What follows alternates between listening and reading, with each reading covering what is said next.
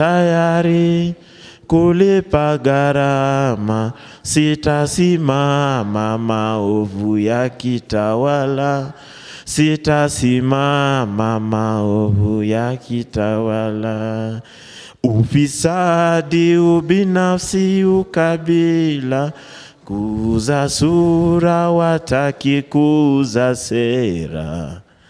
Undugu ni kufana, sitasimama maovu yakitawala, sitasimama maovu yakitawala. Viva comrades, viva! More power to the people, more power. More power to the revolution, more power. Thank you very much. A round of applause. So the very immediate next segment is first-hand account, narratives and testimonials of various victims. We are going to start with the victims of police brutality, and this segment is going to be led by Linus Mwashigadi. Over to you. A very good morning to all of you. We welcome you to the Citizens Assembly here today. In this session, we will get to hear from the victims themselves what they faced, their first-hand accounts. For those that are joining us virtually, we welcome you, and you can join in the conversation. For the first speaker, I'd like to call Nadia Nthia to come up and to take us through her experience and the police brutality she met during her protest. You can begin with explaining who you are, and perhaps there or here. Okay, you can just have a seat here. And then we can have a series of questions, and then we will open the floor for Q&A. For those that are here, you can join by reserving your questions, and those that are live, you can also post your questions online.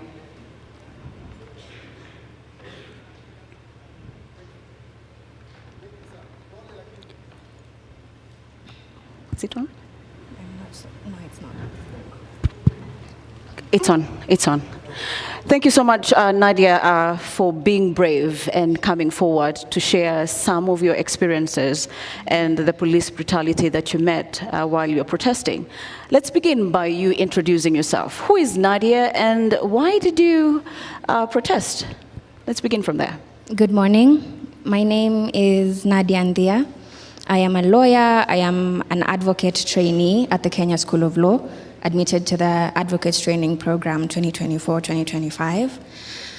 And I joined the movement majorly because I believed in the cause. We were fighting the system over economic policies that were set to disproportionate the common mwananchi. So that was my motivation. That was my motivation. We need a society that works for all of us. We need systems that work. So, yeah. What are some of your experience, if you can recount and tell us? What did you experience? Wow, I experienced quite a lot. I was abducted. I was abducted about 2 or so weeks ago with my partner. And according to our captors, they had been trailing me for about a week before they took me, just waiting for the order to say, okay, now you can take her. And the day before they took me, I moved out of my house temporarily. I went to stay with my partner because I believed I was gonna be safe there. But they found me even there. My phone had been off for like 2 days. I was communicating majorly with my laptop. I had my apps on my laptop. My phone was off because I had been told they were tracking me using my number. So, yeah, I was saying, sorry, ADHD. the day before they took me, I had come from school, from the Kenya School of Law. I wasn't using my phone entirely. Even the trip that I took from the Kenya School of Law to the house, my partner had to request from his phone, and I was paying for things in cash. It was crazy. I was living in fear for about a week before they took me. I was purely, entirely in hiding, but they still found me. So anyway, so at around 6 p.m. the day before, I got to the house, and something just told me, you know what, check the window, like look outside. And I checked, and I saw a silver SUV parked outside, and 3 men got out of it. So I called my partner at that time using my laptop on WhatsApp. And I told him, okay, you know what? There is a silver SUV parked outside. There are 3 guys moving around. I'm scared that they're going to take me right now. I don't know what to do. So he tells me, no, just calm down, breathe, observe, text me everything, like tell me everything that's going on. I'm on my way. So I observed them for about half an hour. They were just moving around. It was like surveillance of some sort.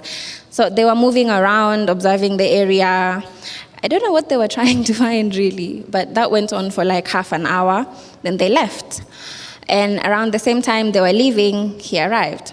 I was so scared. I was rooted to one spot of the living room the entire time until he got there. Then I was like, oh, Fuchs, now I can breathe. So that evening went by. It was very calm. It was peaceful. We slept. What was your emotional state at that point? My anxiety was so bad. I was having panic attacks after every couple of hours. It was insane because the day before they had taken my friend Shadrach, so I had a feeling that they were gonna come for me next, especially if they went through his phone. Yeah, so that evening went by it was calm, it was quiet, we slept. I wasn't able to sleep much during that period because, of course, nerves, anxiety. So at around 4 a.m., I hear movements outside. So I'm like, okay, maybe it's the neighbors coming, getting home from somewhere. And I brushed it off as nothing. And then they knocked. They knocked at our door, and I brushed that off as well. But the knocking got louder and louder. And at that point, I woke him up. I was like, they're here. They've come for me.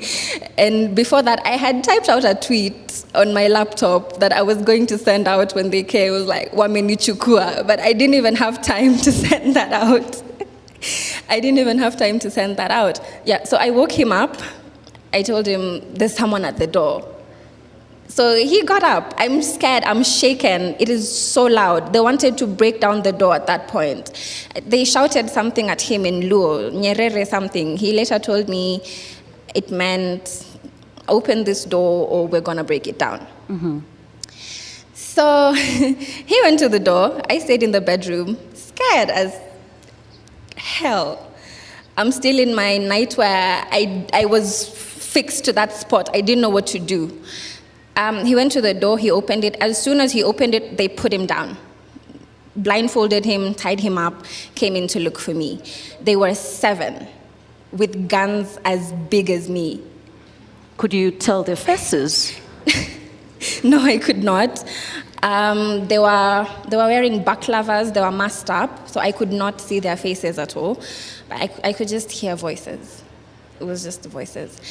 So they put him down, came into the bedroom looking for me. Mm-hmm. I saw their guns and, dude, I'm very short. So when I tell you their guns are as big as me, I saw them and the first thing that came to my mind was, why are they coming to get us a little girl with military-grade weapons? I'm not a terrorist. The only thing I did wrong was use my social media and my voice for a cause that I believed in, for a cause that millions of Kenyans believe in.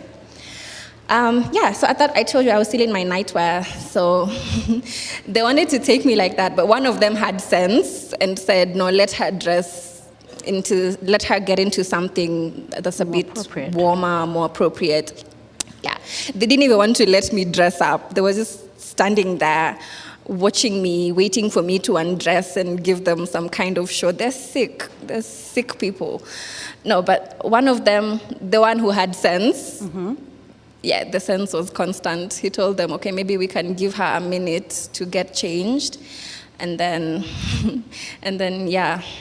So I dressed up. I just put a t-shirt and one of my official pants on and this exact jacket and a sweater, and I took one for him as well. I didn't know they were gonna take him. Initially, I thought, okay, they're just gonna come for me and he's gonna get me out.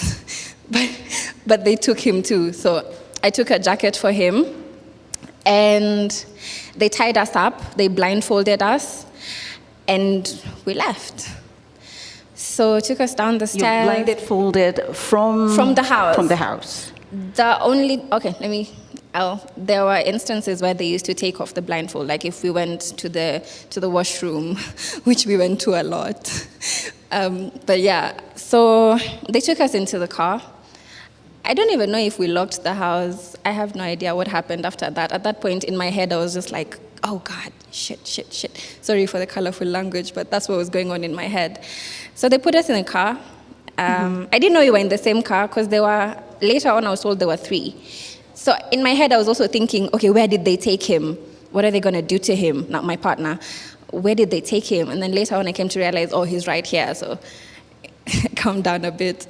So they put us in the car, and we drove for nearly 20 minutes, got to our destination. The entire time, these guys are hitting my head, like, usijaribu kutoa hiyo blindfold, ukitoa utanikasirisha and you don't want to make me mad.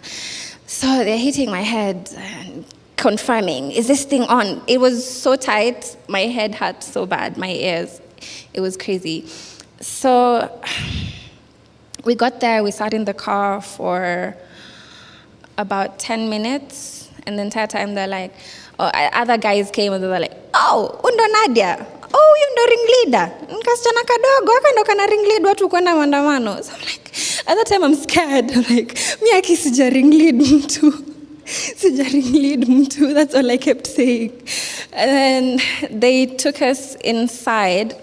It felt like a house. So they took us inside the house and put us in a room.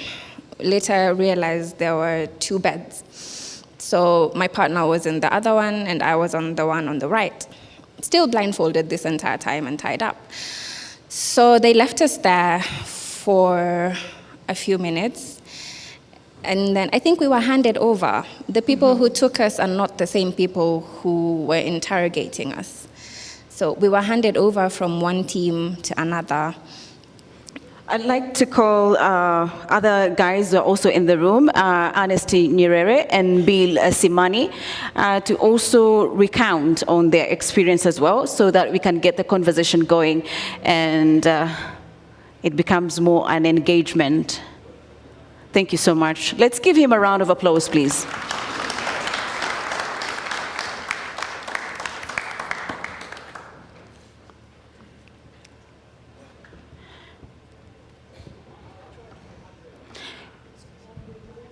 Thank you so much. It's Billy, correct? Yeah, Billy. For coming on stage. Ernest will be joining us shortly. Just briefly recount for us how the experience was for you. Hi, my name is Billy Simani, otherwise known as Crazy Nairobian. Okay, for me, I was, I think, the first guy to be abducted. So for me, it was more of a surprise. We had just come from a successful Thursday maandamano. So on Friday, I was still asleep throughout the day. I just woke up constantly to tweet and go back to sleep. So at 3 p.m., I think it was on 21st June, I had a knock on the door. At first, I thought it was the caretaker, because that's the only person that can knock at my door. So I went to open the door. Hao wengine upiga simu before akuze. So I was still in my t-shirt and my short. I went to the door, opened it, and I saw it was 4 guys in balaclava. The 5th one was a lady because she had on a face mask. And the first question they asked me was, Billy? And out of shock, I answered, yes. Na hiyo time yote wameshikilia mlango. So they all rushed in. The first guy ran to the balcony. I think they thought that maybe I would escape. Then the second one went to the bedroom. And then the third one, it was this huge guy. He told me to face the wall. Alafu, they told me to sit down. And the next thing I know, I was being slapped with brand new wrist bracelets, yani pingu, nyuma. Alafu, the other guy went from my laptop and my phone. And then they started interrogating me. First, they asked me to open my phone. They wanted me to unlock my phone, but I refused. And then the whole time I was asking, nimefanya nini? Nataka nijue nimefanya nini? And they silenced me with a few rounds of claps, all of them. Oh, wow. And so nika realize this is not usual, because first of all, I was just tweeting normally. I hadn't done anything wrong. And then the other guy went for my t-shirt, the maandamano t-shirt, it was on my chair. I thought maybe they were taking evidence, but they wanted to use the t-shirt to cover me up. So the whole time I was pleading with them to at least let me put on some pair of trousers, but they refused. And then they asked me the last time, tufungulie simu tafadhali. And I told them, mimi mniambie kwanza mnanishikia nini ndio nijue. They silenced me once again with a few rounds of clap, all of them. And you know I live on the 7th floor. And that's the first time ever since I moved into that building that nimeiteremka stairs na I think it was a few seconds. Because they were too quick. I couldn't see because walikuwa wameni cover up. The next thing I know, I'm being sandwiched in the back of a car. I think there was one guy on my right, the other one on my left. And then we drove around for like 2 hours. So me, in my mind, I knew that I'm being taken out of Nairobi somewhere. And I knew this was it, because first of all, they didn't introduce themselves. Second of all, I've been blindfolded. So the next thing I knew, story yangu imeisha hivyo. So we drove around for like 2 hours. Then they started whispering. And then one of them was asking for directions from someone on the phone. And then they sent him the pin. And then the next thing I know, I'm pulling up to, I don't know, one of them, they stopped the car, they came out. And then one of them was like, ni hapa? Then the others were like, yeah, ni hapa. Wakasema, sawa, toa hiyo jamaa tumalizane na yeye hapa kwa kahawa tuende kufanya kazi ingine. And I knew that was it. And then the next thing I know, I'm being taken out of the car. I was still in my t-shirt, my short, barefoot, hands tied behind my back. I've been blindfolded. The next thing I know, I'm being taken down the stairs into a room. It was a very cold room. Then they told me to lie on my stomach. They asked my name. I told them Billy Simani. The next thing, they wanted my ID number. The next thing, they asked me where I come from. I think walikuwa wanataka kujua ushago ni wapi. I told them. Then they asked me nimeshikiwa wapi. So I was like, I thought these were the guys that brought me here. So I think those were the other guys that I was handed to who were asking questions. They let me lie on that floor for like an hour. Then after an hour, somebody came. They took me upstairs into, I think it was an interrogation room. Those guys at the interrogation room were a bit friendly. The guys at where I was being held up were a bit rough. So the next thing I know, I'm being sat on a chair. And then one of the guys started asking me questions. They asked me the usual question, what is your name, your ID number, where do you live, your social media handles. They wanted Facebook, Twitter, Instagram, TikTok. And then the next thing they told me was, we are going to ask you questions and you're going to answer us. If you don't, first of all, this is not a police station, so they might not find you, so you have to cooperate. And I was like, this was it. So they wanted to know who was funding these protests. And I told them, no one, it's just the youth. There are people who are coming up and buying water. Some people are coming up and buying T-shirts. Watu wanajitolea tu. Then they told me, the reason why we have brought you here is because tungeongea nawe kwako, ulikuwa kichwa ngumu. First of all, we need you to unlock that phone. And I was like, mimi nataka nijue nimeshikiwa nini. And they told me once more, I'm the one asking the questions.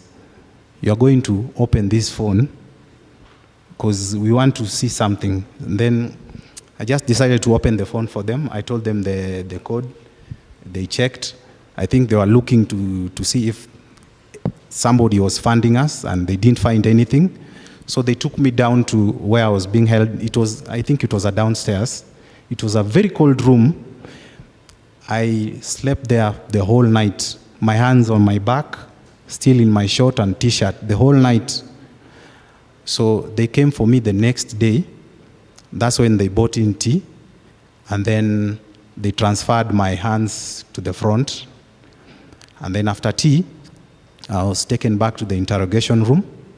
And then the guy was friendly enough to ask for a blanket. And then they told me, we wanted you to fast to meditate and think about your questions first. So I think now you're ready to cooperate with us and tell us what we want to know. Perhaps, Billy, during the entire time, paint us that experience that you had that entire time, because you're talking of you being slapped at the back, you being tied up, your hands, having to sleep in a cold room the entire night. Just paint us in a minute how that experience was for you. The whole time I was trying to think, what tweet gave me out? Like, what did I say? Because the only thing I know, I was protesting like the rest of my colleagues. So I was wondering why I was brought here. And the whole entire time, I didn't know why I was brought there. Like, I knew this was the end for me. So it was like a psychological warfare, because first of all, they removed the cuffs, the handcuffs, and then they replaced them with, they're called ziplock, zip ties. And the more I was struggling, the more they were tightening. So my hands were numb. I couldn't sleep the entire time. I was trying to like listen and know where I was, but there was no sound, no nothing. I didn't know if there was anybody in the room. So I wasn't even sure if I was in a police station or what. But I later realized the following day when they transferred the hands to the front, when I had the chance and lifted my blinds, I was in a toilet. I was actually in a toilet. It's a very small toilet. And that's where I was held the whole night. And then they would occasionally come. And when they came, they announced that they are coming, so I had to face the wall. Then they tightened the blindfolds again. They take me to the interrogation room. I think by that time, people had made enough noise on social media. I was all over, I was in the news, and they were tense at that fast, and they were telling me, your friends think that we have killed you. They are making noise all over. So we are not here to kill you. We are just trying to keep the country at peace. And they told me on Thursday, the day before they arrested me, the protest was so huge, and then goons came in at around, I think, 6, 7, and they started burning a few matatus. They started destroying properties.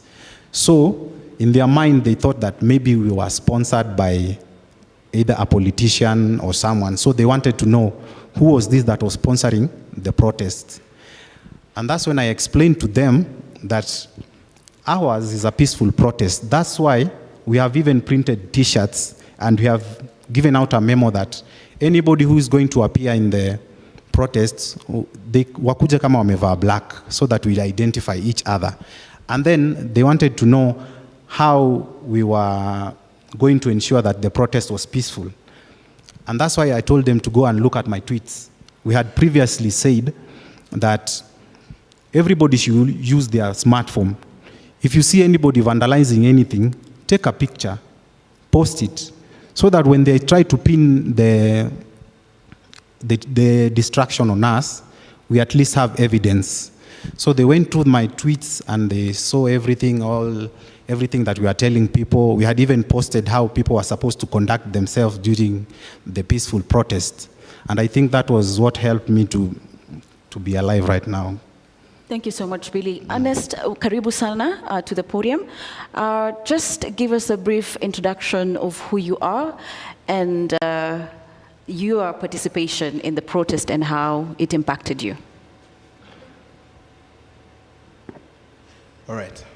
I'm Ernest Nyerere. I'm a patriot. A lover of our country, and I work with the President of the Law Society of Kenya. My involvement in the protest was largely piecemeal because I take the work that we do with the President very seriously, and it means that you have to understand the delicate balance of sharing your views and how it can affect the responsibility, the greater responsibility that lays on the shoulder of the person that you work with. So as a principal, I try to manage how vocally I share my views. Of course, I have very strong views, and I have my own opinions of how things should work, but I understand that extrapolations are a norm in our society. So to avoid such extrapolations, I keep my role as professional as possible, and my involvement in the protest was in supporting the work that the Council of the Law Society of Kenya was doing, and of course, under the leadership of the President. So I wouldn't say I was the #1 agitator, but I supported it in a more strategic capacity in the role that I hold. Thank you so much, Ernest. I'd like to come back to Nadia. What is your perception about civic engagement now that you have experienced police brutality, and according to you, you're protesting, it's your right. What is your perception about civic engagement after the entire police brutality? Thank you. I believe so far we're doing well with regards educating ourselves and educating members of the society on how we can keep the people who are in these positions of power accountable and keeping the systems in check and whatnot. So civic education right now, I think, is moving in the direction that it was supposed to be moving in previously. It's better than it was before, I think also because of the incidents that we have had of people getting murdered, people getting maimed, injured, abducted like ourselves. So our society is moving in the right direction, I believe. We are moving in the right direction. Thank you so much, Nadia. At this point, I would like to take a comment, not really a comment, but welcome at _Oduk, who's joining the conversation from X. If we could have him, please.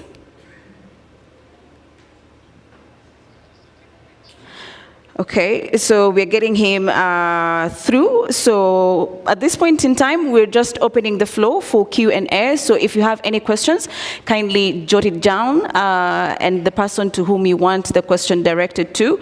So I'd like to ask Billy, perhaps, how do you think the victims of police brutality can get support, having gone through yourself police brutality?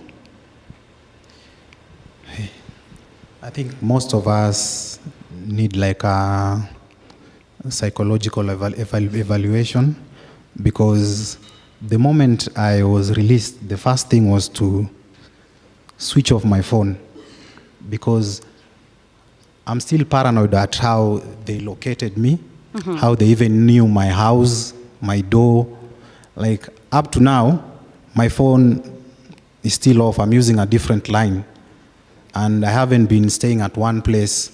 I've been staying at different people's places because I'm still afraid because I think that they might come back for me. So if you know anybody that has been through what we have been through, the best you can do is be there for them, support them, talk to them, because I don't think any of them want to be alone at this time. To you, Ernest, roping you back to the conversation from a law perspective, how do you think the demonstrations should be handled from the law perspective with those that are enforcing the law, that is the police, of course? Well, of course, we have to understand that a democratic society is the number one sort of dream that our constitution envisions. And that is why we have very elaborate structures, institutions, and provisions on ensuring that the people can engage in a democratic manner and ascertain a democratic and fair and equal society. Now, we've all had the conversations that have been there about Article 37 and all the relevant constitutional provisions under the Bill of Rights with respect to participation of the people, how the people are supposed to engage. And the reality is the people of Kenya have come to an awakening that, hey, these are our rights. We gave them to ourselves. And it is upon ourselves to enjoy them. And this realization is simply because the people that have been entrusted with ascertaining the protections of these rights have failed. You look at the duty of the police under Article 244, they have to uphold constitutional standards of human rights. But is that what they do? You know, when baddies are walking with water bottles and their iPhones and simply trying to talk about what their rights are, and you tear gas them, it's very unfortunate, you know. Advocates trying to uphold the right to fair trial, going to police stations to represent people who, mind you, have been unlawfully arrested. Then you tear gas these lawyers, not caring for their health, not caring for their duty to the people. Then what kind of setup are you trying to put in place? We find ourselves in a situation where we stand at the risk of those in positions of power choosing when to suspend the Constitution and choosing when to adhere to it when it suits them. And therefore, it is a moment of awakening where we as the people of Kenya need to come together. We need to stand up to all the ills that have characterized our country historically and since the promulgation of the new constitution, and we need to appreciate that we have a wonderful constitution and it is upon us to make it work for ourselves, because our political leaders have not just failed, they have refused to implement it. Thank you so much, Ernest. Nadia, just walk us through how this entire ordeal and experience has really changed in terms of how now you view life and everything else. My life has changed so drastically in the span of 1 month, I cannot even tell you. As Billy said, we need a lot of psychosocial support. The anxiety, constantly having to look over your shoulder, constantly being scared that people are out to get you. I also haven't stayed in my house for more than 2 days at a go since this thing started. Just jumping from relative to relative, friend to friend. I stayed with my partner also for some time. So it's crazy. As I was telling my story right now, I could feel like a panic attack was coming on, because as I recount those events in my head, I feel like I'm back there. I feel like I'm going through that again. So, Billy, on your end, how is it for you? It's not simple, because you walk around, everybody knows you. From the news that you are missing, everybody wants to hear your side of the story. But at the same time, you are scared because, first of all, I didn't see those guys. I didn't see any of their faces. So in a way, I can't trust anyone. I'm a bit skeptic.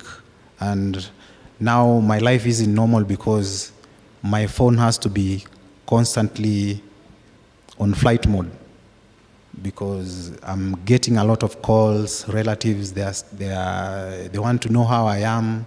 So I always reach out to my mom so that she can at least tell them that I'm okay.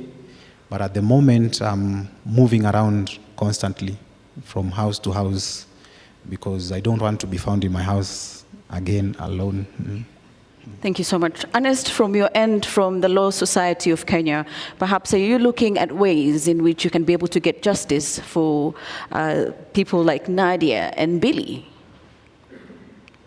Well, I'd have to say that I wouldn't want to claim to speak for the Law Society of Kenya, but I would have to admit that it is important that those who are capable and are in positions to intervene, do intervene. And of course, I appreciate my relationship with the Law Society, and being a victim myself, I think it is in order that the Law Society takes an active position in representing these people and, finding redress. Because as they've shared, the experiences were not easy. Evidently, there are violations of constitutional rights, and there must be reparations. That is what we must agree as a people, we must agree as a society. There must be reparations, there must be consequences. So I would have to say that all the things that we have experienced should not go in vain. For instance, the day I was taken is the day I knew hot water tastes good. I ordinarily do not take hot water, but it was the only thing on offer, yeah? That was the day I was reminded of how it feels kupigwa kofi ya kisogo. I have not been hit on the backside of my head since I was 9 years old, and that's quite some time back. But those reminders came in, and it was a harrowing experience, but we have capacity. We have numbers, we have capability, we have courts that are not just prepared, but are required to make sure that justice is served. And I do believe that all the partners who have taken part in putting this together, the Citizen Assembly, will work as well to ensure that the necessary reparations are found for all the victims and all the families of those who lost their lives. Thank you so much, Ernest. I don't know if the people here have any questions to our panelists. If we could have perhaps the mic going round. If you have any question, just raise up your hand so that we can have an interactive engagement for our panelists here. Yeah, floor manager, there is a question there from the gentleman, and then we can have the lady to my left, the gentleman to my right, the first. Thank you so much. You please state your name and your question and to whom is it directed to.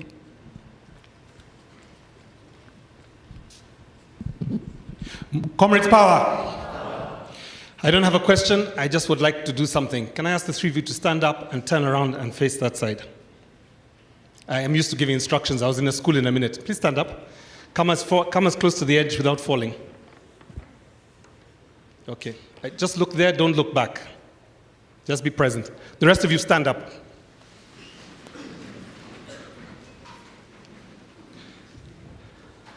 I want you to imagine you are back there and all these people have your back. That in that moment you could not see them, but they were all calling for your release. That none of them forgot you for that moment.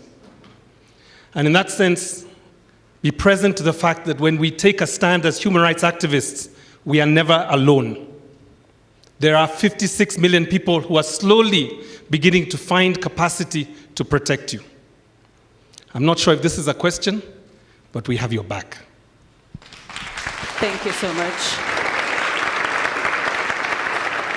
We have another question from the second row to my left on this other side. The lady in green, I presume. Thank you so much.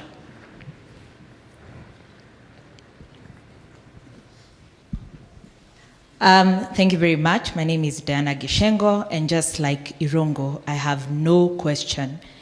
And mine is to say thank you. thank you very much for your sacrifice, for what you have done for this country. We really thank you. Nadia, erase from your mind, you did nothing wrong. You did nothing wrong in all the posts you did and what you did on the street. We celebrate you, we honor you. I think in addition to having their back, can we all pledge that the torture they went through, in addition to the people who have lost their lives, the firing of cabinet is not enough, is it? Yes. For patriots to have sat in a toilet because they demanded good governance, Parliament must go.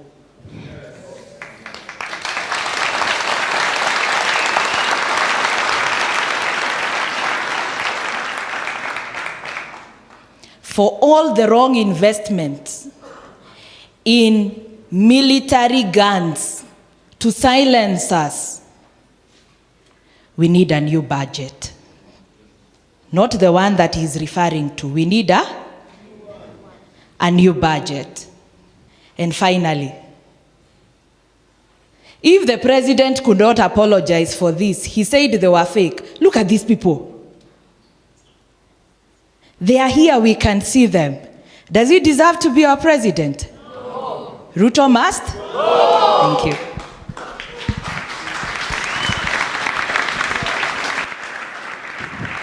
Thank you for those opinions. Any other round of questions? Okay. People power. People power. People power. Thank you very much. My name is Brian Okeja. Actually, we really don't even need to ask questions. We need to speak our hearts here. What we are dealing with in this country is a kleptomaniac bunch of bones and muscles. That is what we are dealing with in this country. We are dealing with a government that has a massive disdain for rule of law.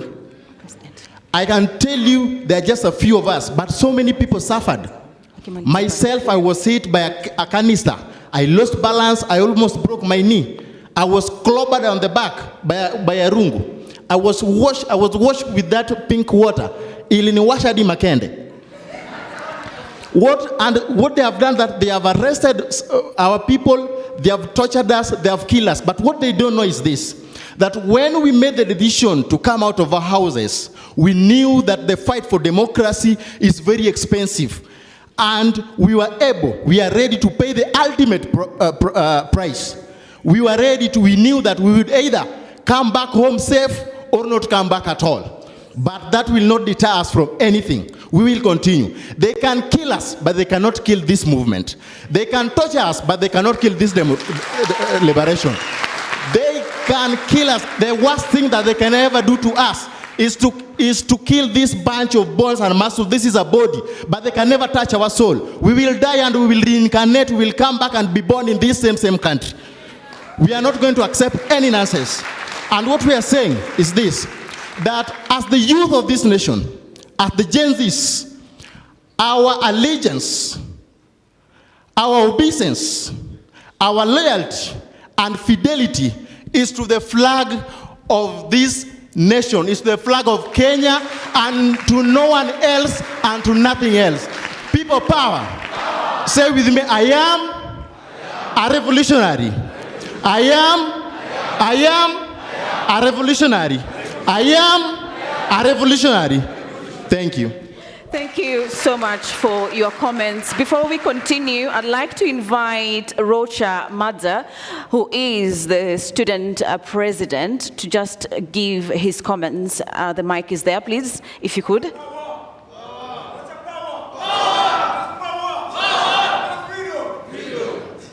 The mic is there, please. Thank you. Comrades power! Comrades power! Comrades Tibim! Comrades Ria! Comrades Ria! I'd first like to take this chance to thank the organizers for this event, and I'm very honored. And if I may recount on what we underwent when we were going for the demonstrations, we were rallying ourselves through the main campus where we were able to organize ourselves and get some masks and water. And what we were mainly agitating for as students, apart from the finance bill, is mainly the new funding model, which has been really affecting us. And even as the president has dissolved his cabinet, we are still saying there is more to be done. Am I wrong, comrades?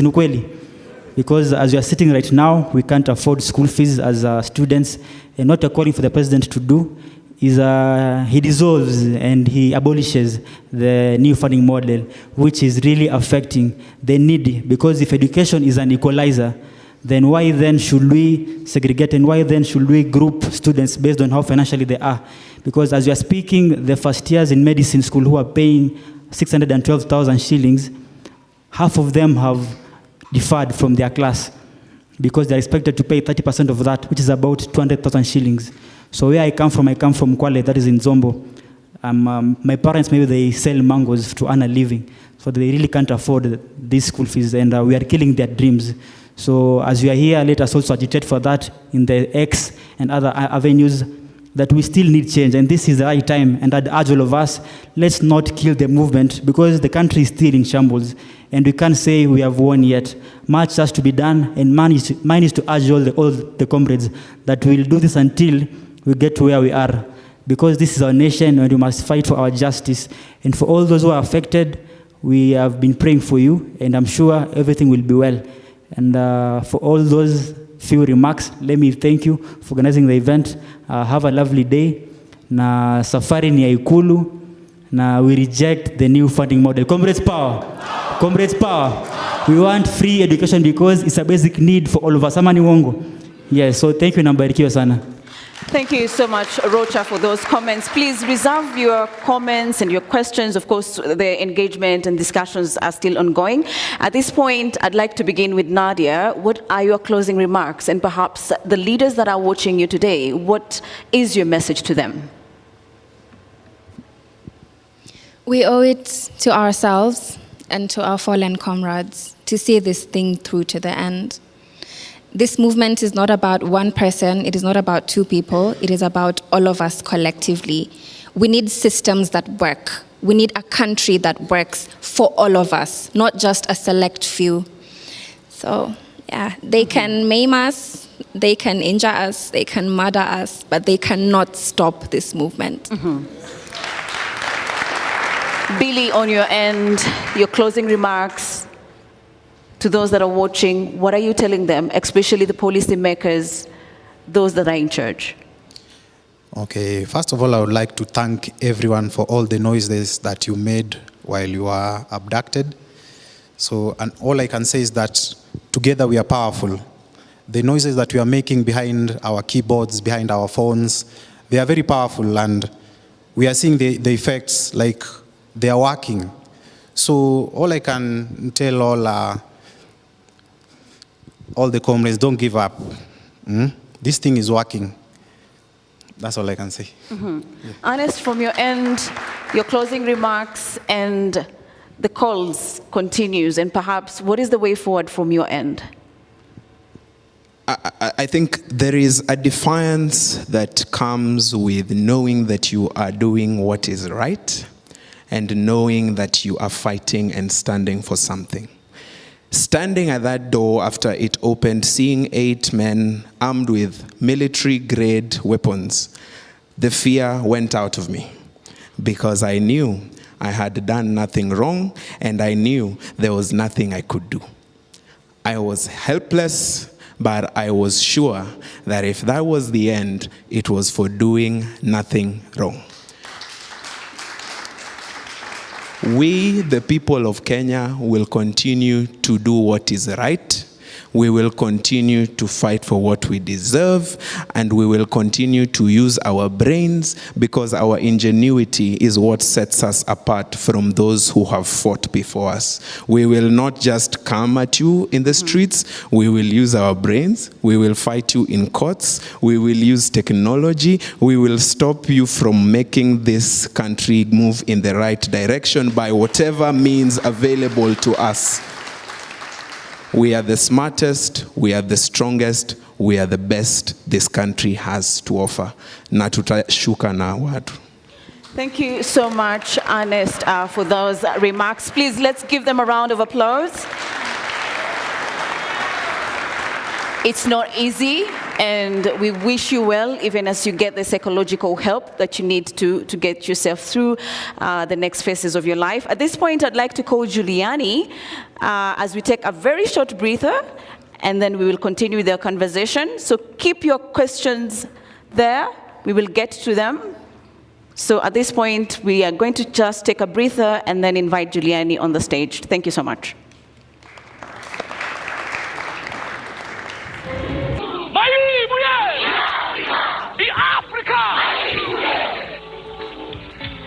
May our children rest in peace. Ashes to ashes, dust to dust.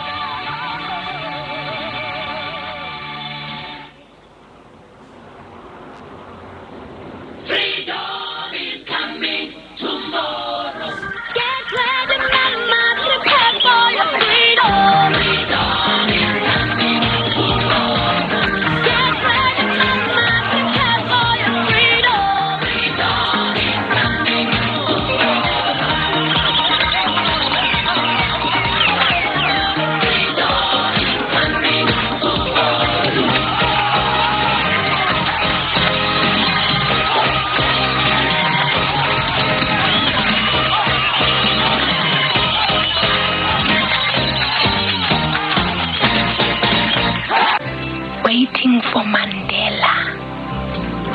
My people. To have Giuliani on stage. Karibu sana, Giuliani. Let's be upstanding, please.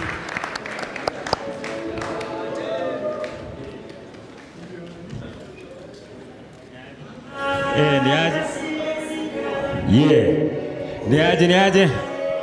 Ngupoa. Niaje. Mbona mmesimama ama mko maandamano? So allow me to do this for everybody that we have lost. Nataka msisikie sauti, msikie maneno, sawa? Sawa? Sawa, sema hatuko nawe. They took you away.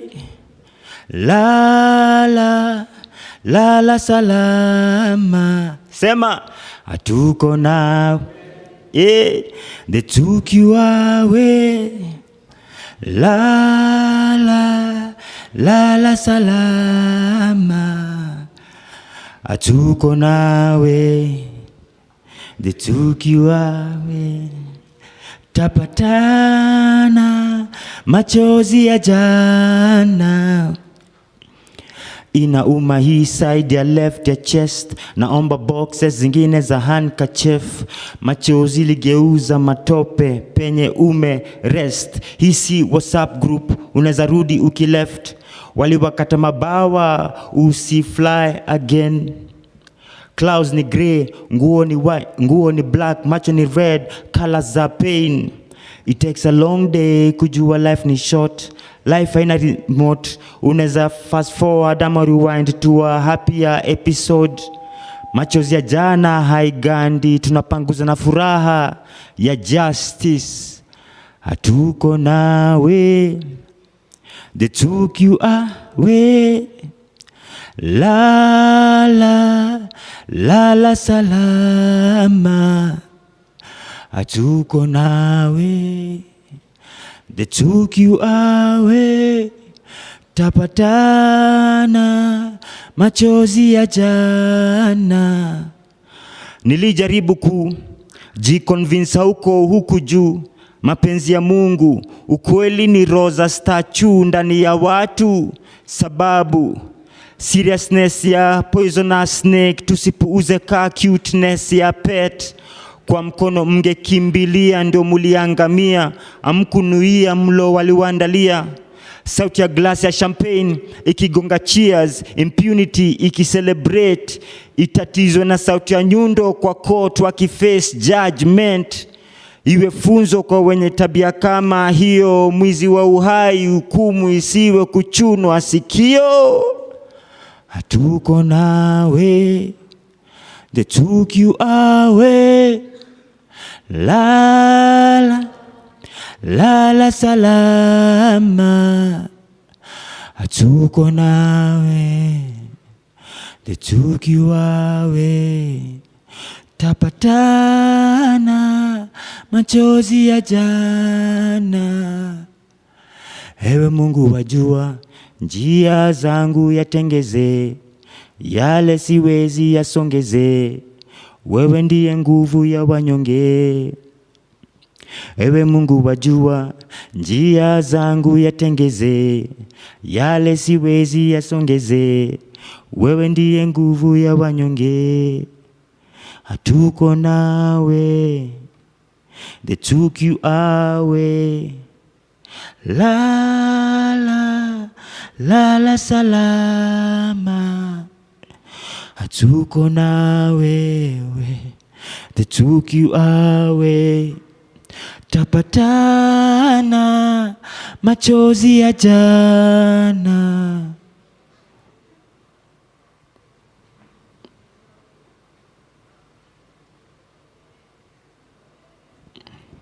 Mungu abariki, asante man.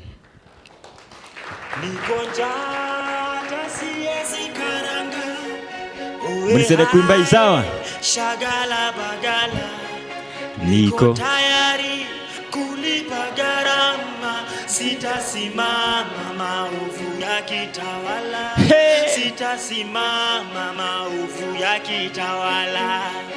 Ufisadi, ubinafsi, ukabila, kuuza sura wataki kuuza sera.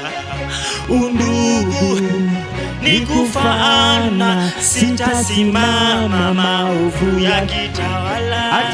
Sitasimama maovu ya kitawala. To get wadhifa, una deserve bila kashama kashfa. Hii society Kenya wanaeza share ni nyungu ya busa ama keto la shisha. Mfuko unasikia echo, unajua thamani ya mali na size ya kifuli. Eyo, ujaibiwa jua unakaa kitu. What? Risking jail time, police bullets for. Unaweza argue crime doesn't pay, lakini wezi dismiss justice ina pay. Mwizi ana 40 days, 365 days later anaendelea kugrow fatter. Do anything for power, ready to lose their head for presidency. Bora waione kwa currency. Sababu gani siko affected na turbulence? Flyanga nimezo the same feeling. Matatu zikipitia portal mtaani. Julian, yeah, nisaidie.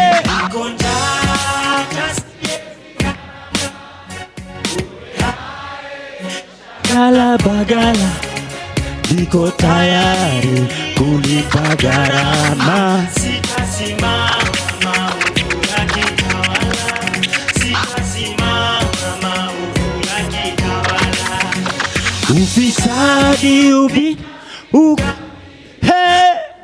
sura wataki kuuza sera.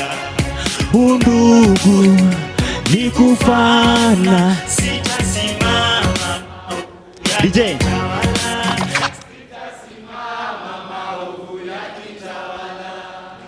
Wapi kidero when you need to slap somebody? Complain ufisadi, kwani ulidhani 50 bob leso t-shirt siku ya campaign ilikuwa free? Ni 5-year loan investment, utalipa kingia parliament. We are one, ama ni we are one. Utumishi kwa wote, utu missing CCTV, we were watching. Ratio insecurity na job opportunity ni kama mti ya kibiriti. Side moja heavy, usiniambie Kenya kuna umaskini, kwani hizi fat fingers zinaibia nane? Maskando zina threaten our survival. Media define leadership. Nasuru ukiaka front page ina improve leadership. Ambia se wa Twitter wa hashtag hii ama hash reality doesn't make a good TT. Commission of inquiry walikula commission bila kutupa ukweli. Ni kubaya mpaka kukiwa kuzuri unashindwa nini mbaya. Machozi ya perpetrator inaweza dilute damu ya victim ilimwagika. Machozi ya perpetrator inaweza dilute damu ya victim ilimwagika. After all is said and done, all will be said and nothing will be done. Niko njaa hata si owe hae shagala bagala. Niko tayari kulipa gharama, sitasimama maovu. Ala, sitasimama maovu. Ufisadi, ubinafsi, ukabila, kuuza hataki kuuza sera. Undugu ni kufana, sitasimama maovu ya kitawala. Sitasimama maovu ya kitawala. Mungu awabariki yao, sio? Nataka tu since niko na mic, acha tu nikimbele mbele hapa, si ndio? Nataka tu mseme kama sisi sawa? Si ndio? Kutabadilishana nani kama? Kutabadilishana nani kama? Kutabadilishana nani kama? Kutabadilishana nani kama? Kutabadilishana nani kama? Mungu awabariki, au sio? Alafu it's my pleasure to introduce the one and only, the President LSK, the amazing Faith Odhiambo wewe. Hey, swag nini? Igwe.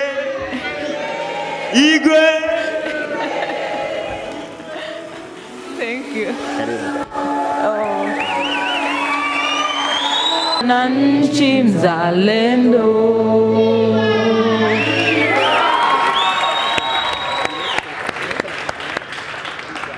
Hey, go for my left side screen.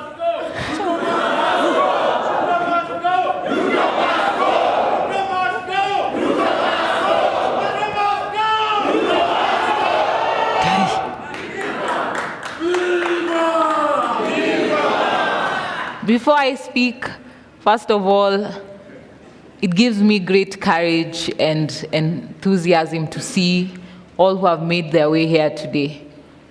God bless Kenya. Allow me to first invite some of our partners who are here to stand here and just introduce themselves, who have made this possible. Please, our various partners, make your way here. Then, before I speak, I'll invite the Law Society of Kenya, Nairobi Chairperson, Eric Kivuva, to also say a word. That's a big job.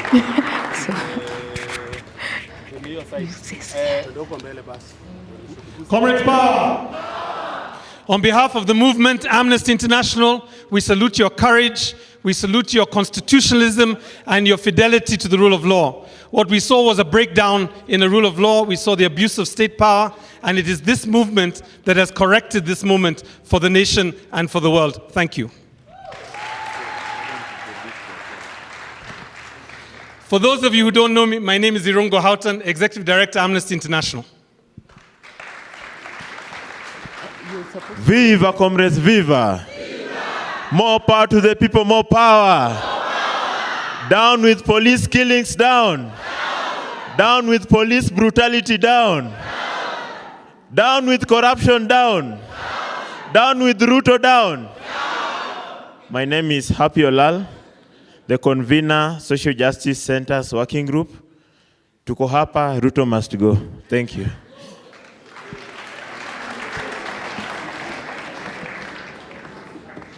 Some of you will be falling over if you don't sit down. Please take your seats. So I've been asked to also just to acknowledge some of the other people that have helped put this together. This is a collective effort.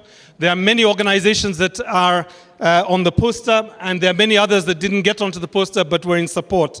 Let me acknowledge the International Commission of Jurists, Kenya section, the Independent Medical Legal Unit, the Kenya National Commission on Human Rights, a state agency committed to human rights. And to be honest, that is all they have been doing in the last 4 weeks. To the Defenders Coalition, who have protected and supported many of you here and many others. And also lastly, to Happy Olal, but also to the movement of social justice centers that were organizing all over the country to protect the protester. Thank you.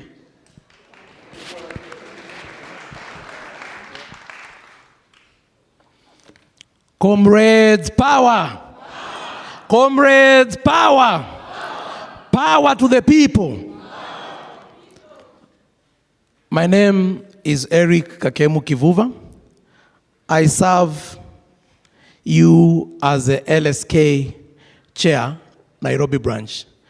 And I am truly delighted today to be part of this gathering that I can only describe as a gathering of patriots.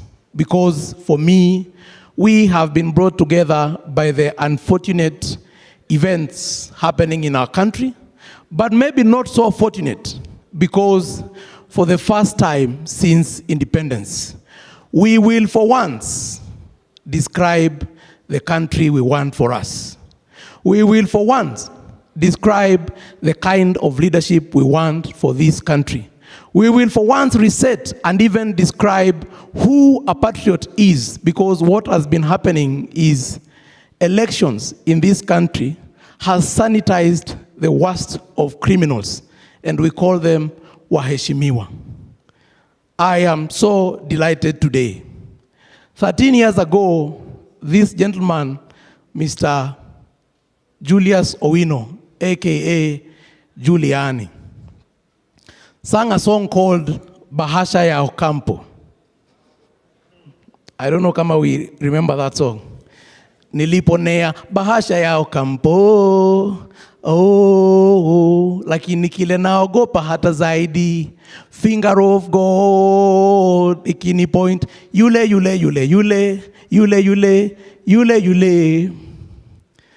And I think 13 years later, his prophecy is coming to pass.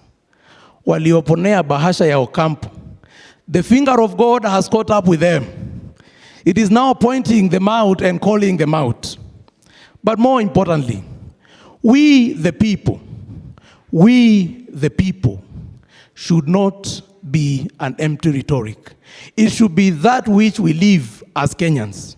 And in the first verse of that song, Giuliani makes the statement, ndio ujue vitu ziko wrong, pedestrians wanapisha gari kwa zebra crossing kupita. That is the country we've had for the last 13 years, for the last 60 years. But we, the people, must describe the kind of country we want and tell ourselves we will live in a country where the rule of law is supreme and we are all faithful to the rule of law.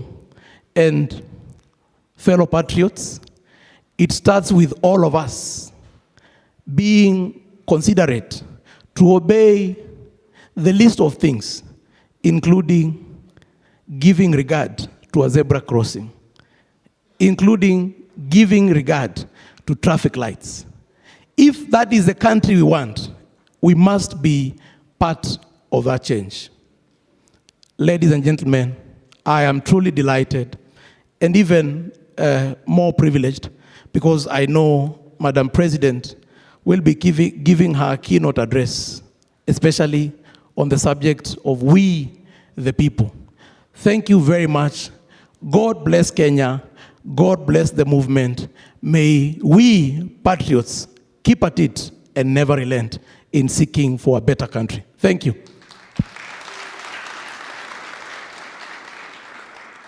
Just before Madam President speaks, I have been informed that those who wish to register their complaints, the desk is just outside there on the left. Madam President, Faith Odhiambo, karibu sana.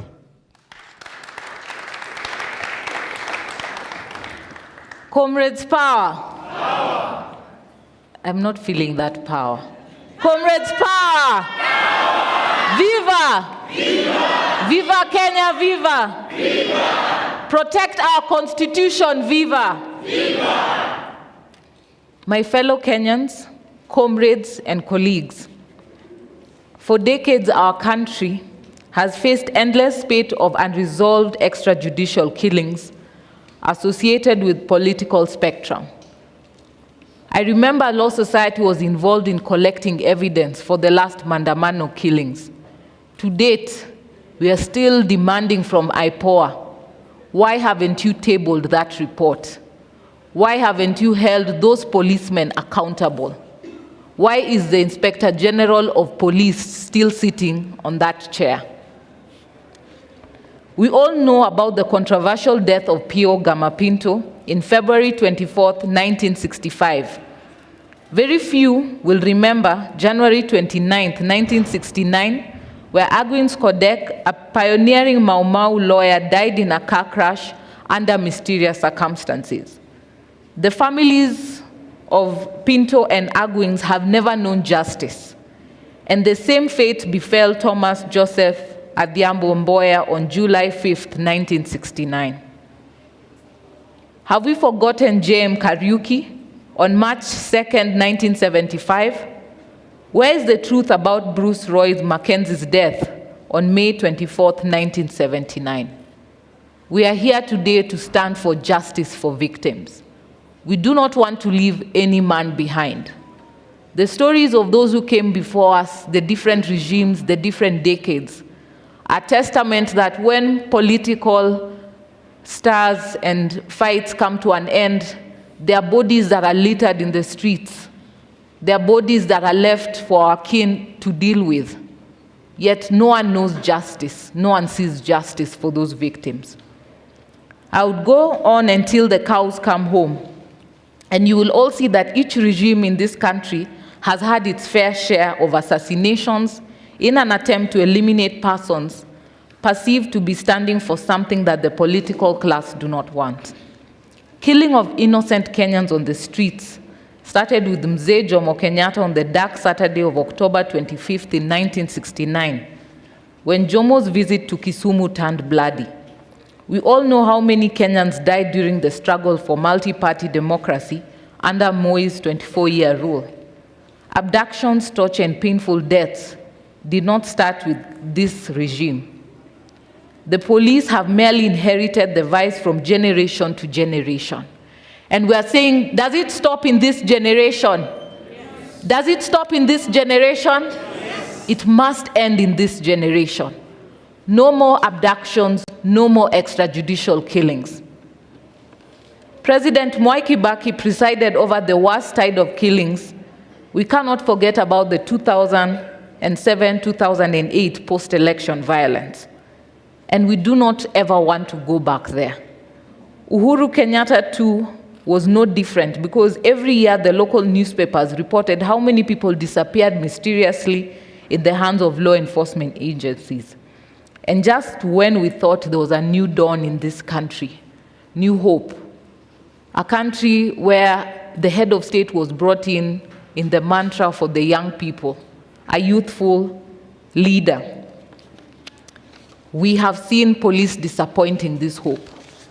And we are demanding from the head of state that his promise that there will be no extrajudicial killings in his tenure, in his reign, that he may hold truth to that. At least if for nothing else, Let people not die for standing for their beliefs. Let people not be abducted for standing for what they believe is right. And we are still demanding from him to ensure that all those who have been involved are arrested and prosecuted before our courts of law.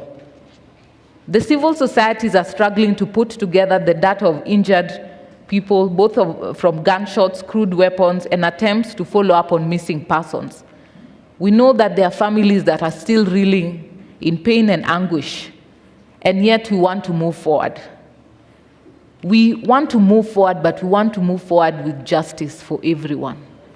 These families should not be struggling with paying medical bills, struggling with fundraising to bury their kin. Yet we have a state, we have a nation that the head of state has committed that they will be held accountable for each and every death, for each and every person who have been injured. I've visited people at Kenyatta National Hospital. Young men and women like you who now will never walk again. They have lost their hands. Where do they start? We cannot move on and forget them. For a nation to grow, we must move on together. And that is what we, the Law Society of Kenya, and coalition of all our partners here today are standing for. We want justice for each and every one of our members in this great country.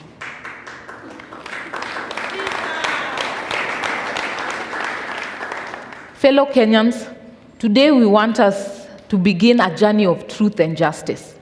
Today we walk back the hands of time towards tracing the whereabouts of our missing brothers and sisters. Walk with me as we seek justice for our fallen heroes of the leaderless revolution.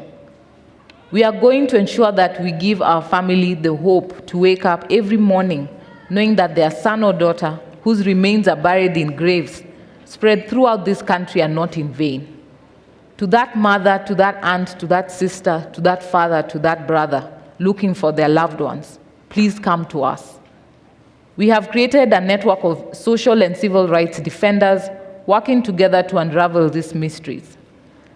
Let this be the last time that Kenyans will take to the streets in peace, only for trigger-happy policemen to flood the same streets with their blood and walk scot-free.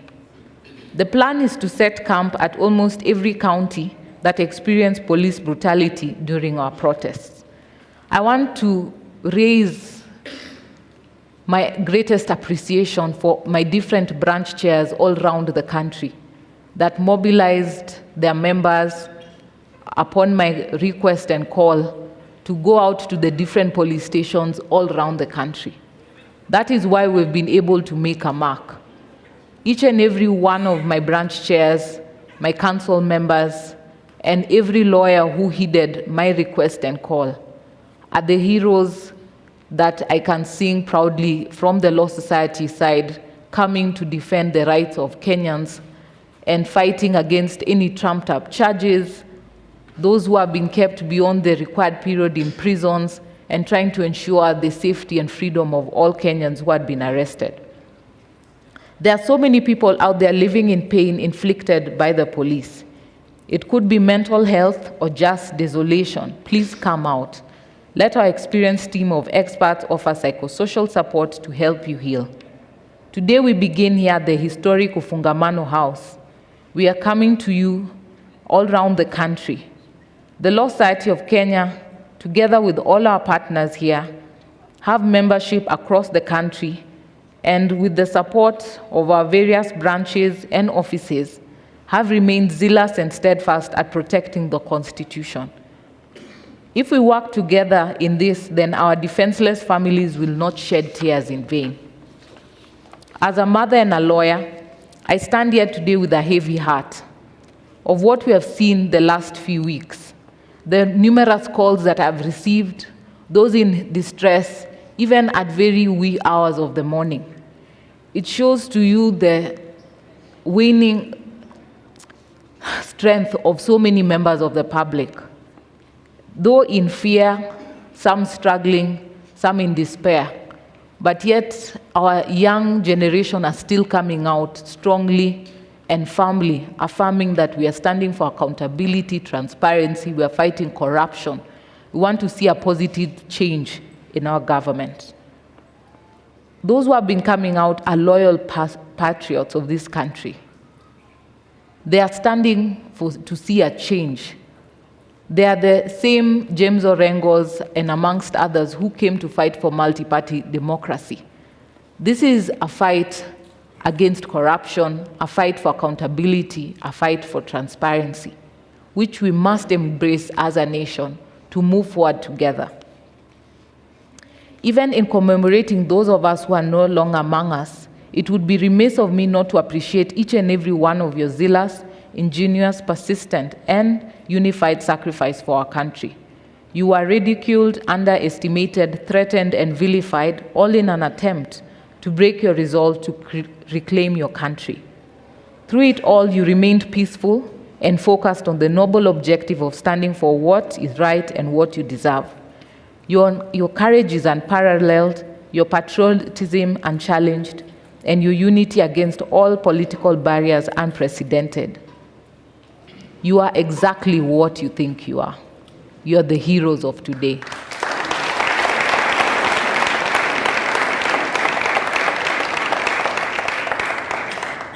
The irrefutable gains of what you people stand for shines a bright ray of hope upon the future of our country. If you do not believe it yet, allow me to confirm to you that you people have achieved what many dreamed of and wished for, but few realized.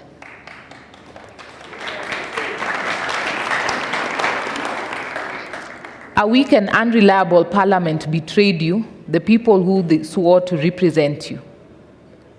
Mlianguka now.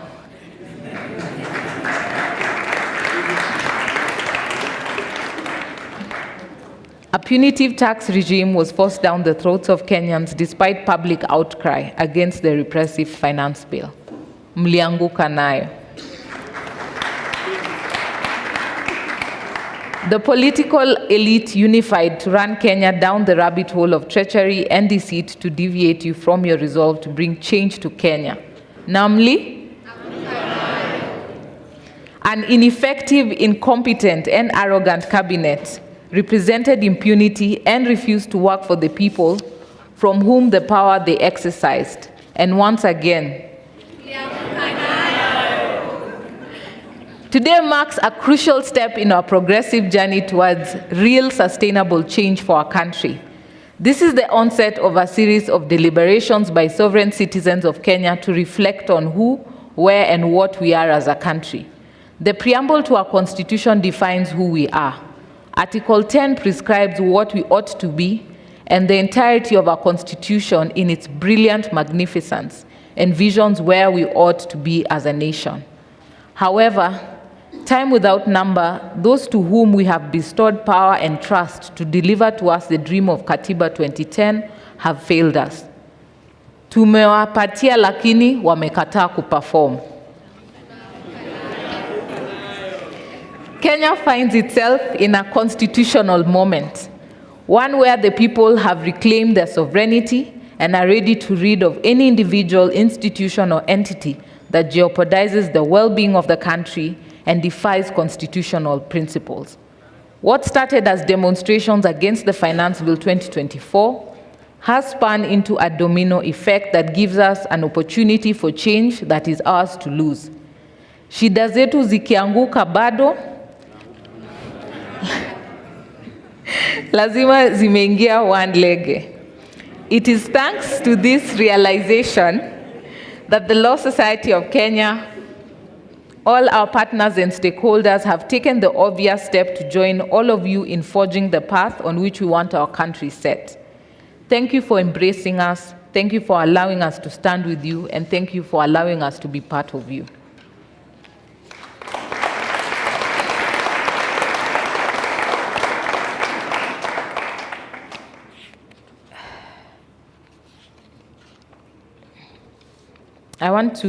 My speech was quite long, but I wanted to also highlight that we have seen changes in the Police Service Commission. We have seen so many trainings, but now we are saying we are going to hold you accountable. We are not going to sit and start discussing a way forward for training, better institutions for police. It's time for accountability. It's time that those who have been given power and have abused it to be held accountable. That's why we are here today, to count everyone and ensure no one is left behind. That when we are challenged that who are these people, where were they hurt, which place, we'll be able to table credible evidence as advocates and our different partners, that will be able to put this at the table. That should be part of the discussion. Any dialogue must start with information and telling us these number of people that we have collected, this data, what are you doing about it? And we know that IPOA will be coming today, that IPOA may also take responsibility and take that mantle. We will not allow you to continue to fail us as a people of Kenya. You must also take up your place and hold any police officers that have been identified, have been seen. You can't tell us that you cannot find them, yet our Gen Zs, our millennials, our youth, our fellow Kenyans are able to trace them and to find their details and have shared them with you, but you refuse to do your work. To independent institutions, the judiciary, constitutional commissions, independent offices, and statutory bodies, it is high time you stand up to be counted. People have been killed by police, but IPOA is yet to act. People have been outed for corrupt conduct by EACC is yet to institute relevant proceedings. The helplessness feigned by our institution is the greatest enabler for the tribulations we face. The hesitation and refusal by proper mandated authorities to take action in the face of subversion of the rule of law and constitutional principles is the reassurance upon which our aggressors act with impunity. Government frustration and refusal to cooperate are in no way, shape, form, or fashion unacceptable excuse. The people are with you, they will support you, they will help you finish the job, but only if you start doing it and doing it well. Na hata nyinyi mkikataa, Wakenya mtafanya nini? Lastly, to the political leadership and elected representatives, there is no honor higher than being chosen by the people to serve your country. That honor requires delicate, deliberate, impartial, and accountable exercise of that authority that is donated to you. Hubris and bravado are vices that have no place in the Kenya of today. The people of Kenya awake to their full authority as the true sovereign, and their realization of the beauty of their unity draws the curtains on divisive ethnic politics that has historically been endemic in this Kenyan's politics. It's time to become leaders, not rulers. It is time to represent and serve the people, not to be demigods desperate for constant praise and worship. It is time to act, not making unyielding promises. Henceforth, contempt for the people will neither go unnoticed nor remain unresolved. Gen Z hii ni tofauti. Gen Z wamegotha. We will not believe, you will not believe. From the Law Society of Kenya and all our partners, we make our solemn understanding that what we have done over the last few weeks have been fueled by the strength we have drawn from your courage. For as long as you stand for what you believe is just, fair, and right before the law, we will stand for you and will fight for you. Join me in this final prayer, the prayer for our forefathers, the Father, the prayer of our nation. We say the first stanza of our national anthem in English. O God of all creation, bless this our land and nation. Justice be our shield and defender. May we dwell in unity, peace, and liberty. Plenty be found within our borders. I pray that God bless you and God bless Kenya.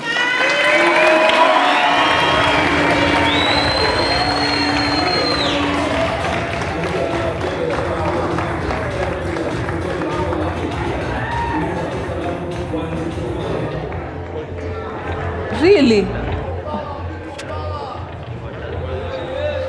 Come, you guys come. Come. Steve.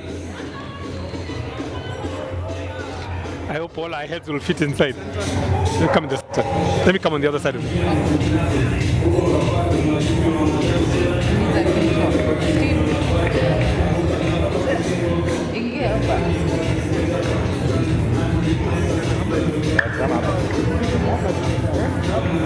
We'll be off it.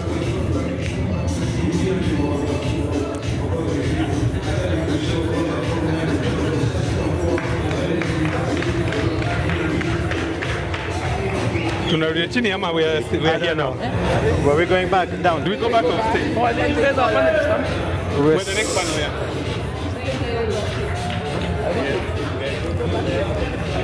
Yeah.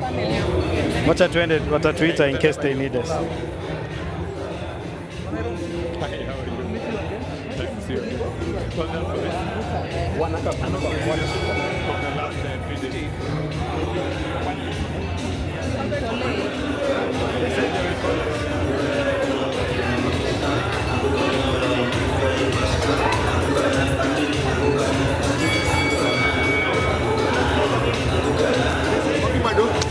Hari? Okay, Badu.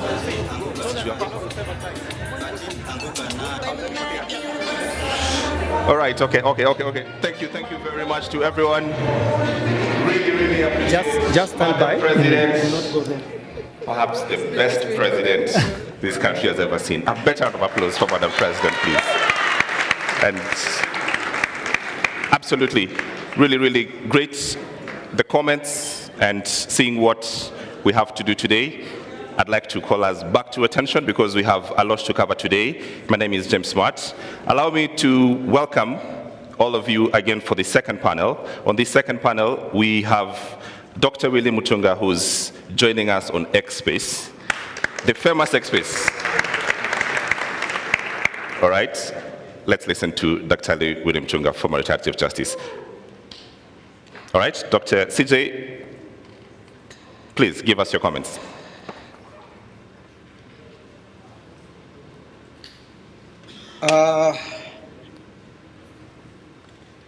Gen Z and millennials, thank you very much for what you are doing. There is, I'm in Kabarak actually, and there is a joke going around here, which I think I should tell you.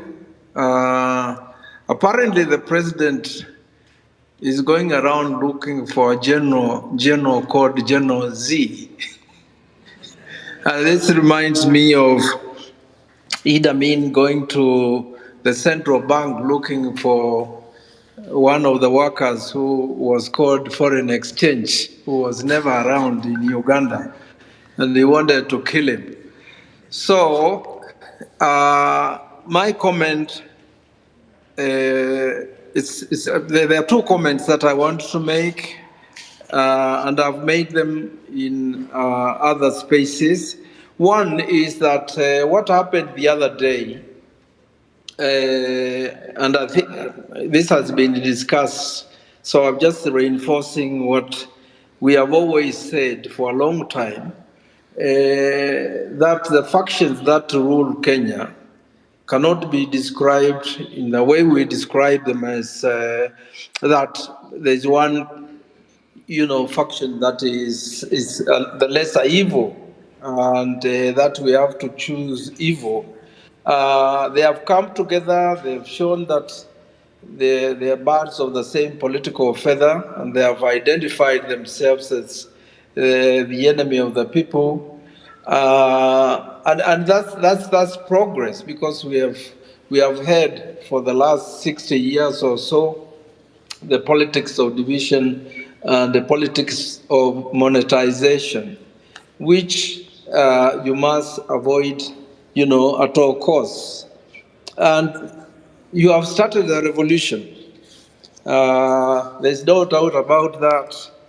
And we wait and, we hope that you continue your political demands to emphasize, the concerns of your material interests and needs, education, health, jobs, struggles against foreign domination,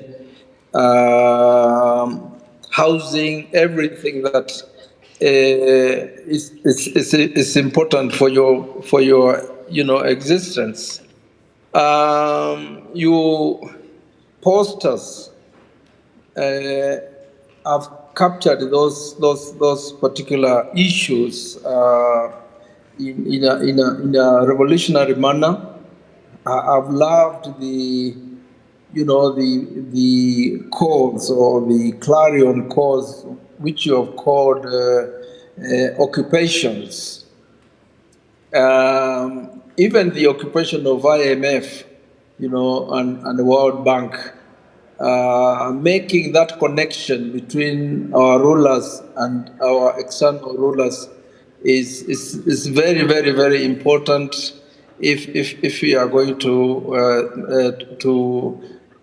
carry on this revolution to its successful change. So I've also want to praise you for breathing life into the Constitution. We have a Constitution that, is fairly progressive, but we gave it to, leaders who find it inconvenient and they don't want to implement it. But you've come to the scene and you're basically saying that you want to exercise our sovereign power directly. And I think that's what is reflected in the various calls for occupations, whether it's the occupation of parliament, occupation of state house, occupation of, I guess, the judiciary and all the institutions. So these are great clarion calls. And so I just want to finish by again glorifying what you're doing and asking you to keep your eyes on the prize, avoid divisions, because the people you are dealing with or the class you are dealing with, you should never underestimate them. They are geniuses in politics of division, ethnicity, religion, and if that doesn't work, they also got plenty of money to stop this particular movement. So thank you very much. Aluta continua, and victory is certain. Thank you. Thank you. Thank you very much, retired Chief Justice Dr. William Mutunga. They are giving us his thoughts. Let's get straight into it and introduce my panel for what we need to do next. Hussein Khalid, please join me on the stage. Irungi Houghton as well, join me on the stage. And Gloria Kimani of LSK Council member also join me on the stage. A round of applause, please, as they join me on stage. So for this panel, what we'd like to do is we want to capture reflections of what has happened in these last 4 weeks. There's been reported police excesses, there's been disappearance, abductions, illegal arrests, killings, injuries, and that sort of thing. And we haven't spent time as a country to capture exactly what has happened. What does that mean? In essence, are we saying that protesting is an illegal thing in this country? And if it's not, why did we see the reactions that we saw? Let me start with you, Hussein Khalid. Thank you very much, Smart. And let me first of all congratulate everyone and the entire country. Comrades power! Comrades power! We're doing it, we're changing this country, and moving forward, things will never be the same. So I'll just speak briefly about my experiences on the ground as, a person who has been, visiting families, visiting the sick in hospital. I think there have been gross human rights violations in the last couple of weeks. Many families have suffered, continue to suffer. We have an entire ward at the Kenyatta National Hospital of victims of police excesses, and that's just one hospital. We have many other hospitals in different parts, not just of Nairobi, but of the entire country, that have people who are sick. Up to now, we're still trying to understand the magnitude of the violations that have been meted out on Kenyans. I think in the midst of everything, we get, taken up by the success, the dismissal of the cabinet, the withdrawal of the finance bill, and we forget to remember that people have paid with their lives and limbs for us to be where we are today, and they must never be forgotten. In a number of instances, some were even, approached. I remember we were at the burial of David Chege, and the police officers were there. And we had just gone there to drape the coffin with the flag and to give another flag to the family. And the propaganda that was going around was that this is supposed to be for the KDF only, this, the flagging of the coffins and everything. And they were told that if you bury your person with the flag, the government will later come, to exhume and get the flag. So there are things that are being said out there that are completely out of line. And I think it's important for us, and we were discussing, to remind Kenyans that this is an opportunity. We are supposed to be extremely lucky and, honored to be living in these times. Because no other generation, this moment has never been there. So what we need to do is to continue encouraging each other and pushing each other forward. I think it was Kindiki who said that, the financiers, fellow criminals, power! Fellow criminals, power! And I remember they were threatening us, I don't know who, the financiers, the organizers, the planners, you will face the consequences. Well, guess what? Hatutishiki, sindio? Nani ameanguka, sini wao ameanguka. So we are saying, this is a moment, and each and every one of us can play a role. The question that we need to ask, what are you doing to bring forward this change? Okay, Hussein, I'd like to come back to you shortly, but I want to get to Gloria first on the question of the flags and the killings and those who lost the limbs. But Gloria, on the question of people getting arrested for protesting, I remember seeing the first day or the Tuesday, droves and droves of people getting picked up and being put, in police vehicles, carted away to police stations. I want you to talk to me about this moment, about what does that moment mean legally, and what was the violation with that moment, and why do we keep seeing it? Thank you so much, Alan, for that. And I would like to say that the Law Society of Kenya has, that day, it was a sad day for us, because that Tuesday, what happened was we had gone for a memorial for Honorable Monica, who was killed in the hands of the police. And we were called and we were told, we even had not set up the toll-free line for people to call advocates, and we were called that there are some advocates who have been arrested and they're in Central Police Station. And we asked ourselves the pertinent question. That time I remember we were with Steve and Tess, and we asked ourselves the question, why are we going to release only lawyers while people who have been peacefully demonstrating have been arrested? And I think we had a discussion with the president, and she said, yes, let's go bail them out. And I remember when going there, we didn't expect what we saw on that day. So we went to the police station, and we actually asked to be given the list of the people who have been arrested and their charges. And I remember it was a back and forth, and now lawyers from certain groups were called, come, let's release these people. And actually when they saw lawyers there, they saw us as a threat, because we are going to release the people who have been causing trouble, quote unquote, trouble to them. So when we went there, we tried talking, they tried calling the president and saying, just tell your people to go till 6 p.m. And we asked them, why till 6 p.m.? Has the law been suspended till 6 p.m. that we can only release people after 6 p.m.? And when we demanded to stay with the people who have been arrested in the police station, they threw tear gas at us. I remember even one of our council members, Otto, they threw a canister, tear gas canister at her. So the lawyers have been really harassed in this whole process. We saw even the other day in Nanyuki, where they had gone to actually take, because this guy, I think Lewis, they were looking for Lewis and they were harassing him, going to his home, banging his door. And they decided, okay, let's take him to the police station.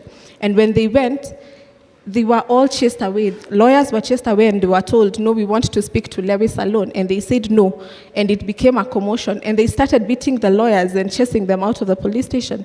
So what does it mean? It is very lawful, especially for what had been happening in the first times of the demonstration, where people were coming out peacefully. They are just with their water bottles, they are just singing, chanting, and they were not causing any kind of fracas. And I think the government had not seen such kind of a thing. They thought everything will be organized, will be uniform, but when they saw large numbers coming and they were wondering, how can we contain these numbers? Because they thought it will just be like the normal ones, and by 2 p.m. they're at home, or 3 they're at home. So I think we need to defend the Constitution, and we are saying peaceful protesters, and that is the case we have seen all through. Peaceful protesters are being arrested, and that is what we are standing for, that you cannot just be arrested for exercising your right. Right. Yeah. Irungu, to keep up on this space, the police not only threw tear gas, but they were shooting live ammunition, rubber bullets, beating up protesters. But most importantly, we also saw police without uniform, completely face covered up, somehow mingling with the protesters, and they would arrest, shoot, and perhaps some of those abductions happen in these moments. I want to ask you about what should the police be doing during protests, and what we just went through, just how illegal this whole is, and what can we do anything about it, or it's just a matter of, well, we reflect and then say, well, that's something bad has really happened, we need to move on. So the illegalities in terms of policing that we saw over the last month or so did not start then. I think we have to go back to 2023. We have to go back to 2017. And we have to ask, why is it in a point where the state is being challenged on the basis of corruption, on the basis of inequality, on the basis of impunity?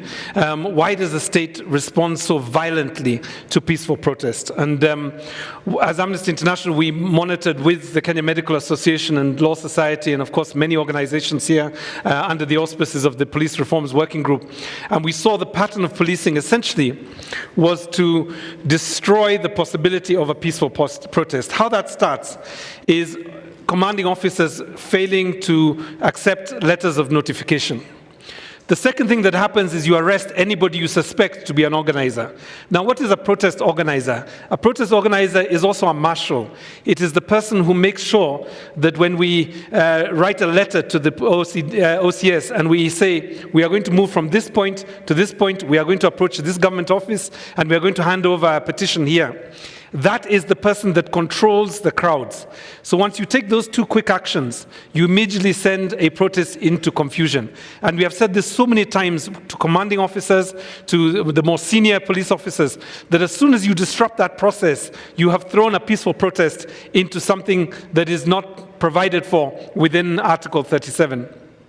The second stage is to have police officers coming like criminals, either in balaclavas or without identification, or with vehicles that have 4 or 5 license plates, and they embed themselves. They pretend to be protesters in order to arrest protesters, or they pretend to be journalists in order to arrest journalists, or they tear gas medical officers. This is what we saw this time, where we set up pop-up emergency clinics, essentially for medics, volunteers, not even paid by government, to basically provide treatment, not just to protesters, but to bystanders and also police officers, let's not forget. And what happens is you tear gas them, you arrest people like Brandon, you then seize their medical records so that they can't even follow up with patients. And then the question is, for me, is actually who is behaving as if this is a riot? Who is providing the riotous activity? Who are the criminals that need to be prosecuted? So to end this point, I think there are many things that we need to do. We need to crowdsource, identify those officers. We need to bring cases against those particular officers individually, plus their commanding officers, to ensure that they are held accountable, not just for the deaths, not just for the injuries that Hussein has spoken about, but even for the violation of the right to protest and the right to expression. The previous panel spoke about the horror of having people coming to collect them in the middle of the night. That also needs to be prosecuted, because the freedom of expression is what makes us human beings. It is not just that the Constitution protects it, but you are not a human being if you cannot think independently, if you cannot articulate yourself, and if you cannot take action in order to protect a Constitution that we all voted for. Okay, right. So I want to go back to the point about, and we sort of systematically talk about not just the people, but the role of the flag, as you had brought it up. And my question is this: who owns the Kenyan flag? Hiyo ni swali rahisi sana. Kenyan flag belongs to the people of Kenya. It's not a government item. It's not. It's ours. When you talk of black, it's us. It's the color of our skin. When you talk of red, it's the blood shed, and we continue to shed to this moment, to this very day.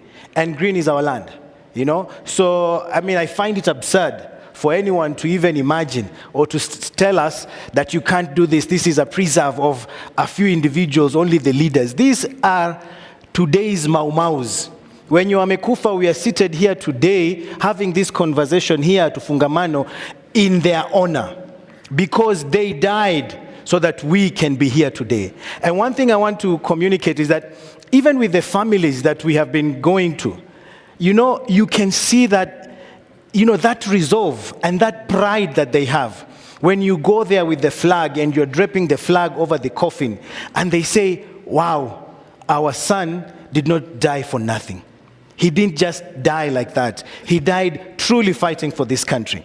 And when you go to the family, when you're handing over the flag, you can actually feel, you know, everyone there holding the mother, the father, the family in pride. So later, wasitutishe hiyo tunawaambia, you know, anyone we need to hang. In other countries, people hang these flowers in their backyards. They are there on their doors. And here we are being told that if you display the flag or if you put it sijui, it's an offense.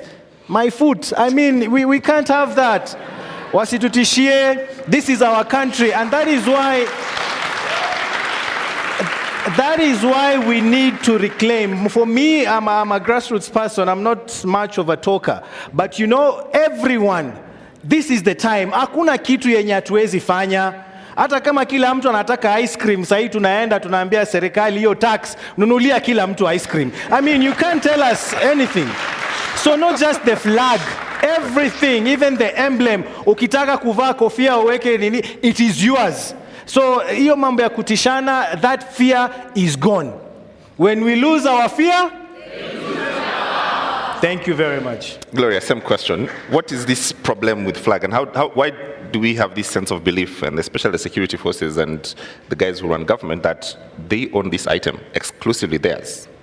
Sorry? They think they own this item. It's a government product. One, we need to remember it's a symbol of this country. And if it was illegal, I think I'll be the first one in this place, Kushikwa. Some illegalities I have used it, yes, I have used it as a lesson, but not necessarily, but showing my patriotism to this country. We walk around with the bracelets, the Kenyan bracelets, but it has never been a problem. Yeah. Everyone in the UK, you can identify a Kenyan from one when you just see that bracelet. But right now, when we are using it at this time, it becomes a problem. Then I think we are not the problem; they are the problem, and I think they should deal with it. And this is just speaking because we have had, we see people putting the flags on their cars. Right now, they're even ashamed of putting those flags in their cars because we will flag them na tutaanguka now. So I think it is not a problem right now. And carrying your flag is is patriotism. They did it very proudly, and now we are the ones saying we the people are taking it proudly, and we are carrying our flags, and let them know that we have the power in our hands. And I think one of them, the symbol, is our flag. Irungu, same question, and I will come to the audience to get some reactions to it, and also we are doing this on Space and live on NTV as well, so we'll go to that to get your comments, and this is our conversation of the Irungu, the same question really about this piece of item, the flag. Let me step back and then come back to the flag. So in a crisis, all nations have three choices. The first is to twist towards constitutionalism, the second is to twist towards authoritarianism, and then the third choice is anarchy. Now, what this movement has done has twisted towards constitutionalism. In constitutionalism, there are things that are non-negotiable.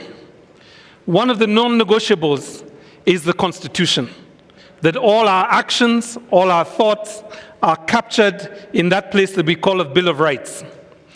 And it is clear to me when I saw those crowds marching with constitutions and police officers without a single constitution among them, but with batons, I began to see the righteousness of what was happening on our streets. Consider that in a context where the state wants to disenfranchise you, the first thing it will do is it will tell you there are certain symbols of patriotism, of nationhood that do not belong to you. The flag does not belong to you. It is okay if you don't take a voter's card, or you lose your ID and don't bother to get another one, or you don't volunteer in a school clinic, in a school nearby you, or you do not volunteer in a clinic to oversee a public resource that keeps our people safe and dignified, or you don't volunteer at all. That is what a state tries to do, to remove that section in the Constitution that has expressed itself so loud in the last 3 weeks, and that is Article 1. If you do not seize this moment, not just as I think it was the president who spoke about this. If we do not seek this moment, if we do not grab this moment as a moment for the third liberation, then we are going to squander this moment more generally. So I would say to those cabinet secretaries that are waiting, that are lobbying, and perhaps if they follow the same route that they took in 2027 and 22, that are beginning to put money together to buy a cabinet secretary seat, if they do not come with new ways of working, then consider they have come to reap where they did not sow. And they are coming essentially not to build on this constitutional movement, but to take us back to a place that we did not want to do. So wear your flag. If necessary, have a flag, have an outfit made from the flag, and let's walk around with underwear, trousers, t-shirts, and jackets. Okay, great. Let's get a reaction from Space. I think Masika is online. Masika, could you tell us what your reflections of this protest were? And then I will come to the audience here to get their reflections as well. Thank you very much. I really appreciate. I hope I'm audible enough. You're great. Yeah, so I really appreciate that we are having the Citizen Assembly, and one of the key things that we note clearly is that things have changed, times have changed. We are no longer in the olden days. I was listening that bit on the police and the police upholding the law. And maybe one of the things that the LSK can be helping us to know, because I think the police are enforcing the law, but they don't know the law. Because when you ask a police officer why they are arresting you, some of them clearly do not know even the procedure of arresting, whether you're a criminal or a suspect or something like that. Do they have it in their curriculum? Because these guys go in the training camps to do martial arts, to do work on how to use batons to beat up people. But when you ask a police officer to uphold the law when they are arresting you, do they have the knowledge of applying that law? So for me, that has been a question, because the problem with the police begins at the time of recruitment, because you look at even the people that the recruiters are looking for, then you clearly know that is where the rain starts beating us. Me personally, I did very well in O-level and I wanted to join the police, but I was removed from the line because I was told that I needed to go to university and study. But I needed to become a police officer, whether I started as a serviceman and then later on be promoted, but they refused because of my grade in Form 4. So one of the things that we need to push, even as right now, because our voices are being heard, and this is how it's going to be, can we have anybody, even if I got an A in Form 4 and I want to become a police officer, I be allowed to become a police officer at whatever level I'm beginning, because we have graduates who got A's and they do not have jobs and they're doing border work. So if I got an A and I want to become a police officer, they should allow me to join the forces, because one of the things that we are battling with is some of the guys that I'm not saying that if you scored less in Form 4 you don't have brains, but clearly most of the people that we meet in the police and they are arresting you, you can clearly tell that they do not even have the ability to engage with you and tell you why they are arresting you. They just come using muscles and power. So one, I think the police do not have the knowledge of the same law they follow only commands that they are given. So when you say you're doing a peaceful demonstration according to Article 37 and you're not destroying any property, is that police officer who is arresting you aware that there's such Article 37 in the Constitution? Because that is where the rain begins beating us. Can we have the law, part of the law trained to the police officers who enforce the law? And then arrest, I want to think, arrest should be done the open, and somebody should be notified, because we are having abductions and the police are picking people from the street and their homes. Can we have, if you arrest me, please allow me to notify my family members that you have arrested me and where are you taking me? So as I finish on that police thing, I think the failure of the police starts at the place where you're recruiting them, and it also continues because of the curriculum they use to train the police officers. And then when I come on the flag thing, the flag is a national symbol. The same way we sing national anthems. I have a national anthem on my phone as the ringtone. Why am I not being questioned? The Constitution, I think, is Article 9 just says national symbols. It says the coat of arms, the national anthem, the flag. It is patriotism for me to put on, like somebody is saying, I can even do an underwear showing the national flag. It is the love of my country and the symbols that represent my country. So I think on the flag thing, it's an intrusion. We can use the flag in whichever way, as long as we are not disrespecting it. We're just using it to show the love that we have for the country. Thank you very much. I need to hand over the microphone to one person next, then I come back here. Sylvia Ngati. Sylvia, if you can take 1 minute and give us your reflection as well.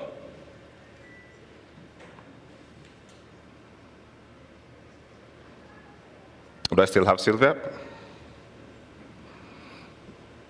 All right, meanwhile, let me just give the gentleman here the microphone. Please say your name, stand up, say your name and tell us what your reflections are.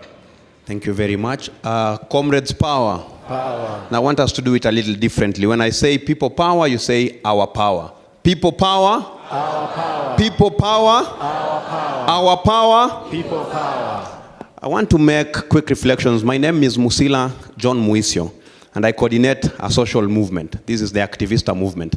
But I'm equally a member of the Kibera Social Justice Center. And there is a panel that came just before your panel, and these guys were speaking there, Billy, Nadia, and the other. And all they did before was to be on social media. They just used to tweet on things that pleases them. And for the first time, being on social media attracted problems to them, that they were abducted and all that. And I wanted to ask them a question, and I think I still need to ask a question to the room. Would they have seen themselves in a state that they've seen themselves, or found themselves now? And the obvious answer could have been no. If it were me or Apiolal and a few others, being arrested today will not be a scare to us, because we've been on the streets a number of times. Some of us have been arrested and all that. What has really happened with this movement, it has redefined what human rights defense is. this is not a career. Human rights defense is everyone's call to be an active citizen and demand service, demand accountability from its government. And so when I see young people today, every day spending every second on social media to just speak on issues of accountability from their government, I am so elated because it is no longer about a few who held the title human rights defense. But before I sit down, I want to make another just quick reflection. You've seen just the other day that the opposition joined the president to try and protect their interest. In 1975, before J.M. Kariuki was killed, he made a very simple statement that Kenya had become a country of 10 millionaires and 10 million beggars. Now today, the beggars have united against the millionaires of this country. And all they are saying, enough of you taking advantage of us. And it started very simply by rejecting the finance bill. So my last statement, smart as I sit down. The framers of the Constitution 2010, and I will read because I have posted it on my Twitter, said but a few things. That the greatest threat to liberty in Kenya is an all-powerful central government where only a few dictate the many. We've seen what the president has done in even curtailing the powers of our National Assembly, our legislature, which is a separate wing of government that should be holding this same executive to account. And this is because he is taking us back to an all-powerful central government, which the Constitution actually is against. But they were equally very cautious to realize that the rule of the mob, which is unguided at times, will lead to anarchy and, in the end, despotism. I know as a country that respects its constitution, we wouldn't want to get there. So as we've been pushing, we are equally very cautious not to allow anyone an excuse to say, I turned this country into a military state because the mob did not want to be guided. I turned this country into a dictatorship because the mob insisted into it. So we are pushing, demanding for good governance, demanding for accountability. We are not relenting because, as always, people power is greater than the people in power. Thank you very much. Thank you, thank you. Just give the microphone to the gentleman in a suit at the back. Thank you. Viva, comrades, viva. Viva. Amandla. Thank you so much. Comrade, I just have an observation in form of a question. That, of course, we are doing well with the national government. But there's a group of people who are really devolved and in touch with our people, or the proletariats in the villages, back in the counties. I was saying that, comrades, let's not forget the counties. That is the people who are also interacting with our people back there in the villages. So after this struggle come from the national, we go back to the county government so that we fight this nepotism and fight for transparency and accountability. I want specifically to appreciate Aki Africa. I was there, smart, I'm traumatized up to date. This guy is so quiet, I don't know what he's using, I'm shocked. They took me to a mortuary, I ran away with this gentleman during Rex and Evans postmortem. I don't know you are made of what. All those parents were crying on their chests. I was shocked to see them still walking. I was shocked on the hardest day of the strike. You know, on Thursday, few people came. They among the few who came, and Shakira and the rest, now to notify us and to get us very, very easy on Thursday. I remember those guys were going to an extent of tear gassing where people were being treated. You are just wondering, what kind of human being is this? This is a place where people are now being treated, please. And they're even going ahead to tear gas a petrol station. We are at the corner of the total there. It was quite unfortunate. Please, comrades, the question I wanted to ask with care and with utmost humility, how can we organize this struggle in a way that we don't lose the gains made and we don't lose the focus? Because if we end up in the morning, someone is saying we fight for this, fight for that, fight for this, fight for positions, then we are going to lose this focus, and these guys are going to run away with all the gains that we have done, what? We have made. So I was just pleading with those in the panel, if you can guide the conversation to a clear focus. Because now there are also political rivals who are taking advantage of this thing. Like someone is planning to vie for 2027. What is the next thing? 20 to Salami and Ani. You are getting? Not for the struggle, but for the narrow, self-seeking interest. That was my plea. Otherwise, Aki Africa, may God bless you. And I'm pleading, colleagues who are seated there, how can you debrief? I'm a teacher by profession. Some people who came for the struggle didn't even know the road. I was shocked, someone asking me, amefika Ngara niuliza wapi barabara ya kwenda Kabete. You can tell you. When we are taking that roundabout to Nyayo, wale waliangusha fence, those who are falling down, wale waliona, they are still, I still feel the smell of blood mpaka saizi.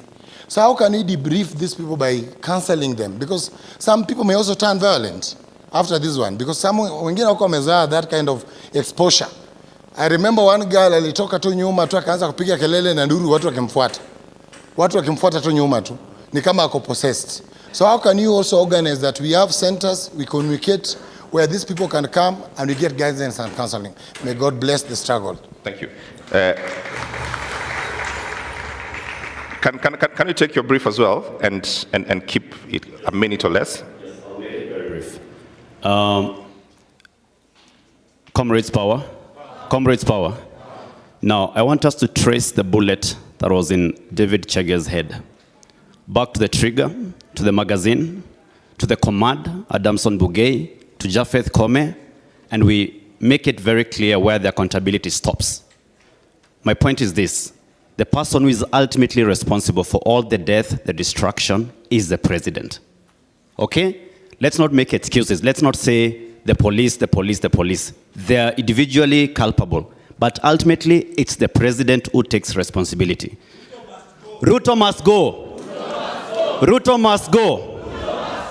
As I finish, I think the problem we have, and I'll put this to the panel, I think we have a country that is lacking ideology. And please, civil society, help us define the ideology for this revolution.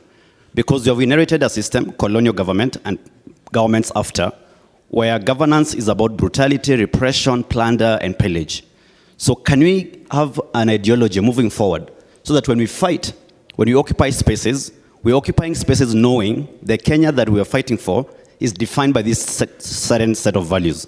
Otherwise, without values, we'll get back, certain politicians will come back, and we'll have the same battle over and over again. Thank you. Ruto must go. All right. Can I get ladies in the room, please? So bring the microphone to the front. Yes. Good afternoon, everyone. It's good afternoon, I think. My name is Mirna. I'm a forensics specialist. I've had the privilege of working for government, working outside of government, and now I work as a consultant, and I'm sure Hussein is laughing because he knows there's a place we met. I have a question, slightly, okay, the two issues. He brought up a forensic issue, but my question, I think it's just an issue of reflection. Since the start of the protests, I've been wondering, and when I go into every office, I see the picture of the president. I don't mean any disrespect, but is that also a symbol of, that is compulsory? You understand, like, I wonder why I don't see the picture, a framed, beautiful picture of the Constitution of Kenya, of the preamble signed by the Kibaki. I mean, that is what we give the president to uphold. That is his custodianship in terms of mandate when you are a president. So I think we have to do away with the frills, with that kind of, self-aggrandizement, idolatry somewhat, because it's also, it's behavior modification. You keep seeing this image, and instead of seeing the Constitution, instead of seeing the rules by which we want to govern ourselves as a society, we see a person. And so none of us can get away with seeing this person either at national government level, offices, public offices, private sector offices, county governments. I think it's time for us to put the symbols of power by the people where they should be, and the symbols that need to be transitioned out, as my dear comrade has said, is then moved towards what's the ideology of this revolution. I would say we need accountable governance. We don't just need governance, we have governance. We try to use elections to eliminate people. I would say this, eliminate them out of the competition. Elections have been used to vote people out, but we don't vote in the person we want because we don't see the person we want. We are just left with two choices and we choose the lesser, I don't want to say it. Someone said the other day that mababas wa Eve, So, we can't do that anymore. And when I think about all these things, I'm just like, this country is a beautiful country. We have, with everything that has happened, we are here. We are a regional power. We are respected. And we need to move forward from that. But we are now stuck because there is no accountable governance mechanisms in every agency of government, parastatals, sagas, and our priorities are just simply upside down, and our foreign policy is dictated not by us, but by others. And I'm like, we cannot continue like that. We don't want to be the princes that are being ruled by fools. I worked in government for many years. Merit is secondary or tertiary to networks and connections. You cannot change the system from the inside. I tried. I was in government for more than 11 years. You cannot climb. In all those years, I never saw a budget. We were never told, write a budget. You don't prepare for results. What is a planning for results process, or what they would call the equivalent performance contracting. And so it's hard to even appraise people. When people come and say, okay, what have you done? Where is your appraisal? There's no appraisal, right?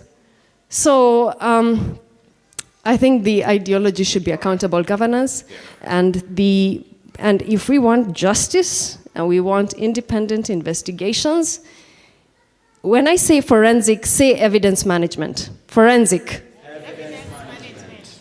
Who is in charge of evidence management in this country? You cannot have the potential perpetrator be the same person as the investigator. And right now, the National Forensic Lab is in the hand of the National Police Service.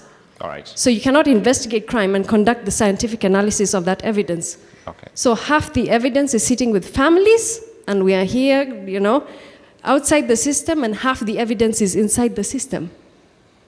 Thank you very much. I have decisions to make. I have many people on space, and I have many people here. And I have audience here. Do I have a lady? I'll come back. Don't worry. We're here.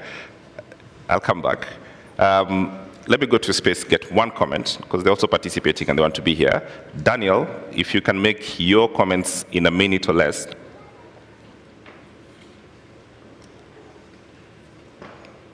Do we have Daniel?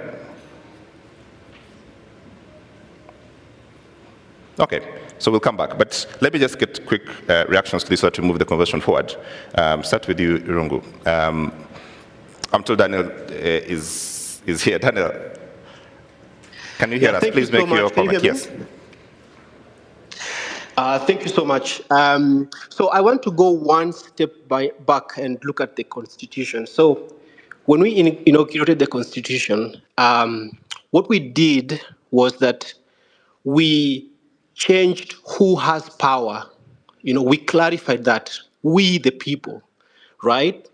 And what's happening now and what you're seeing in this movement, we want to now define and clarify what power does, because now it's clear who has the power, we the people. And going forward, this movement continues to clarify, what power does. Now, what we need to do going forward, I think, this is my opinion, is that we need to make being in public or being in public office so undesirable for somebody who doesn't like to be made accountable. So undesirable such that the only people who get attracted to those offices are people who are open and are willing to account. And that's the biggest problem that we have with corruption. And that's the biggest problem that we have with the police and so on and so forth. Now, one question before I go, and this is a question to the panel. I'd like to understand, we are the children of Kibaki. We came, this generation millennials and Generation Z. We came with a free education, and I said this in my TED talk a few years back, that we have had a 360-degree Kenyan experience. Unlike our parents, we have the full consciousness of feeling Kenyan. Many of us don't even speak our mother tongue, or our primary languages are national languages. We have lived everywhere in the country, and we have a full 360-degree Kenyan experience. With also digital media, it has culminated with this consciousness, with political consciousness. Now the question is, how can we, going forward, manage this movement? We know that part of the reason why we are seeing many changes is also because we have a debt issue. And the cancelling of the financial bill, and also we've seen that Moody's has also downgraded our credit rating, and we will have a problem with money. And usually when there's austerity and a problem with money, the regime might use that as an excuse to bring some sort of social injustice by denying services to the people who are most needy with the excuse that we don't have money, right? And some reforms can be difficult to push through because the president will say we don't have money. So how are we going to continue making the government accountable, but also waking up the debt issue and managing our country through this very difficult situation? Thank you. Okay, thank you very much. I want to start with you, but let me start with Hussein because it's just about to drop off. Hussein, could you just give a quick reaction of what you had? Thanks, Matt. And I apologize because I have to dash out to go to the mosque. But I want to agree with Musila John. I think all of us have to be and to make a resolve to become human rights defenders. I think for many years, we've been out there for many years. You're actually protesting, you're protesting on an issue that affects every citizen. And you actually see people in the pavement just watching what you're doing. That has been the culture, that has been the tradition in Kenya for years. But right now, and we have to give credit where it's due, Gen Zs, it doesn't matter what your background is. Awendu wambiwe, mtetezi tutete. They're saying they are the watetezi. Kila mtu, and we have to give credit to the Gen Zs because they've stood up. And they've said, we will take back our country. You know, some of us, we've been arrested, we've been beaten, we've been blacklisted, but then people would just come back and tell you, great, you're doing good work. And continue. And like, isn't this your country? So for the Gen Zs, for that change, we give credit where it's due, and we tell you, hongera, and let's keep on with that. The second point was on debriefing, my brother, very, very true, particularly for the families. We've really been trying to work with the Kenya, I think, Association of Counselors and Mama Kennedy, particularly, for example, the 12-year-old boy who was killed. He had actually asked to go and pick a book. He was supposed to do his homework.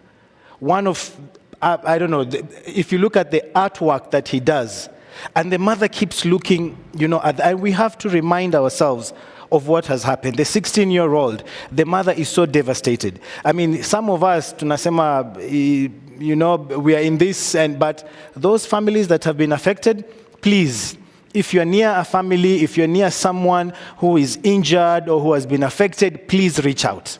This is the time for us to stand firmly together. You ask yourself, what can I do? There is so much you can do. Just going to visit someone and telling them, umeumia kwa niaba yetu, asante sana, that can make a whole world of difference. So let's be there for each other. Let's be our brothers and sisters keepers. And last but not least, I think we were in one of the funerals, Boniface Mwangi said, let's replace the pictures of the president with the flag. But I think this addition is extremely important, the Constitution. So the flag and the Constitution is what each and every person should have hanging somewhere in our house, not the president's photo. I mean, you know, and we have LSK here. Could you please confirm to us that it is not illegal to have a picture or the Constitution somewhere in your house or in your business? Is it illegal? It is not illegal. So we make a resolve here today, the Fungamano resolve, that we remove the picture of the president and we put the picture of the flag and of the Constitution of Kenya, and those shall be what we refer to as symbols of national unity. Thank you very much, and I apologize. If you could release me so that I can go for prayers. Thank you very much, Hussein, and thank you very much for your comments. A round of applause for Hussein as he leaves the panel, please. Please. I think I'll first respond. The first person asked of the rights of arrested persons and if the police actually do know the rights of arrested persons. I do believe that in their training, it's very extensive that the police actually know the rights of arrested persons and they are taught in their schools or whatever trainings they do. What I think they do is they deliberately choose not to put that into practice. We have had the president here saying they have had trainings among trainings among trainings.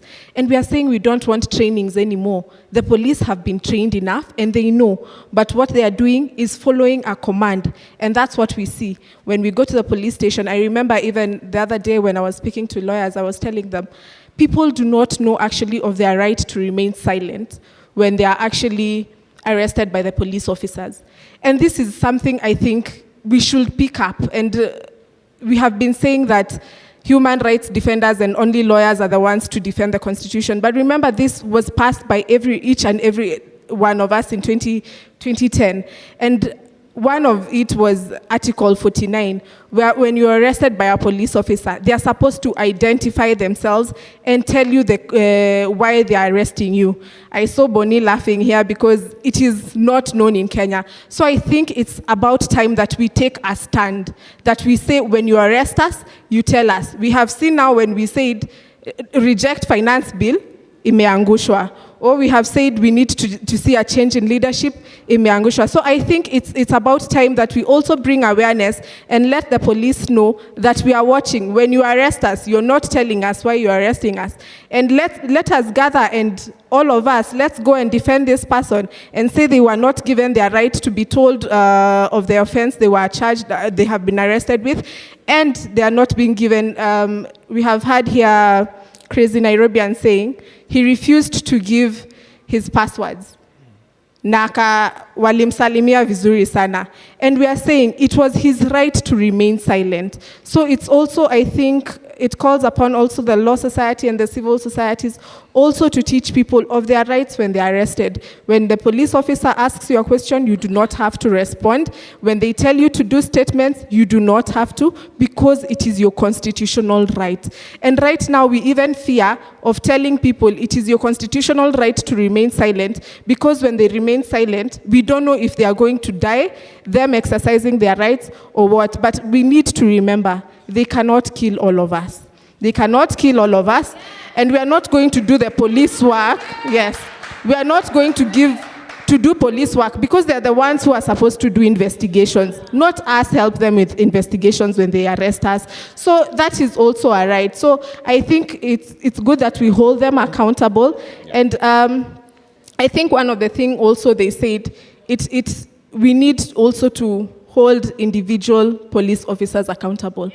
I think it has not been done enough in Kenya for police actually to know when you violate or threaten to violate a right for a citizen, you can actually be held accountable.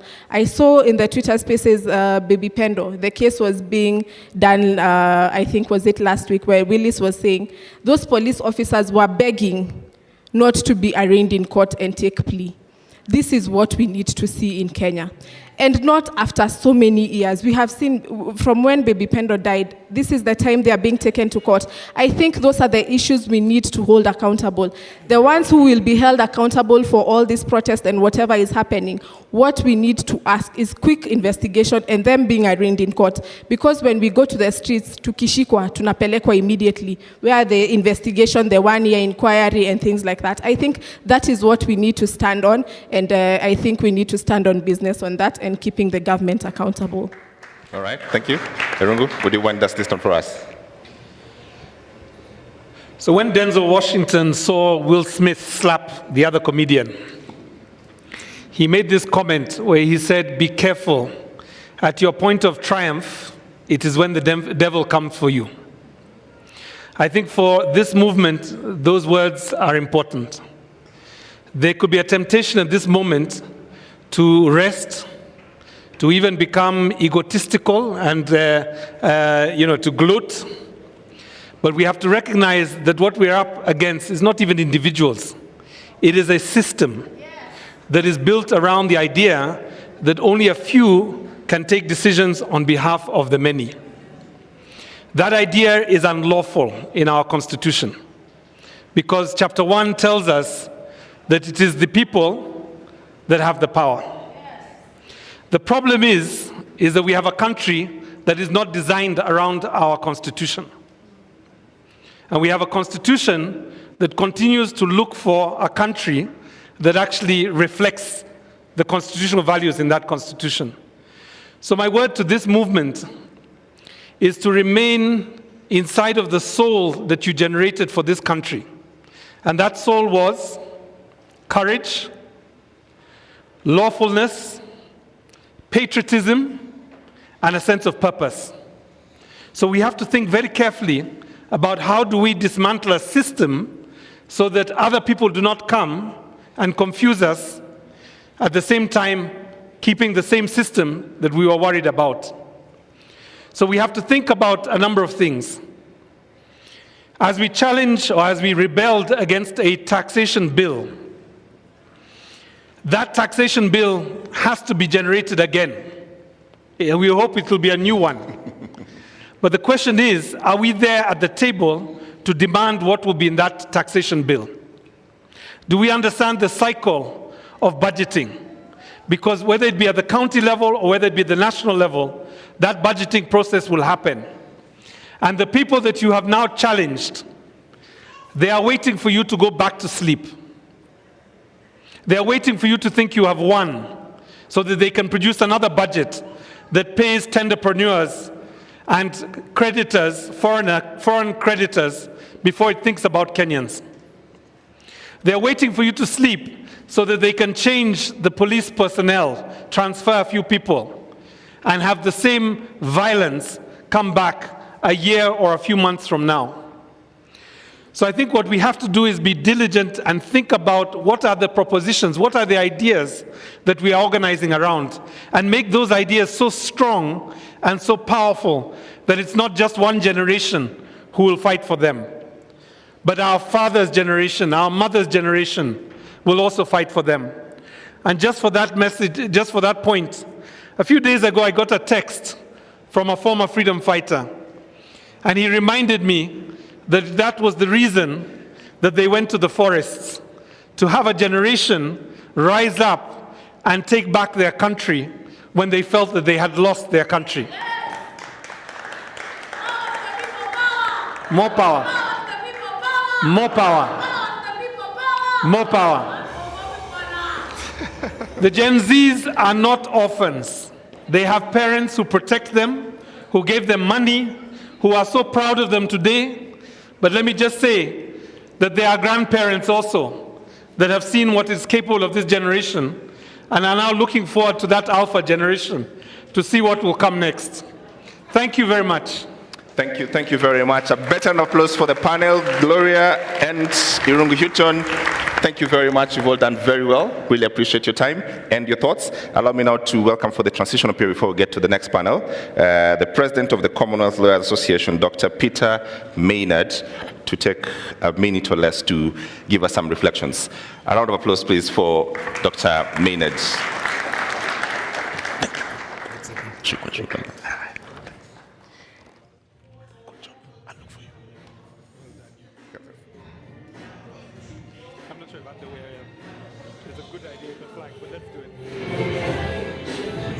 You're next. Yeah?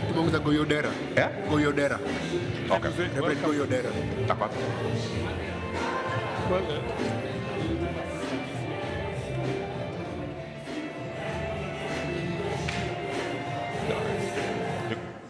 I can use this. Hey, how are you? Sure. You can use the podium. He wanted to make some remarks. Okay. Yeah. Okay.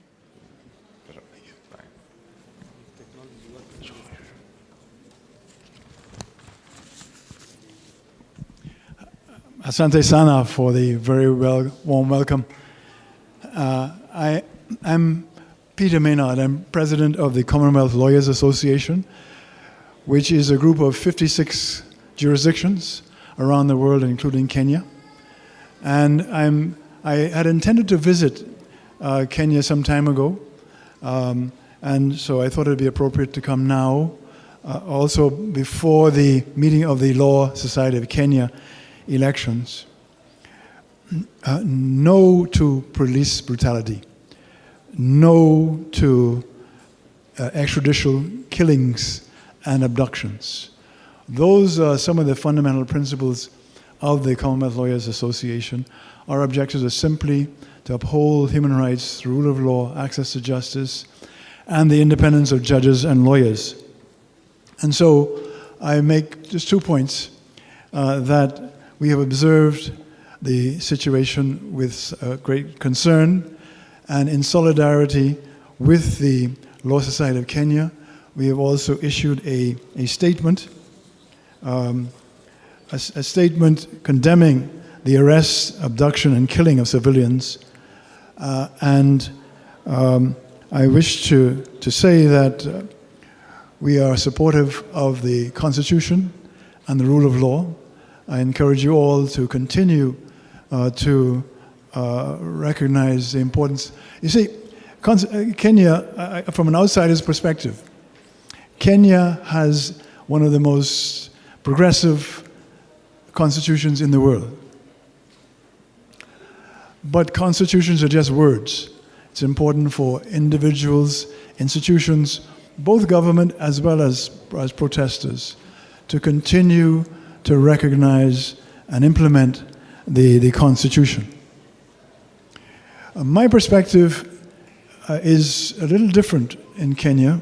I am inspired by my late grandmother, who was born on a slave plantation. She was raised by her grandmother because her father had been killed by the colonial authorities, and also her mother had gone away to look for work. And so I have been raised in a den of human rights activists.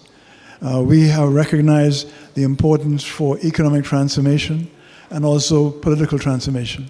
And so as a teenager, I came to Kenya for the first time, because Kenya has been an inspiration to the Global South and continues to be an inspiration to the Global South. And I encourage you to continue that, because economic transformation will come through you. And so we also are concerned with making the CLA, my organization, fit for purpose, and particularly fit for the purpose of transforming the Global South, fit for economic transformation, fit for political transformation. And so I commend the human rights activists among you. I commend the Law Society of Kenya and the judges. We've had the CJ Emeritus, is a very admirable figure. The President incumbent is also very admirable. And so, at this challenging time, I encourage everyone to remember constitutionalism, to continue to give meaning to a very effective and powerful Constitution of Kenya, to continue to give effect to the rule of law. After all, we are after economic transformation, political transformation, in a setting of constructive dialogue, constructive engagement. Rule of law and governance are so very important. Understanding human rights and also human rights obligations. They're both sides, rights and obligations are so important. So with that, let me say thank you for having me here. I'm learning more and more from this very constructive session. And the Commonwealth Law Association continues to be in solidarity with the judges, with the lawyers, with human rights activists. Thank you so much. Thank you very much, Dr. Maynard. Really appreciate it. Okay, all right. Let me welcome Cricket Rights to come give us the first interlude for the entertainment, then we go to the next panel. Cricket Rights, where you at?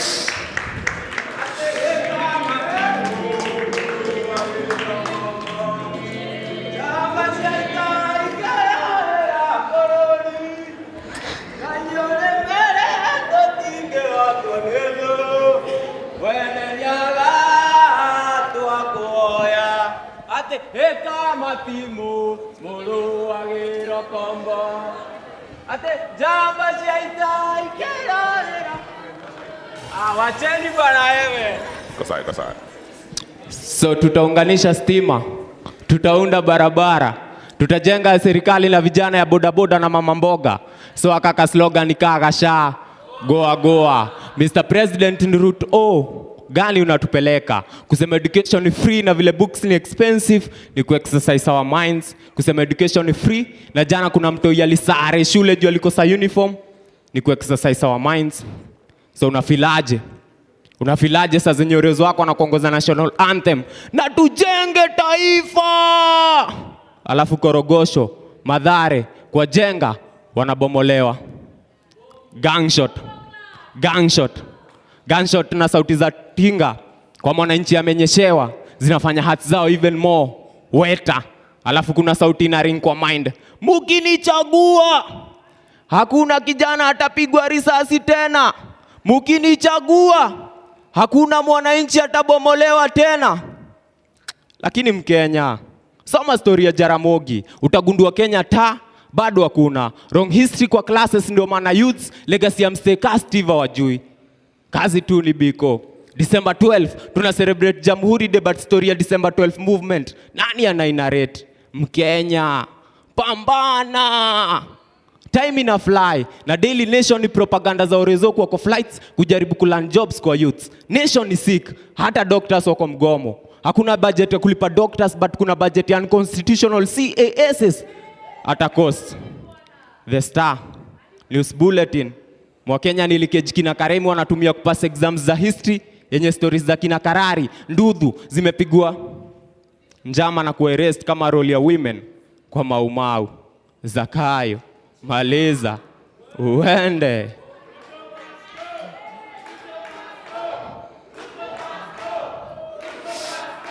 So policies walitype alafu zikasainwa na ball pen, na hapo ndio tulichezwa. Koti wakapiga perfume na expectaji wataheshimu court order. 21st century bado gava inatumia unga kubribe nation kuvote. Mkulima wa kahawa na go loss after sales juu kutoa chai. So nani hao ni Kenya bado hakuna. Nani hata articulate article 1 ya constitution vifiti? All sovereign power.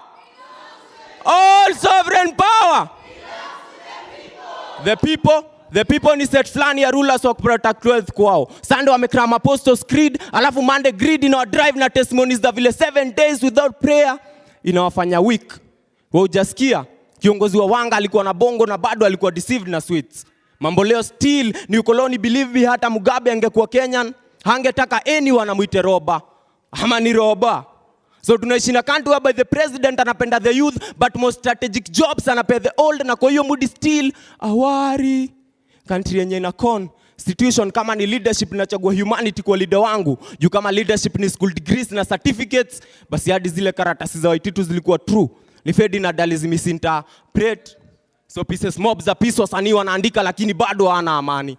Kiongozi mwananchi alichagua already anamfichia white. Already ana stock ya ngano ya kubandika posters time ya campaign na Turkana tunakufa njaa. Wanjiku hawezi afford kwa Rimona mkulima wa Roskoko na majani chai. Analia njaa toka time ya Nyayo.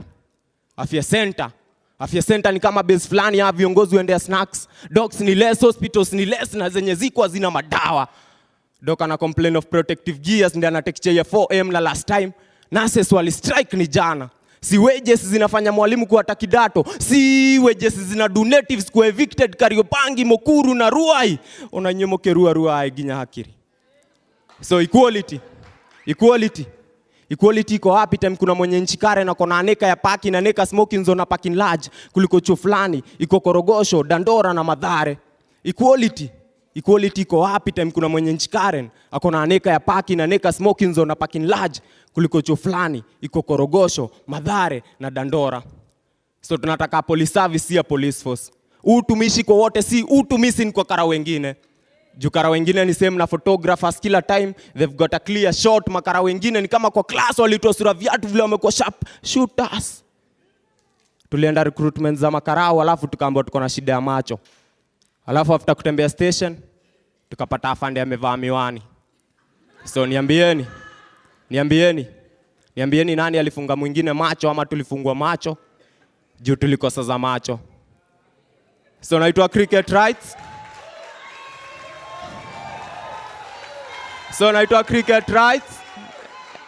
Naitwa Cricket Rights. Mnaweza ni follow at Cricket Rights kila platform pale YouTube. Tuzidi kusababisha, si ndio? Organize.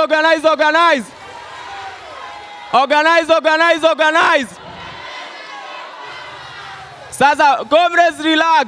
Hawa wasanii nataka kuleta hapa next. Nimesikia ni wasanii wa smart kukuliko baba, so relax kidogo. Nimesikia ni wasanii wanaitwa wa Douglas wanakuja kuwa anguka nayo.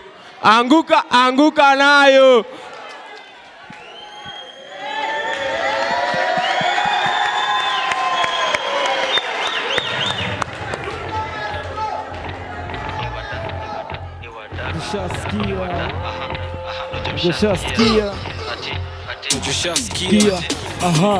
Nakushasikia uko kabado na chukua madakso anguka nayo tabaki mflo na vibe anguka na koko single for now Douglas mteja patikani hadi late night saa 6 ndo taniwai nikupin location na ngofana na hii sukate call niko chomba ya G mimi najua utakuwa ilizo release acha nikushow kwanza form ni hadi don nishashika mpoa na twende chini kwa chini akiwa hadi na mini sasa tunasikiza Shin City tuna feel free take a video no post pale NGC jina ni content kurap ni talent anguka nayo anguka nayo check it anguka nayo twende down low now stand up to your feet mikono juu alafu click tuliza pesa alafu one lege anguka nayo one lege anguka nayo anguka nayo anguka nayo anguka nao kama umefeel relaxed anguka nao kama pati new kacha anguka nao kama pati na magwasha anguka nao anguka nayo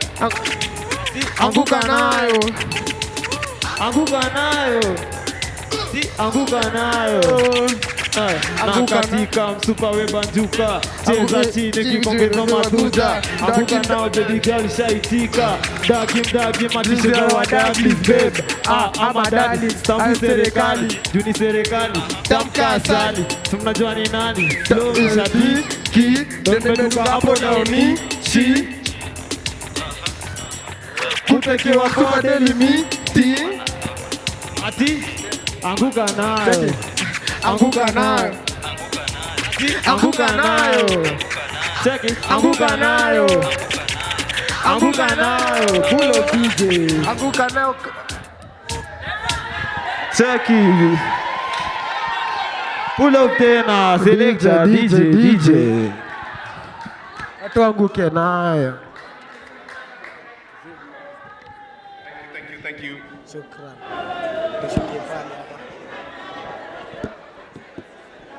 All right, all right.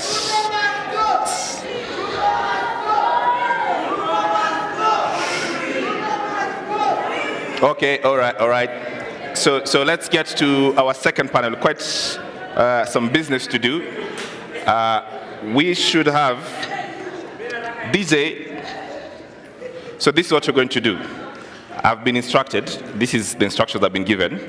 When I call the panelists, wanakuja wakianguka nayo. Comrades, true or true? True or true? Our first panelists for the afternoon. DJ with it. Ladies and gentlemen, Nayo Nayo. Help me welcome to the stage Nadia Mukami.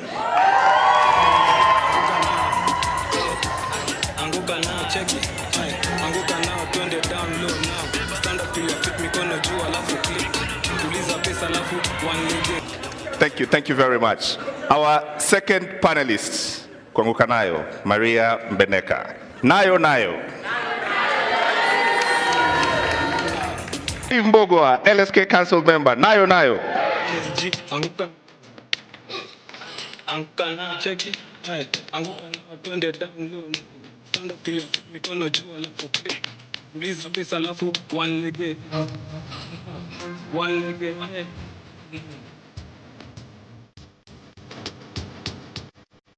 Ladies and gentlemen, Nayo Nayo, Boniface Mwangi.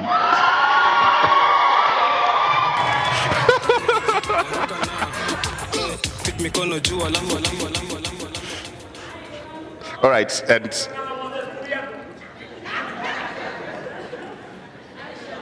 okay, so we'll get to the more panelists as we go. We have one more seat to add to the Reverend, who's going to join us in the second half. But all right, let's start the discussions. Here's what we need to do, friends. This moment has demanded something, right? It's demanded that we find a reflection and a point of view on how we understand what needs to happen next. Let me start with you, Maria Beneka, of how should we have a reflection on what should happen next? What are those actual steps? Given what you've seen, how do we move it forward?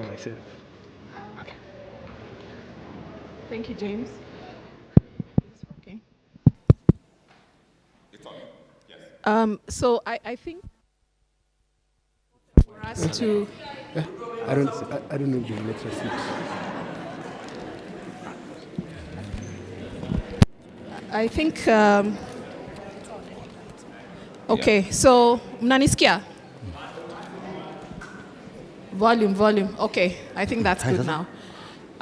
First and foremost, my knees are appreciative of Gen Z. Hiyo kazi si rahisi, kuanguka nayo. And I'm just glad to be alive to witness this again. And it's reminded me of why I became a lawyer in the first, because we're not just, we are rebuilding this country based on this constitution that we gave ourselves. And so it's very important for us to be vigilant going forward, because the fact of the matter is that this movement is based on the rule of law. And I've seen that from the tweets, from the protests. Everybody was careful who was involved in the Gen Z protest to abide by the rule of law. And so it follows that the next steps are also guided and informed by the rule of law. The president has sacked his central cement Article 37 of our constitution and abide by it, but the opportunity was lost on him. So the opportunity for you and for us all as Kenyans is to ensure that the weakest link, which has been Parliament, needs to be in check. Because remember, when the vetting of the new cabinet secretaries happens, it's going to be happening at Parliament. So who is going to sit, who is going to sift, who is going to analyze? Of course, there will be much more involvement by the citizenry, because it's obvious we've taken back our power, and people will be able to say, this is who we want. We want individuals who have been subjected to the provisions of Chapter 6 of the Constitution. That is non-negotiable.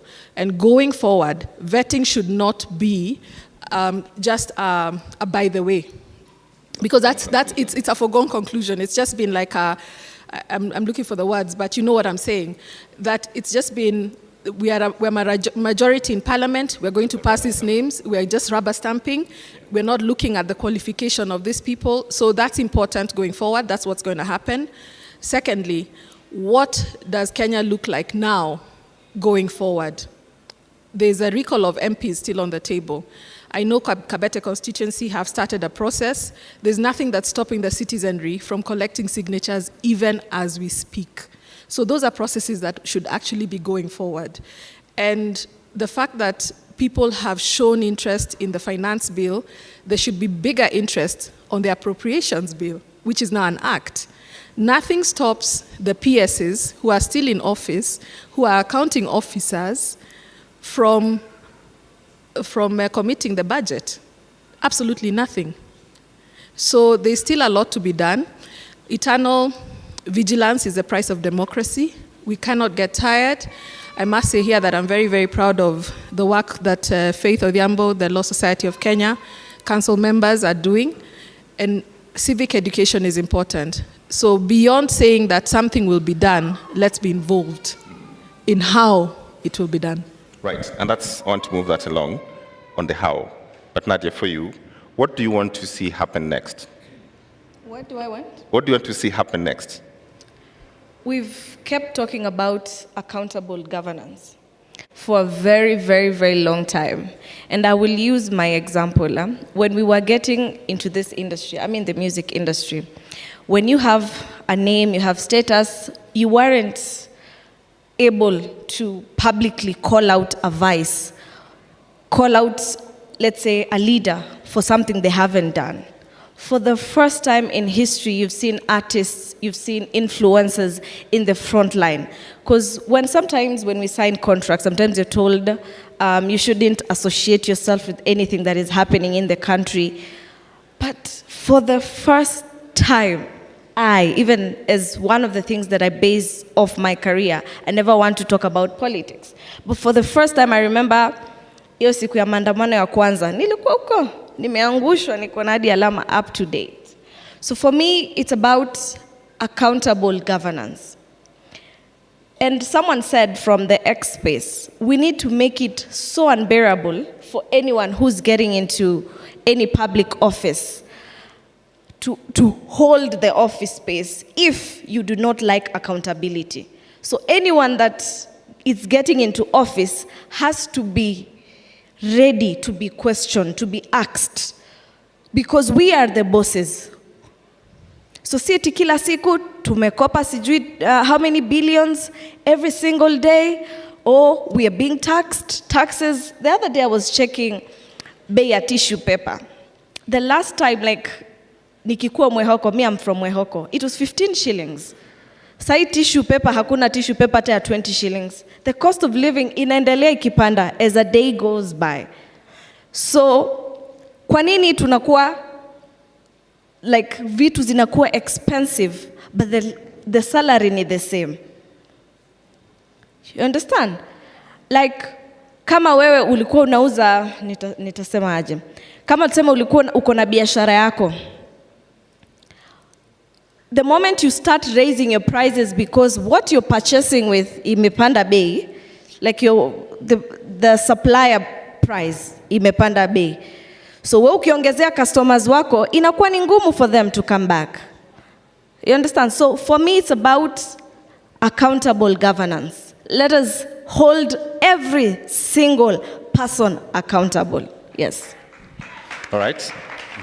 Accountable. Steve. Thank you. Good afternoon, everyone. Is one thing I can say, Alan, what is happening now is what our fathers began in so many years ago. And along the way, they lost the momentum. And I think that is how we found ourselves. Because the war to bring in a new constitution is a struggle that has been there for a long time. And the day the constitution was being promulgated on 10th of August 2010, the whole Africa, the whole world praised Kenya for a very progressive constitution. Everybody knew that now Kenya is politically, economically, and socially liberated. The president of Kenya, Dr. Samuel Ruto, when he was campaigning on the mantra of socio-economic justice. Article 43 of the Constitution was his anchor. When he was speaking to the youth about job employment, when he was speaking to the Mama Mboga about improving their livelihood, when he was speaking to the Boda Boda rider, who is a youth, about empowerment, he was addressing Article 43. Then what have we noticed? No one is bothered about adherence to the rule of law. What they are doing is to pull things toward themselves. What do I expect to see? Scrapping off of the NGCDF, we need to do away with that unconstitutional fund, which has turned our parliamentarians to become executive puppets. Doing away with bursaries and pumping the money to the education sector. Everybody to have an equal right, because they use these goodies to buy us off, to buy our parents off. So we want to ensure that they stop assuming that we have to go and knock their doors and queue at the CDF offices, begging to get money to go to school, yet Article 43 talk about my right to education. So these are the expectations we want to see. So as he sends away the cabinet, we want to see very serious reforms, and that's why this call for serious reform is not ending, and we are not stopping, because we are coming for the throats of these parliamentarians metaphorically, because look at what happens at the Senate.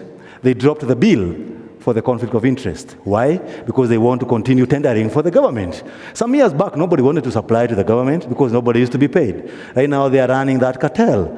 That is what we want to stop. That is the Kenya we want, where everyone has an equal chance. Everyone, when you are arrested, you have a right to representation. Police respect the rule of law. Everybody respect the rule of law, because that is the equalizer for everyone, because the rule of law is better than the rule of man.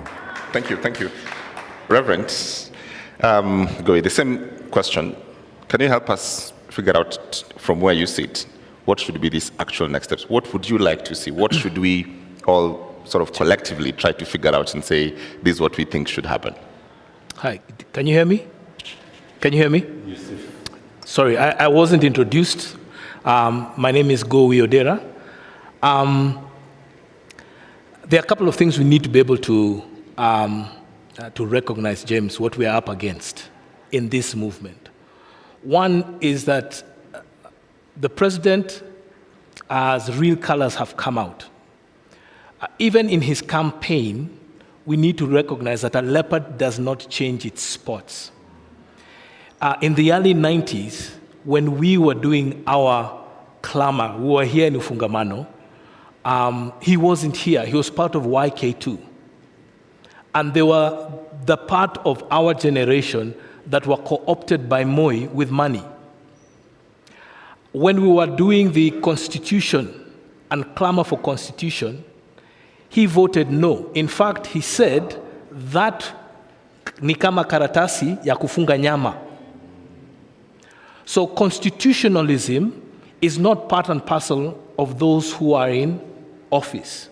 So that is what we are up against. The second thing what we're up against is a culture, all right? A culture that does not necessarily value hard work and a meritocracy in itself. So Gen Z are trying to say, we are putting in all this effort to get what we want. Now we are seeing people wakivuka line and getting there without even earning what they are. And lastly, I think a thing that we have, and the panelists have said, is accountability. And I think those are the three things we need to continue championing moving forward. What Gen Z, I'd like to be able to encourage this group of young people, this generation of young people, is recognize that this is actually a marathon. This is not a sprint.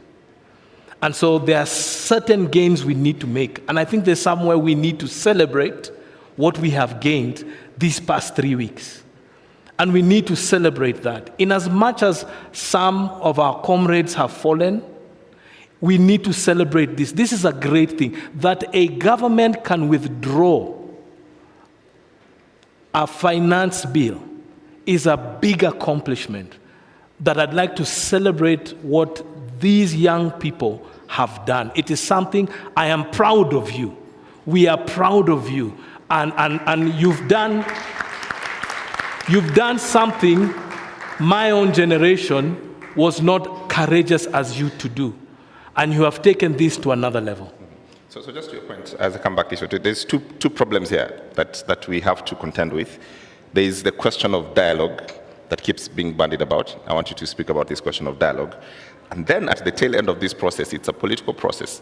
So there has to be a reasoning on how the public engages politically, because those changes have to happen in a political construct where the politicians have the experience more than anyone else. So the issue of dialogue is who is dialoguing. So the referee cannot be the player. James, the referee can't be the player. And so you don't have the credibility. Now, the institution that I am part of, the church, has lost its credibility too. Yeah. When we were supposed to be doing what we are supposed to be doing, we were sitting in State House. So we've lost the credibility too. So there needs to be another umpire, another person doing this. We can learn from others. We're not the first ones to do this. So there are other actors that can come and do it. And secondly, James, it can't be a political process alone. Yes, we understand there are political processes that have to be happen, but there's also a place where we need to talk about the economics of this dialogue. We also need to talk about, and very big is just the philosophy of how we do it. So we cannot give it to the politicians. We left the politicians to do the final putting together of our constitution. And look what they gave us. So we can't trust the politicians. We can't. And I tell you guys, don't trust the politicians. We can't leave it alone to them.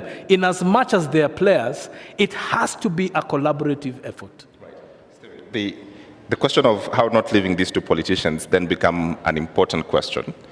There's hyper, right now, engagement. Every citizen is engaged with every document that comes from State House, that comes from, government.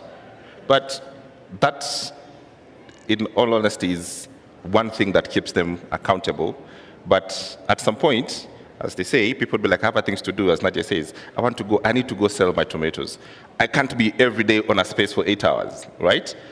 That is my job. So walk me through this question of what part of engagement should we be talking about and accountability, and how does that look like so that we keep this process alive to make sure that we all don't lose our time and also don't get fatigued with the process? I think one thing we need to appreciate, there was Goldenberg some time back.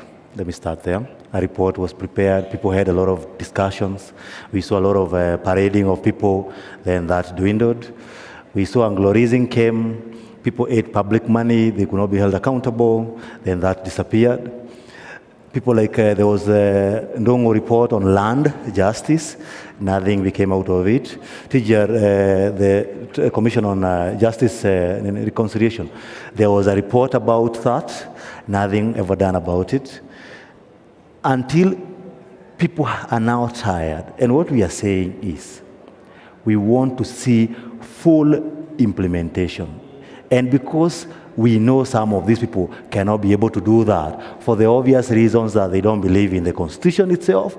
And it's very unfortunate, even the church took a position of fighting the Constitution, a very dangerous route in 2010. We need to, those who cannot do their job, they step aside and they allow those who can do the job to take over and steer this country in full implementation of our Constitution. Because some of these things, they don't need to remind the president that every child needs education. When the government was being formed in 1963, there were three things: poverty, diseases, and ignorance. Our education system still affordable and the people are able to go to school? No. Do our hospitals still providing medicines? You find 8 counties are lacking medicine for BCG, for tuberculosis vaccination to children. We are exposing them, and someone has money where he can walk into a fundraiser and give the same money to the church. I always wonder what this project in the church that never end, and we attend the same churches. And so you go to that issue, the issue of poverty, ignorance, and the other one is, I don't know. The education, we have ignorance, we have diseases, and we have poverty. How many Kenyans are living below $1 a day income? Most Kenyans are, that's why they are online. That's why you find them on login the whole day, because what else will I be doing? Moving around. Myself, before I got an internship as an advocate, I remember I dropped 36 CVs in the city of Nairobi. And all the advocates will tell you, we'll pick you, but we can't be able to sustain you. Advocates are struggling. Doctors, we saw them, they are struggling. Those careers that all parents wished their children to become, you can imagine they are struggling. So what happens to the other Kenyan? It shows you that we need to get serious. We have talked about progressive realization of the socioeconomic rights. Have we seen the government put in place steps that are geared towards realizing this? Deliberate steps. So we don't just talk about progressive realization. Progressive realization has a cutout that, are you putting up measures? We talked about two-third gender role. Up to date, they have not done anything. Justice Maraga reminded us before he left the office about that issue. No one has taken action about it. So what we need is not dialogue, it is action. I think that is what the leadership need to know, that we have talked too much. We need to see, I don't need to remind the member of parliament that I am telling you I don't want an extra tax. I want you to be accountable about that. I don't remind the member of parliament that I am paying you a salary of almost 1 million shillings, then I pay you allowance to attend your plenary. Who pays us to attend plenary? And you have a salary. Who pays you to attend a committee of the job you are employed to do by the people? What makes them so scared that once they get elected, they need 10 bodyguards? What are they doing wrong? They know it. And that's what we want them to address. Okay. Nadia, you raised an important question the last time about the role of creative, and and we've seen what the creatives have been able to do for this movement in this time, using your own talents to push the conversation forward, musicians, comedians, and the rest. But also, there was a question about the corporate world that would stop you doing these things before. There was a reason for that, because the corporate world and the government work, hand by hand. What happens when that comes back? When you're told by the person who's gives you the contract that I continue seeing you doing this Gen Z thing, I can't keep on supporting. What happens? For me, I'd say any sane person that has seen how this revolution started. I remember the first thing was hisi time ya kupost. For instance, I work with StandChat right now, and I really appreciate them because we didn't have to tell them. They saw and they were like, you guys, you can do whatever you want to do. You understand? So for me, it's about, if you're a sane person, you can see that the pressure and the force is something that you cannot run away from. It will catch up with you.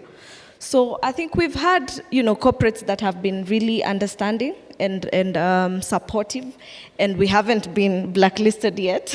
We haven't been sent that you're out of work email. So they have understood. And today, I just want to talk about the power of social media as well. Huwa wanasema msanii ni kioo cha jamii. Every time. Personally, when I started doing music, I was in Maseno University, and during the holidays, we'd go to Kenya National Theatre. And we had something, Najwa, if there's any creative here, they know PAL, Poetry After Lunch. And what most people don't know, I started out as a poet. And I'd go there, if I do a small, maybe small poetry, I'd have other guys just listening to them. And what these people would talk about is the social injustices. It meant that the time wasn't then. It's a process, it's a journey. We had begun that journey of going to Poetry After Lunch. You're listening to people talk their truths. Talk about, mimi nimetoka Kibera, these are the problems that I have seen.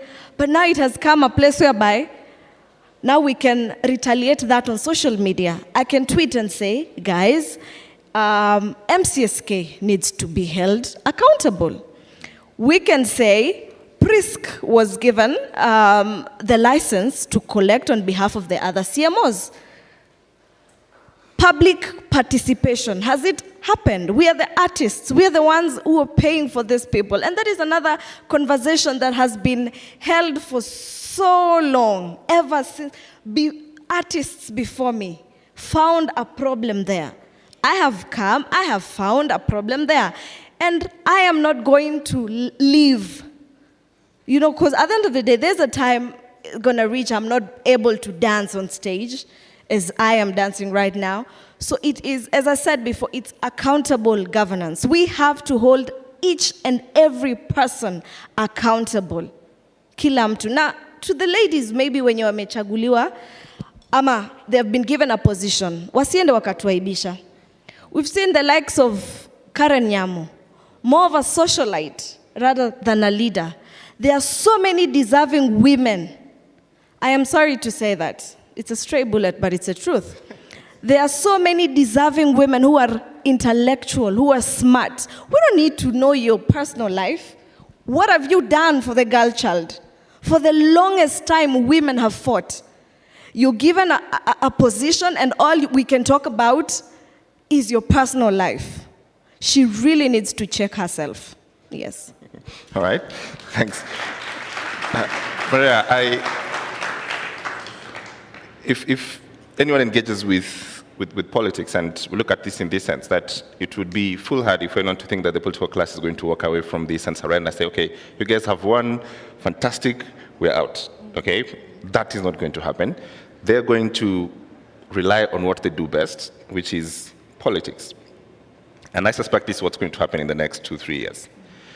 From where you sit, with all these issues that we need to solve, and there are many, right? And they're serious. You know, parliament and constitutional, you know, two-third gender rule not anywhere being affected. There are many things on the priority of this list we just don't know and don't have. Give us some advice.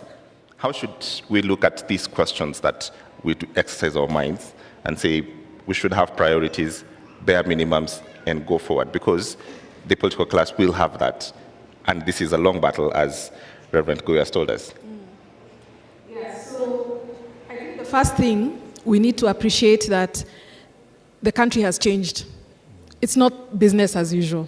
So there's been a shift in the minds of Kenyans. Whether they're saying it or not, whether they're organizing or not, it's present. And we have to seize the moment. So where do our leaders come from? They come from within us. Today we'll sit here and say, hey, James unatosha mboga. Where tutakuchagua? But what happens? What happens? What follows after? Hey, Mhesh. What do we say? Toboka. Kakitu kalanch. Mhesh. That's the problem. Our politics, our governance is transactional. And the minute I give you a 50 bob, a 100 bob, a 200 bob, I'm done with you until next time. So this shift has to be literal. Like, we can't just talk about it, we have to live it, we have to talk it, we have to walk it. The fact of the matter is, politicians are smart. Even the ones we say are uneducated are street smart. So they will just look at what is trending and jump on it. And if we've decided that going forward, we're serious about our governance, we're serious about who gets into office, how the hell does somebody get elected while they're in jail? How do you get elected after shooting somebody dead? And DCI put out a notice that they're looking for you, and you get elected. So what Nadia, what Mike Mushiri, what other artists and individuals and human rights activists have been doing needs to be amplified. Take civic education very literally, because there are people who think that there's an MP, I think he's called Kamala, in Western. He was telling his people that sasa mjue tunamaliza maneno ya CDF, sasa musikuje kwangu kuniomba. Because that's the way things are done. You come, you ask me for 300 bob, sawa, sawa. And he'll not perform. He will not build that road. I mean, nothing will get done. So we need to amplify the voice of civic education. I think that's very important. People need to understand why electing an MCA is very important, because that's a person who's closest to you in terms of resources that have been devolved to the county. Why a political party is not more superior to an individual who's representing you at the ground. It's important for us, and I think you've debunked this, that tribalism is no longer a factor. And as long as it remains a non-factor, we are ahead. So mtu wetu, that politics is gone. So if we keep at it, and if we keep agitating for the very things that we're actually talking about, governance, accountability, transparency, right from the elective positions. And I think this is an opportunity for young people. You can get elected without being on a party. Yeah, but remember, if our institutions, and this is a very critical point for me, James, if our institutions are not safeguarded, today our institutions are failing us because they are at the mercy of the executive. Why? Because the executive pays. They're the ones who provide a budget. So everybody who's in a position of leadership, a position of governance, a position of representation is swallowed by the system. And we've talked about the system.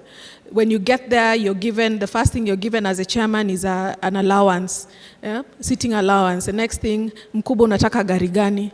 And that thing gets to your head and you forget why you got there in the first place. So let's fight for our institutions. Let's get our institutions back.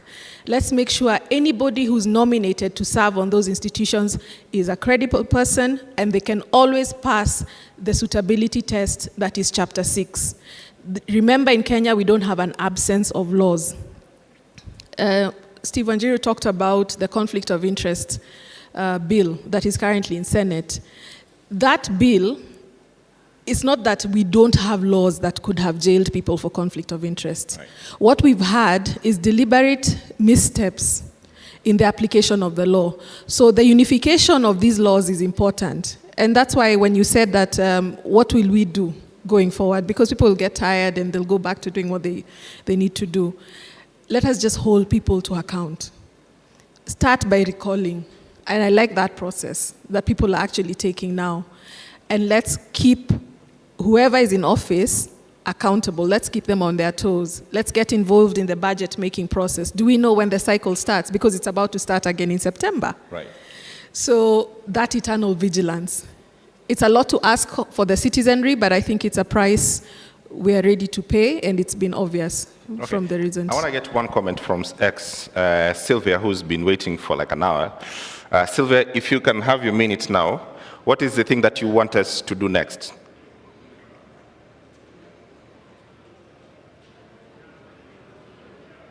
Do you have Sylvia?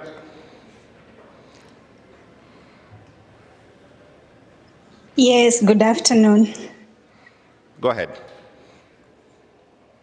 I'm speaking as a lay person that according to how things are right now, we understand that a government is formed by three arms. I think we have three arms of the government. But as things are now, it's like the parliament and the executive have merged. So we do not have oversight.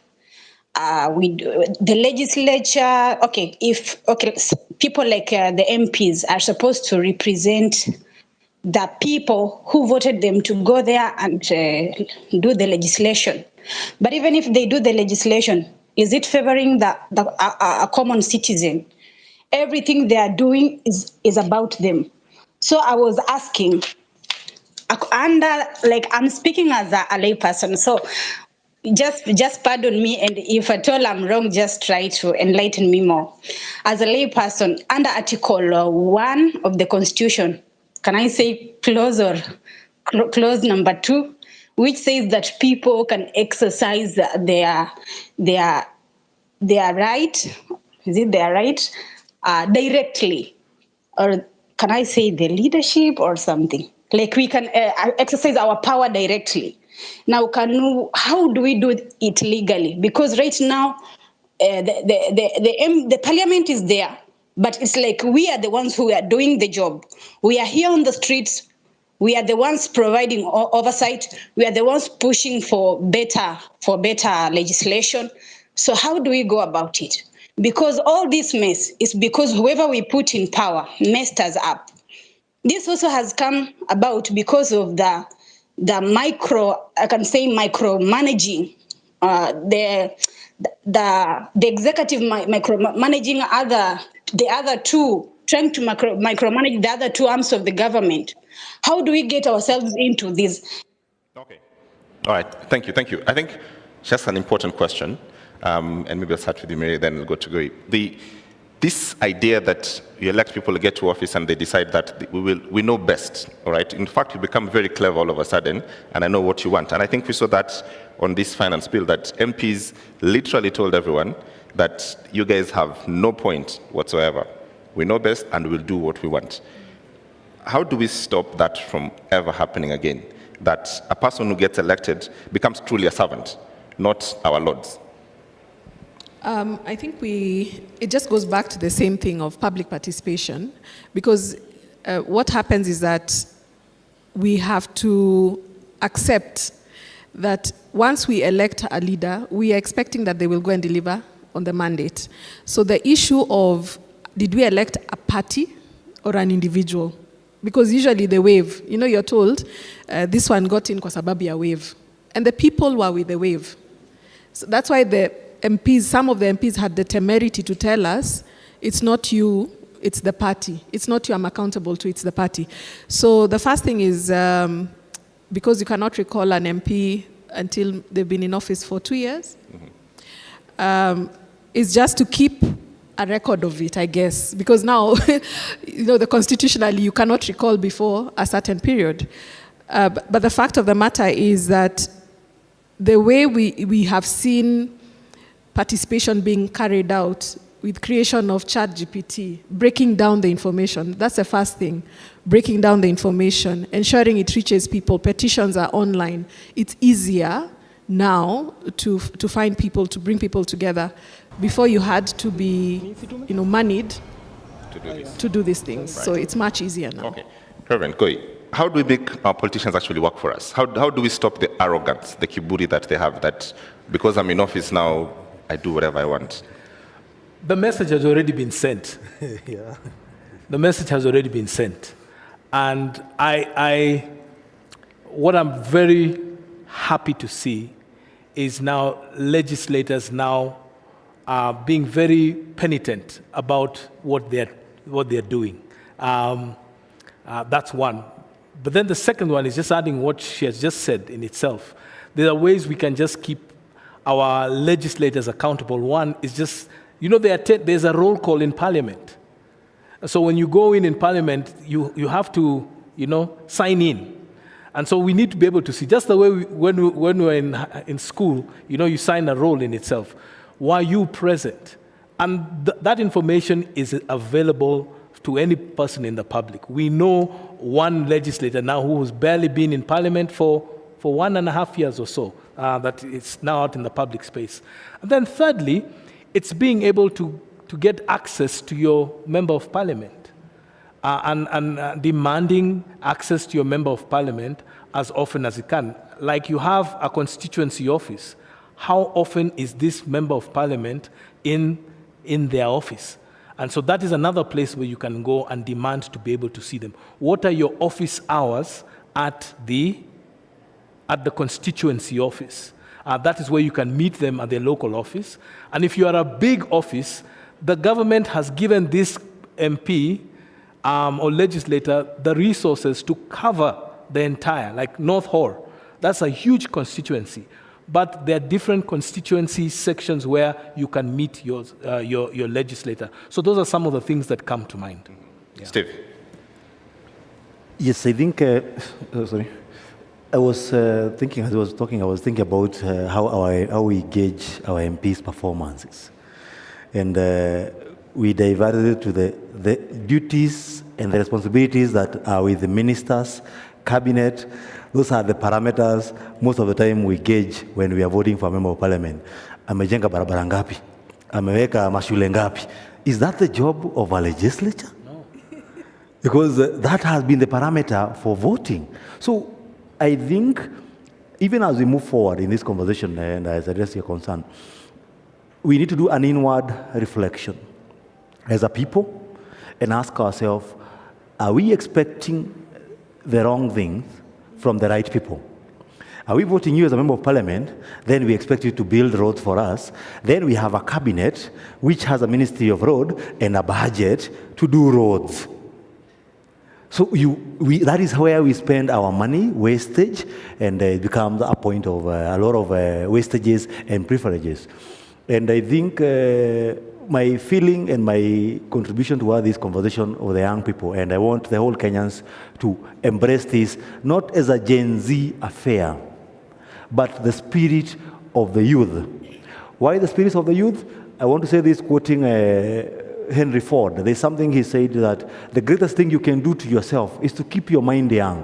Why do you need to keep your mind young? Because at your formative age is when you have a vision, is when you have ambitions. So once you become old and you allow the aged you to be complacent, you lose the vision. We got our constitution in 2010 with a lot of ambition. That was our youth at that time. We got our independence with a lot of ambition.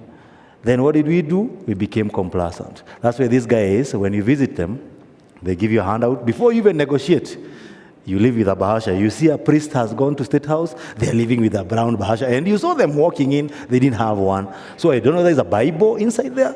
You create an office of intercessors, as in your prayer request. These are crazy things that we have been witnessing as a country. And it's high time we start holding our leaders accountable. Even the judiciary itself. The last time there was we find, with all due respect to the courts, we filed a petition challenging the deployment of the military. And I don't need to go to the details, but we all saw the live stream of that particular ruling. We all read the Constitution. I don't need to remind anyone the clause in the Constitution.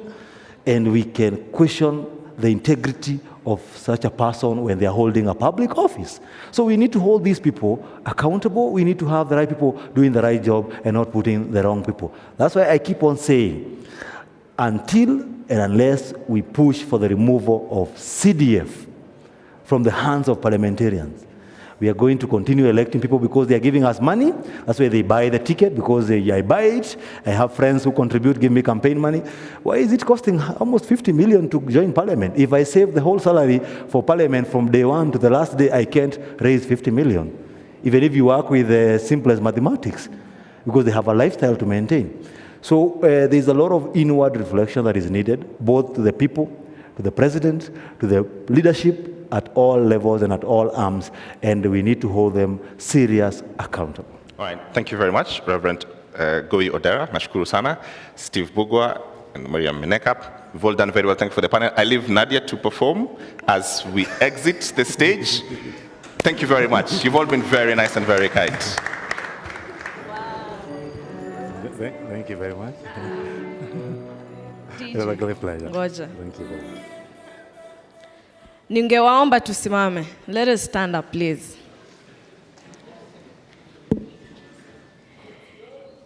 You know, when I came here, I didn't come today to perform, by the way. I didn't come as a Kenyan artist, a celebrity.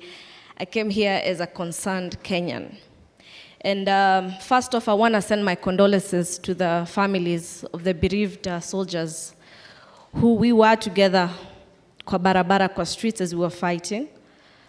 So my biggest condolences to the family and to anyone here who's been affected by this time. As Boniface has said, yeah, they've partnered with Kenya councillors. What is it called again? I think I've forgotten the name. So you can see them after this. And for me, it's also to say, we've had a win, yes. We've had some wins. But at the same time, we need justice for the people, to the families zenye wameachwa na wapendwa wao. They need closure. Ama namna gani? Tuweke ngoma imechangamka kidogo. Weka maombi. Kazi ya Mungu haina makosa. Ingekuwa binadamu wanatoa ningekosa. Sio jujuni, si keleleni. Turudie tena. Ngoja. Kazi ya Mungu haina makosa. Ingekuwa binadamu wanatoa ningekosa. Sio jujuni, si keleleni. Tene kazi di. Hoya hoya hoya. Hoya hoya hoya.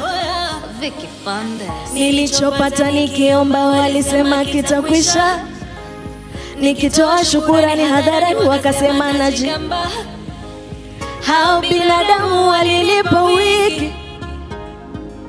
Sasa imepita miaka bado wanasubiri. Kazi ya Mungu haina makosa. Twende wote. Ingekuwa binadamu wanatoa ningekosa. Hey. Sio juju ni maombi. Ni maombi. Si kelele ni maombi. Ni maombi. Sio juju ni maombi. Ni maombi. Si kelele ni maombi. Ni maombi. Hoya hoya hoya. Hoya hoya hoya. Hoya hoya hoya. Ati na mikono nitainua, magoti nipige, niweleze jinsi alivyotenda katika maisha yangu. Kazi ya Mungu haina makosa. Ingekuwa binadamu wanatoa ningekosa. Kazi ya Mungu kweli haina makosa. Ingekuwa binadamu wanatoa ningekosa. Sio juju ni maombi. Asanteni sana. Ni maombi. Si kelele ni maombi. Ni maombi. Sio juju ni maombi. Ni maombi. Si kelele ni maombi. Ni maombi. Asante sana, asante, asante, asante. Ila Mungu hawezi kubali uanguke. Alichoanzisha leo lazima atakamilisha wewe. Kazi ya Mungu haina makosa. Ingekuwa binadamu wanatoa ningekosa. Kazi ya Mungu. DJ. Ajoshaskia. Wadaglis. Aha. Najoshaskia.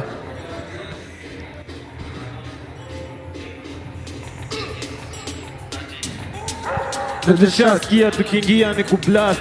Uko kabado unachukuliwa madam so. Anguka nawe tabaki umeflow na vibe.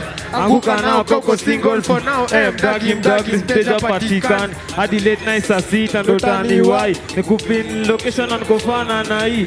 Sukate teka video na post pale NGC. Jina ni Kantel kurapsi ni talent. Anguka nayo. Anguka nayo. Check. Anguka nayo twende down low now. Standard juu ya fit mikono juu alafu click. Tuliza pesa alafu one leg. Anguka nayo. One leg. Check it. Anguka nayo. Anguka nayo. Anguka nayo. Anguka nayo. Check it. Anguka nayo kama uko na new catch. Anguka nayo kama uko na new catch. Anguka nayo kama patina magwash. Anguka nayo round you kwa mdagi mteja patikani. Kadile night saa 6 ndo taniwai. Anguka nayo. Ati anguka nayo. Ati anguka nayo. Na katika msupa weba juka. Cheza chini kikondezo maduza. Anguka nayo teacher. Anguka ndagi matisho za wadaglis babe. Ama dali. Tambu serikali. Juni serikali. Tamka asali. Mnajua ni nani? Flow shati. Ki. Don meduka hapo dauni. Chi. Aha. Kutekewa mpoa daily miti. Mana zi. Mana zoko. Mana zoko. Anguka nayo. Anguka nayo. Ati anguka nayo. Anguka nayo. Anguka nayo. Anguka nayo. Ati anguka nayo. Anguka nayo. Ati anguka nayo kama relax. Anguka nayo kona patina magwasha. Anguka nayo koko single for now. Anguka nayo. Ati anguka nayo. Nayo. Anguka nayo. Anguka nayo. Anguka nayo. Ati anguka nayo. Anguka nayo. Anguka nayo. Kama uko na new cash. Anguka nayo kona patina magwash. Anguka nayo round 2 kwa iba. Anguka nayo. Anguka nayo. Cheki. Anguka nayo. Anguka nayo. Ati anguka nayo. Anguka nayo. Cheki. DJ. Anguka nayo. Hey, anguka nayo. A round of applause. A round of applause for the guys, Anguka nayo. Thank you so much for your patience. We get into another session, a round of discussions as well. I'd like you to help me welcome my set of panelists on stage. The first person that we have is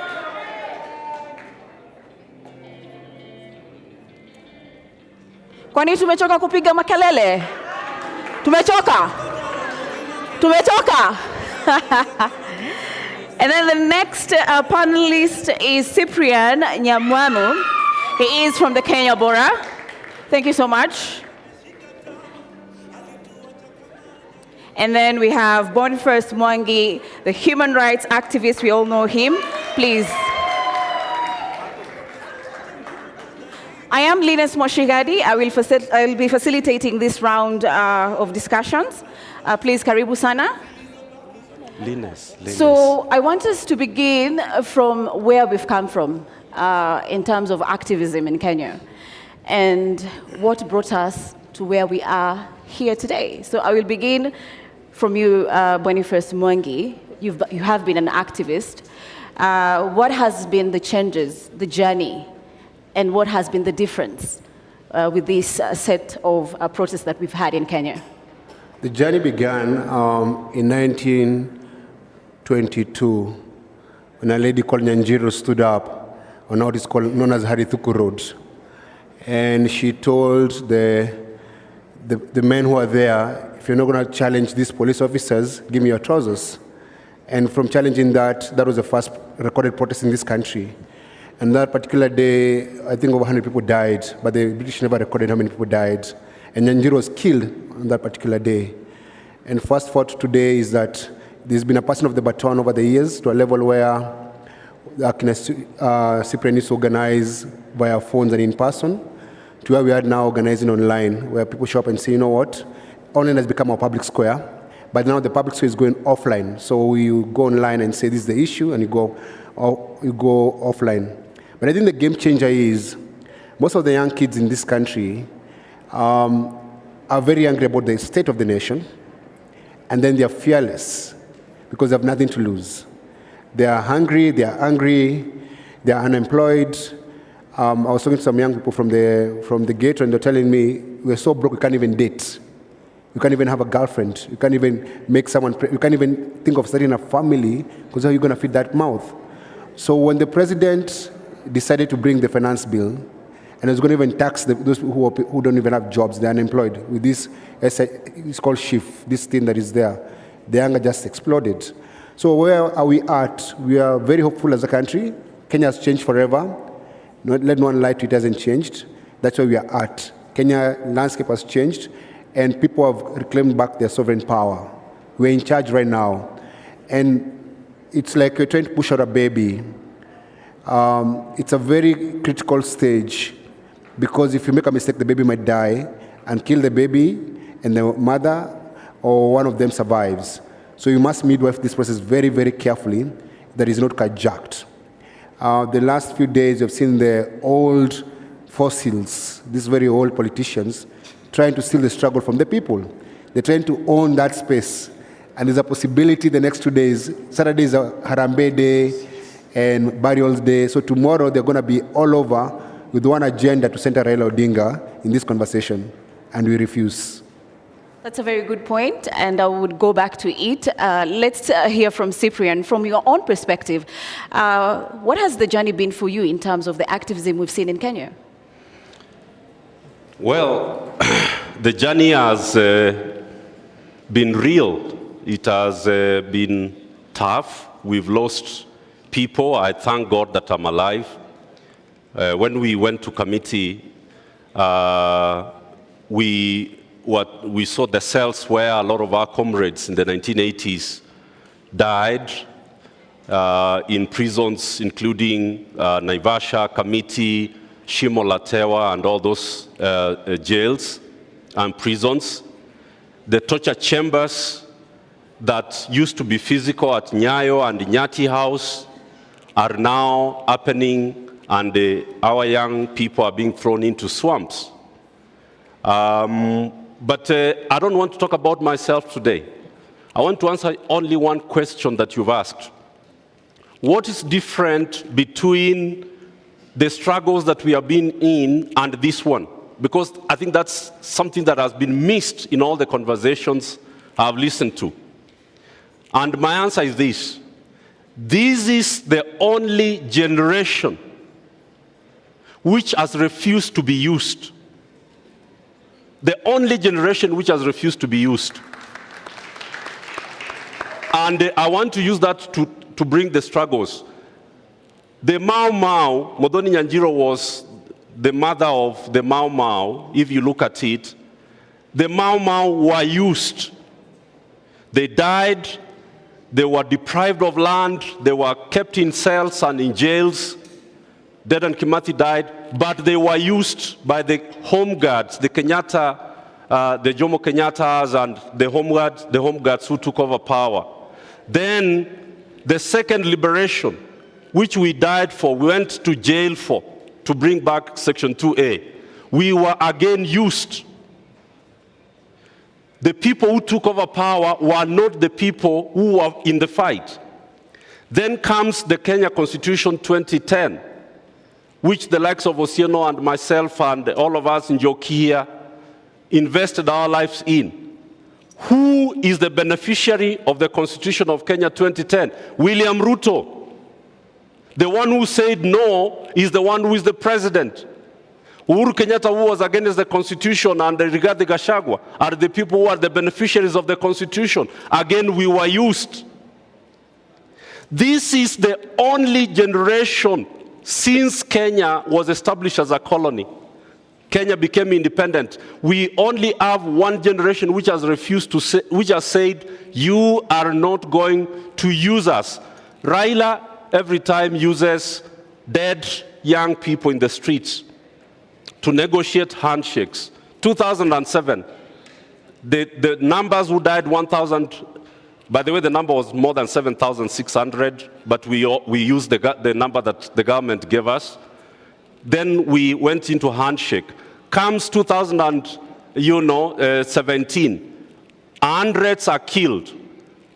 Power is shared. Then we come to 2022. Last year you saw 75 died. They were used to form NADCO. The young people are saying there is not going to be another dialogue where you are going to use our deaths to gain power. So I have to give it to these Gen Zs, I have to give it to them, that they have stopped something tragic, treacherous that has been going on about Kenya, and this generation has said no more using our blood, our sweat, and our tears to negotiate power. Thank you so much, Cyprian. Dr. Njoki, rallying on the conversation here, the journey, what is your perspective? Just something, and thank you, I'm glad we are talking about the journey, because the last 3 weeks, if you even try and get into any of these spaces, it's impossible. You don't have 100,000 followers to speak.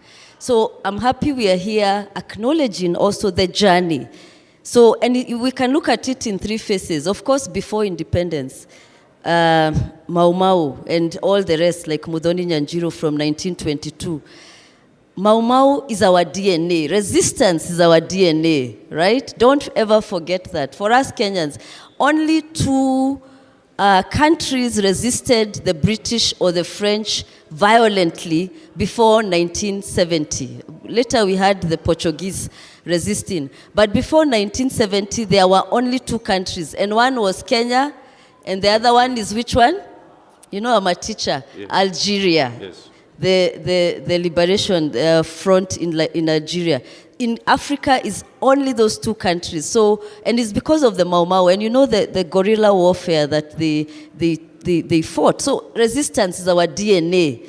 And with that, of course, even post-independence, people resisted the fascist state that Kenyatta, because many times we are just looking at this Ruto. We are forgetting the mistake started from Jomo Kenyatta, because he instituted a very fascist state. You know the many deaths that are still unresolved. And this politics of let's forget and move on is what got us where we are, a country where impunity is our DNA now. Right? And so we need to look at that past from Kenyatta, the mistakes he made, and especially in setting up the structures of Kenya.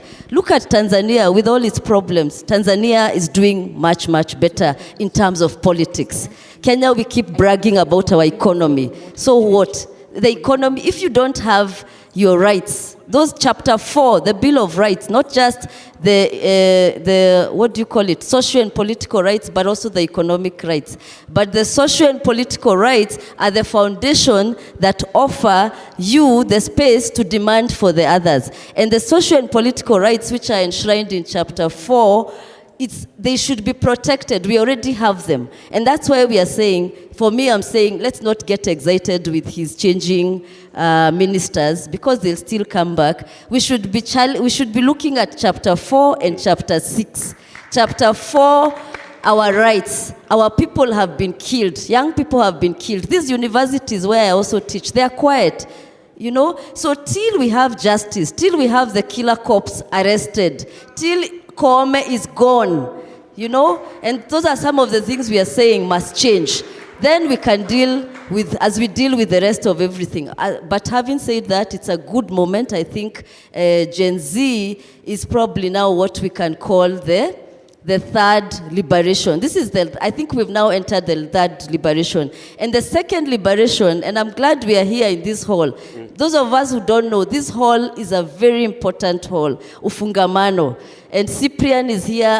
I've seen many other comrades who are there those days during the IPPG reforms and NCC especially, and the National Convention on National Convention Assembly Executive Exactly. Council. That's where the Constitution of Kenya was changed, and Section 2A was repealed, and that's where we can tell off Zakayo and anybody else about why, because we fought for that constitution. And it's really sad that we have to keep fighting. That's why we need to have the right people in power, so that we are not fighting, so that it's people who also think like us, people who know human rights is part of state making.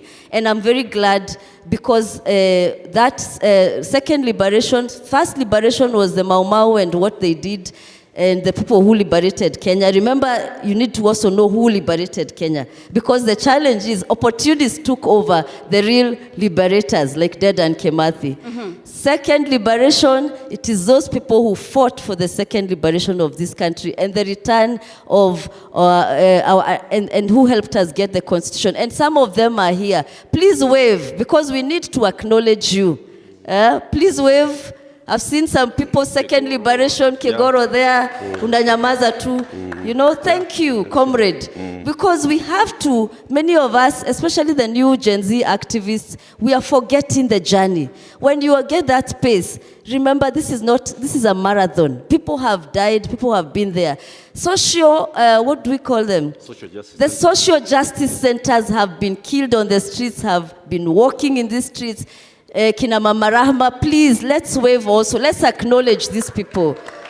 You know, and all the social justice activists, Olal, Viva comrades. These are the people who have brought us to this moment. So let's not look at it as it's 3 weeks, oh, now we must always carry that journey. And when you're given to that opportunity, remember those people. Thank you. Thank you so much. So let's tweak the conversation a little bit, and let's talk about the journey when we look at police accountability and brutality. Of course, police have been there throughout the journey in terms of the first liberation, as Daktari talked about. But with the new Constitution 2010, there was different expectation in terms of how they would engage the protesters. So Otsiero, take us through how the journey has been and how do we make police accountable? Thank you. My name, I'm called Otsieno Namwaya. I work with Human Rights Watch, but I will also speak more broadly because I've been an activist since the 90s. First of all, I think last week or early this week, I had somebody say in Parliament, I think it was Danson Mugatana, that this is the third liberation. The second liberation there was in the 90s, and then there was the independence struggle. And I think it is broadly true, but I have a different thinking, because the second liberation in reality aborted. Picking up from what Daktari has said here, it aborted because if you look at some of the discussions we're having here, they were the same discussions, partly the same discussions we were having in the 90s. The issue of the portrait of William Ruto. I remember sometime, I think 1997, we were the Gen Zs then, we were called Generation X. We had in this same spot, Cyprian, correct me, but we were wondering, why do we have Moi's portrait everywhere? And that we need to stop that. That's part of imperialism. So having said that, that struggle, second liberation struggle picked up from independence struggle, which a lot of people believe that the independence struggle aborted and died with the death of Dedan Kimathi in 1957.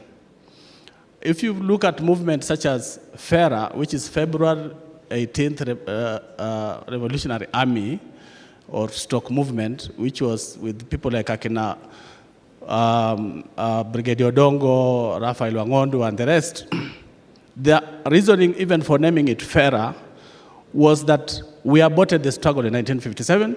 We need to pick it from where we aborted it. That was 1957. That's why it's called February 18th Revolutionary Army. Dedan Kimathi was killed on February 18th, 1957. So it is part of the long struggle. So picking it up from there, I was supposed to talk about police accountability. I don't want to go into details of repeating some of the things that some of the speakers who are here in the morning had already spoken about. I want to basically flesh out some of the worrying trends that we have noticed for the last maybe 7 years that we need to be really worrying about and calling out the authorities for what is happening. Let me talk about IPOA a bit. IPOA was basically created by the Constitution of Kenya 2010 and then operationalized by the 2011 law, IPOA Act of 2011. But it came effectively into operation in 2012 when they were constituted, and then they started setting up in 2013. By 2013, we had a lot of hopes. They had just 6 investigators. But they could try to reach everywhere. They would be in Kisumu, they would be in Nairobi, they would be where? There were just 6. Right now, IPOA has approximately 100 investigators. But what do? If you look at their case success rate from 2013 to now, how many cases have they successfully prosecuted? How many? I think about 12, if I'm not wrong. I think about 12 or 13 cases. How many cases have been filed with them? At some point, IPOA used to post these details on their website. They no longer do that. Why? Because if you look at the cases that have been filed with IPOA, by around 2018, 2019, there were around 7,000 cases of police brutality and police misuse of power and all that. How many could they investigate? There are about 100, maybe 1,000, up to 2022. How many have they successfully prosecuted? About 22. However, the details, those details don't tell you the problem with IPOA right now. IPOA was initially in the thinking of the 2010 Constitution and the second liberation, the issues we had, especially after the 2007 elections and the killings by police, was that we need a civilian institution where people can walk in and report police abuses, so that people don't have to go to a police station to report cases to be investigated by the same police officers who have committed the offenses. So it was created as a civilian institution. It was supposed to be friendly, welcoming, understanding, transparent. But what has happened today, if you look at IPOA, it has transformed itself. It has become more like a police institution. So it's no longer transparent.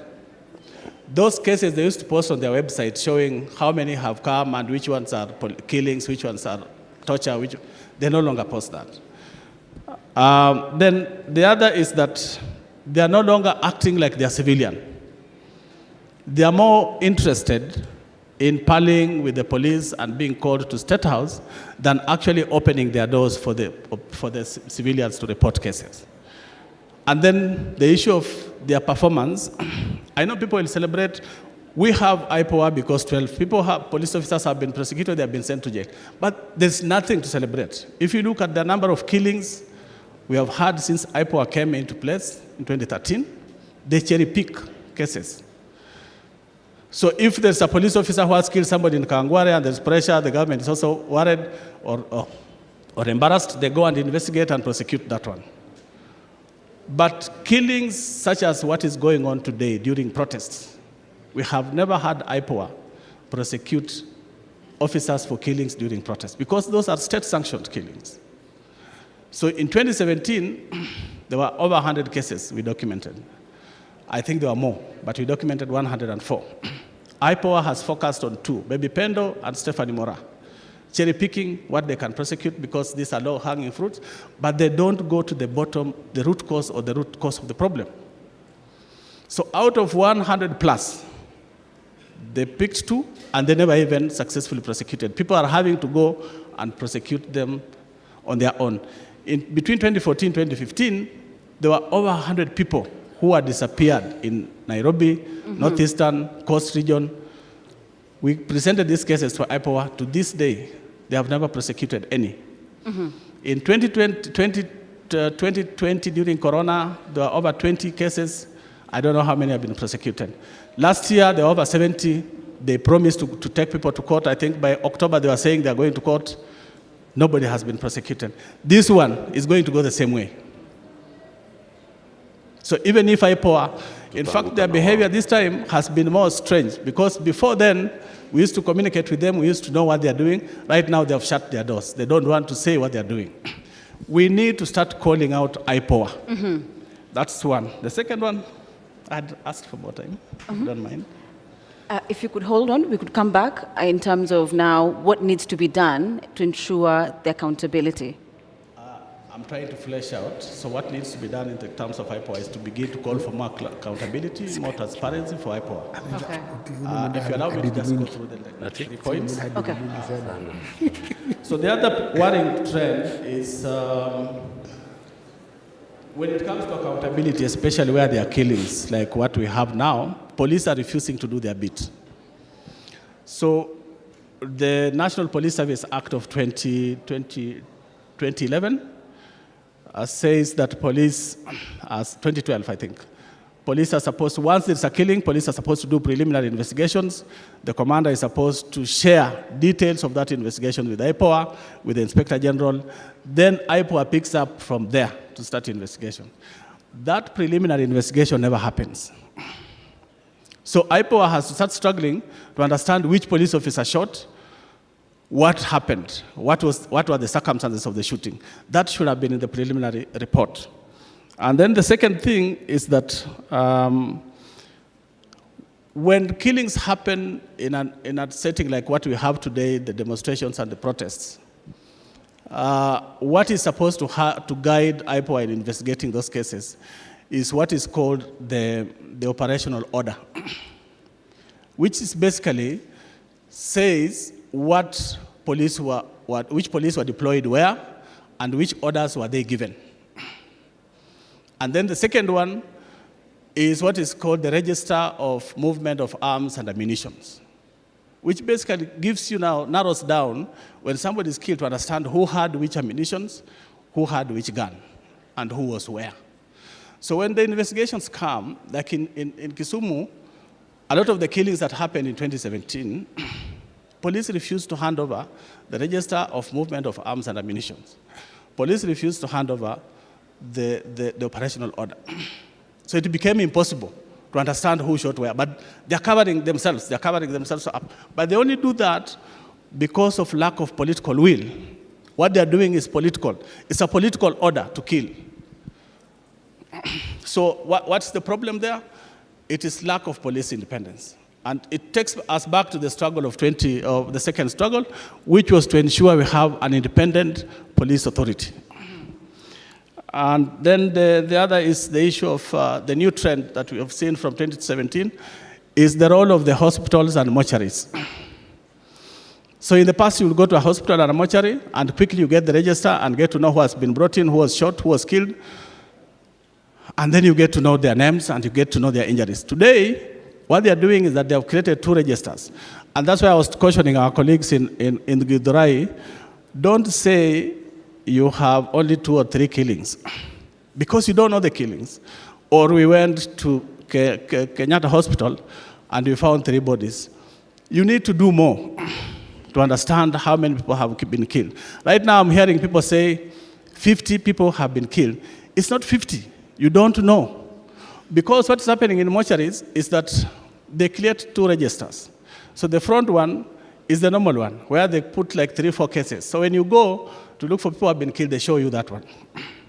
But there's another police register, where they have all the other bodies.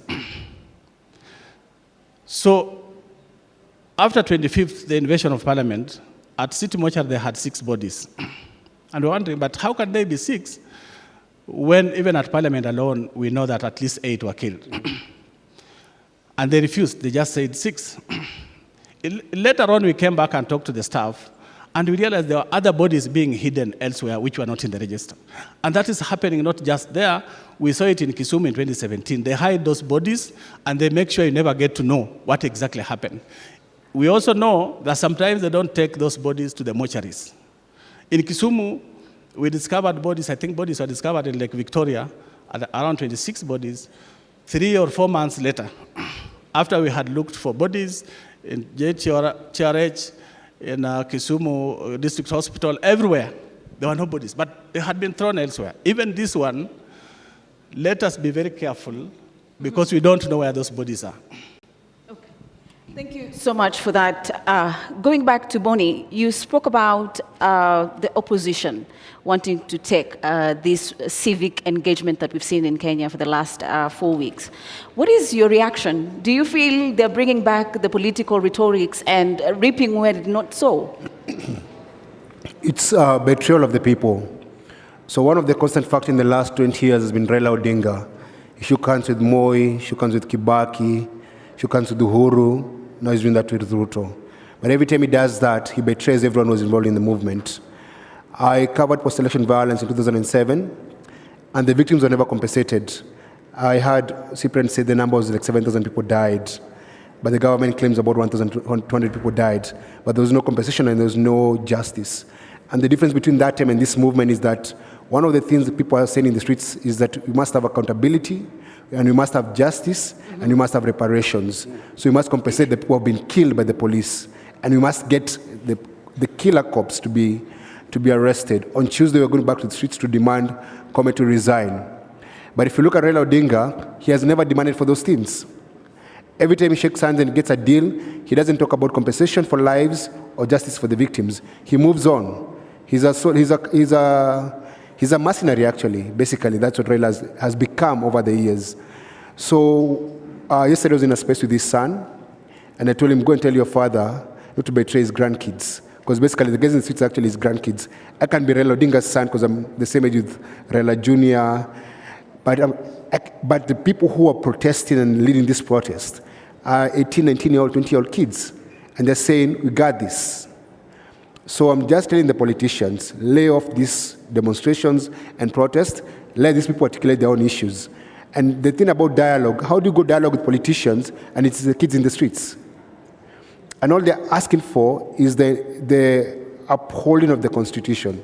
There's no new ask by these young kids. They're not saying that start new laws. No, they're saying the existing laws work. Implement the Constitution fully. That's where the fight is at. So our ask for everyone who is here and people who can talk to Raila Odinga and online and offline is tell him not to make this movement a barrier issue this weekend. Because what politicians do over the weekend, they go to churches and burials and try to set the agenda of the week. And what they're trying to do, when they do that, they're deflecting young people and make them keep off. Because the reason why they're in the streets, they're saying they're tribeless, they're partyless, and they're leaderless. But the moment someone's trying to insert themselves as their leader, you just spoil everything. So I think it is in bad taste for someone who's not in the streets. In this particular, the last 3 weeks, and people have died to come in and try to speak on their behalf. Those kids know what they want, and they're saying very eloquently and loudly, let them speak for themselves.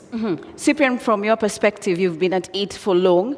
Perhaps how does the protesters keep the momentum as it is and to ensure they're not divided by the politicians? Because that can be a mechanism in which now they separate this. Three things very quickly. The first thing is what Bonnie has spoken to. Be united around the issues, set the agenda, and what the Gen Zs have done is that they have published their agenda. That's the first thing you do if you want to remain united. That's very, very important, that the agenda is clear, you publish it, and you own it. They have even said that the leader is the issues. The issues are their leader. The second thing you do to keep a movement together is that you hold everybody accountable who is involved in the process and in the struggle.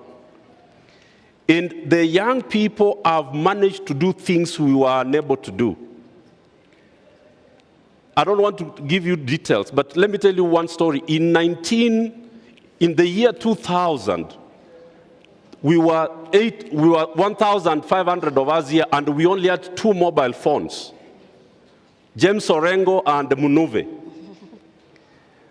And a priest, a reverend, I don't want to name him today, asked for Munuve's handset. He didn't know, don't name them. And he went out there to speak, but he did not know how to operate the mobile phone. But it was State House which was speaking to him. So when Munuve was given back his phone, he realized that it is State House which had been speaking to the convener of the meeting. That's why I didn't want to name him. And so you have to ensure that the infiltrators do not divide you. And that's why I'm really saying kudos to Gen Zs, because they have identified the infiltrators and they have ensured that they are flashing them out. That is extremely important. People should know, and what you've done, what they have done is really powerful, because they have even moved out of people's YouTube and whatever, so that they pay the price. Which some of these things, we didn't have these things in our days. Finally, which is what I want to really speak to, the Gen Zs do not know how to deal with it. You are never going to go to the streets and you are not infiltrated physically. So in NCEC, in our struggles in NCEC, we established the self-defense teams, the self-defense forces around active nonviolence as the principle. So you need to train 500 to 1,000 young people who are responsible for shielding and protecting and identifying and recording, to ensure that you are not infiltrated by people who are agent provocateurs, who break people's shops and burn people's vehicles, and then it is blamed on you. Thank you so much, Cyprian. Before I come to you, Dr. Njoki, I'm told we have Professor Kivutha Kibwana, former governor from... Yes, correct. So if we could have him, please, Professor, the floor is yours.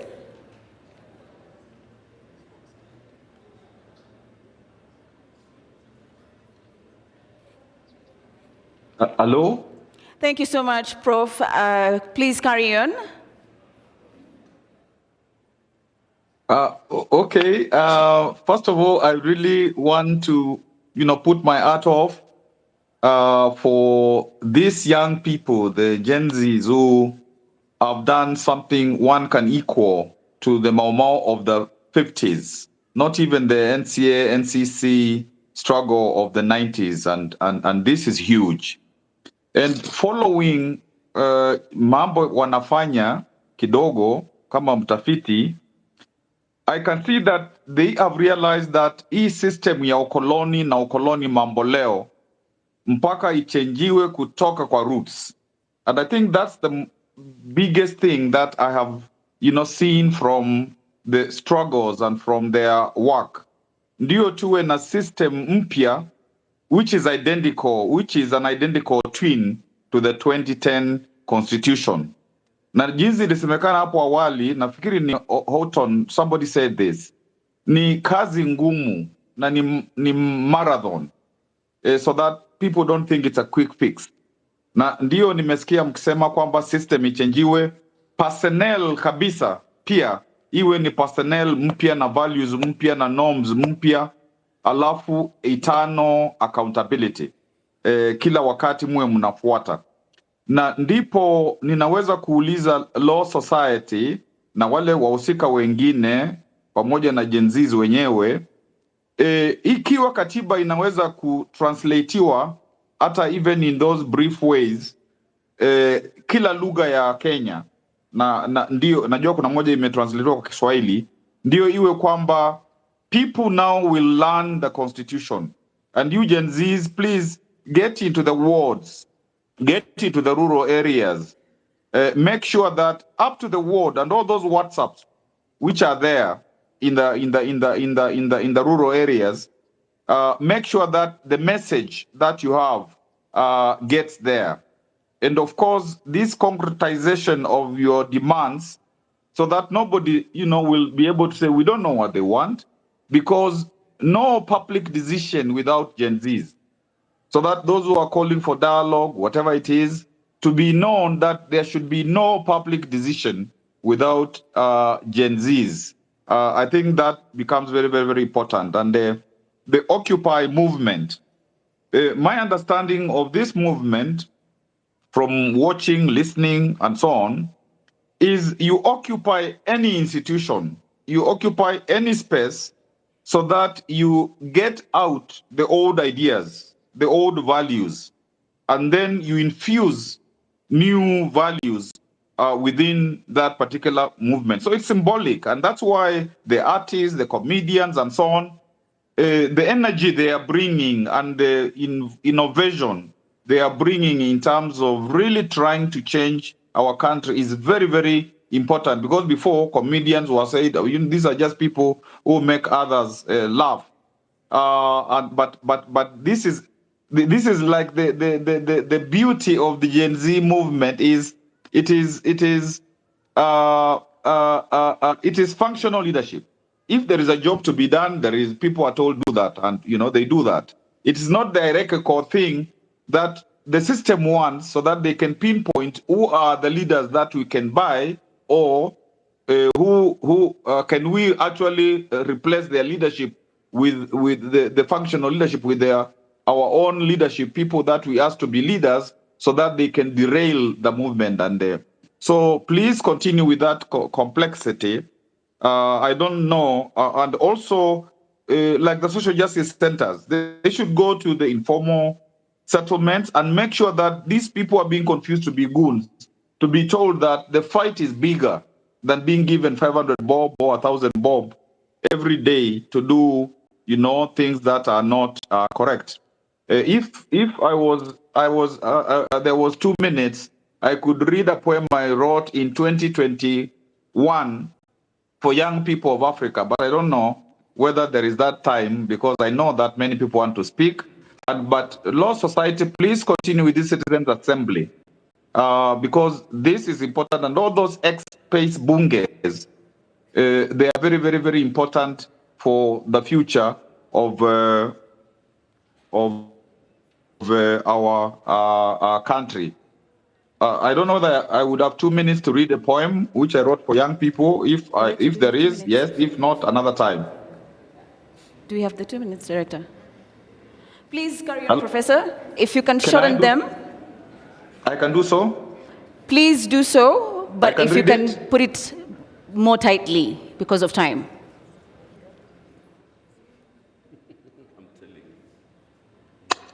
Prof, can you hear me? Okay, then let me read it. Yeah, I can hear you. What? Yes. Hello? Please repeat, Prof. I couldn't hear you. I was asking if I have 2 minutes to read a poem which I wrote in 2021 for the youth of Africa, Youth Seed. Please go ahead.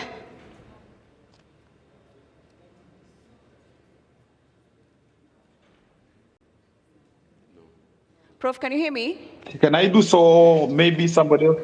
Yes, I can hear you now. Yes? Yes, you can do so, please, kindly. Okay. Youth Seed for the youth of Africa. If Africa is eclipsed by a dark continent, the sun to beam humankind's oasis of civilization is a swarming rays of youth. Some say Africa's youth is unschooled, restless, boisterous, uncouth high voltage. However, young people are the eternal reservoir for nourishing Africa's modernity. If the continent and our youth fail to enact a symbiotically binding social contract, we have entombed Africa alive. How many generations must we miscarry before we can procreate seminal life?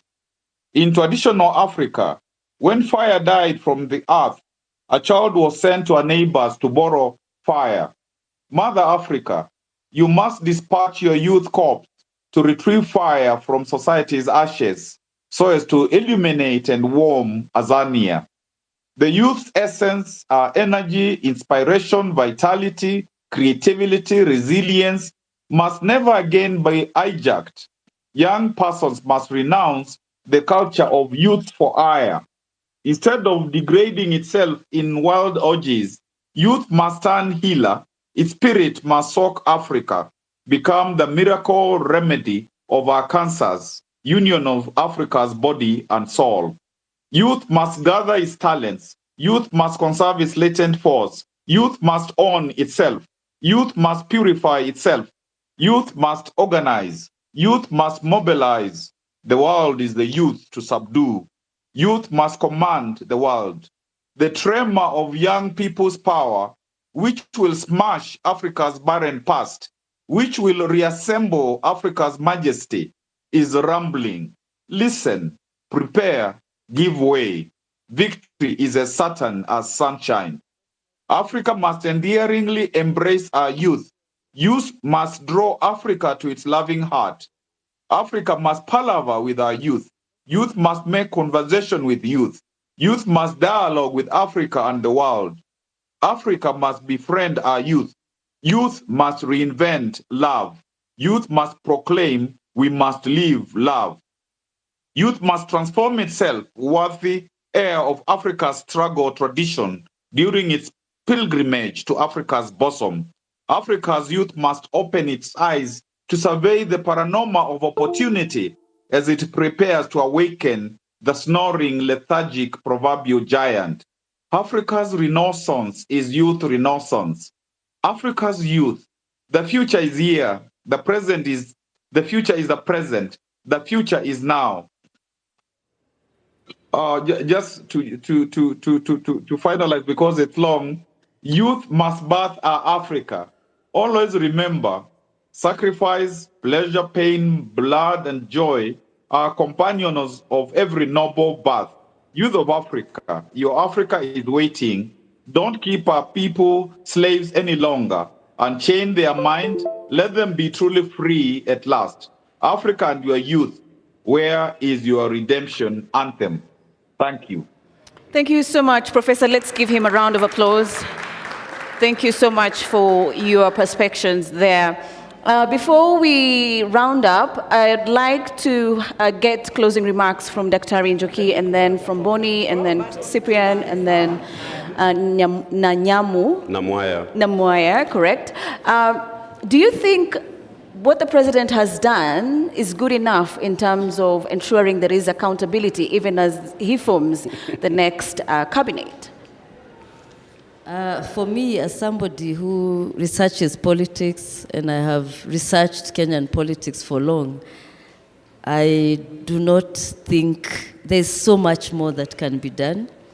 Remember, these are politicians, people, and now that's what I was telling people on Twitter. It's nice, yes, we all wanted, of course, they get rid of the cabinet, but where are they going? Have you checked how much money they're still going home with?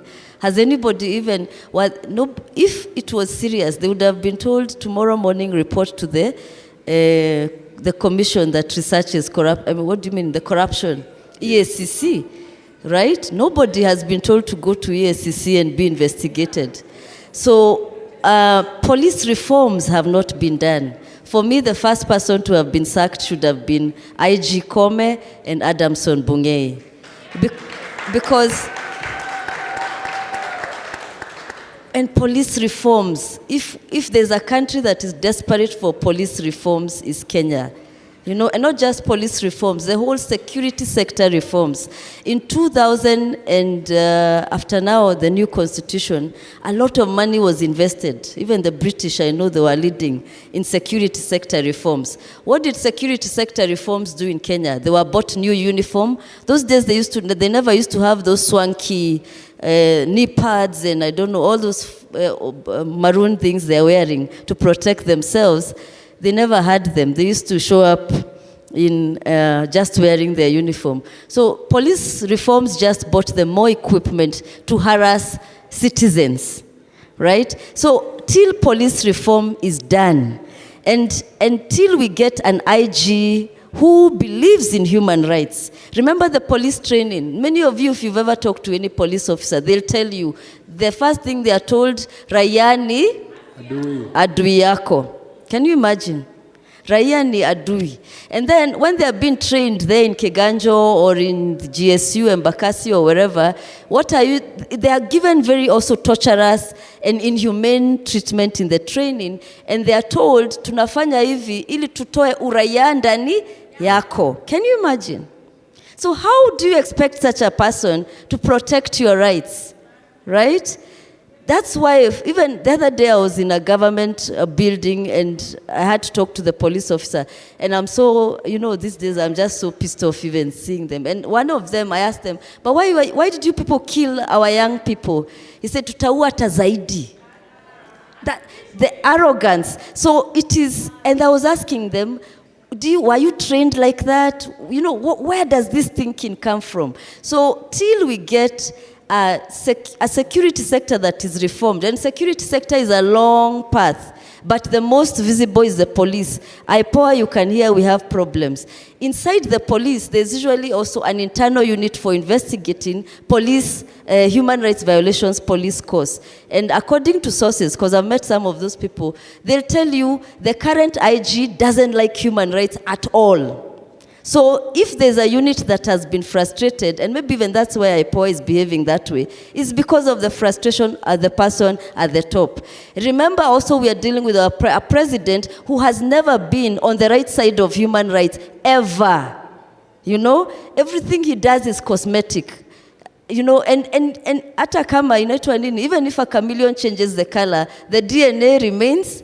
So till we get a president who respects human rights. Because as I said, if Chapter 4 of the Constitution, which is a Bill of Rights, is not respected, we cannot enjoy any other right. Those are the first degree human rights. And that's, you know, what we are saying, the freedom of assembly, freedom of speech. And that's why young people are all trying to go to Europe. because there, you know, I can protest every day.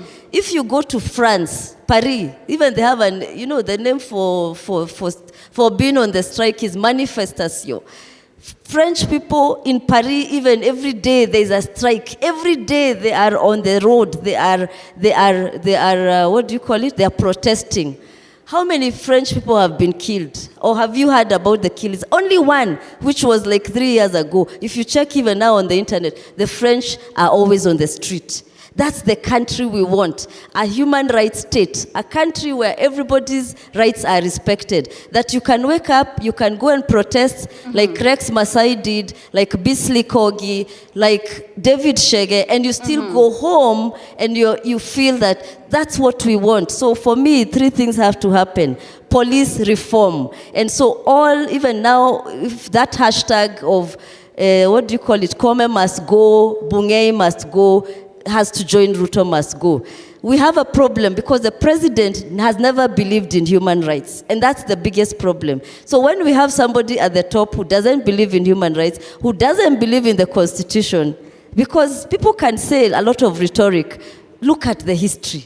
The history betrays them. So maybe they can change. I'm not saying they might not change. Hopefully, this generation, this third revolution, it's not actually a revolution. A revolution would need radical change of everything, like, you know, the French Revolution and others. But I hope we can have radical changes. We must, of course, I celebrate Gen Z. I celebrate millennials. Bonnie and I and many others, we are millennials. Gen X. These are our colleagues. So also this idea of exceptionalizing Gen Z is good, but remember all of us have been involved in this, and it's been a journey. This should actually be Okoa Kenya or Liberate Kenya movement, because all of us, we are tired and we want to liberate our country. This is the only country we have. I lived in the UK for 10 years. I came back because we want to change our country.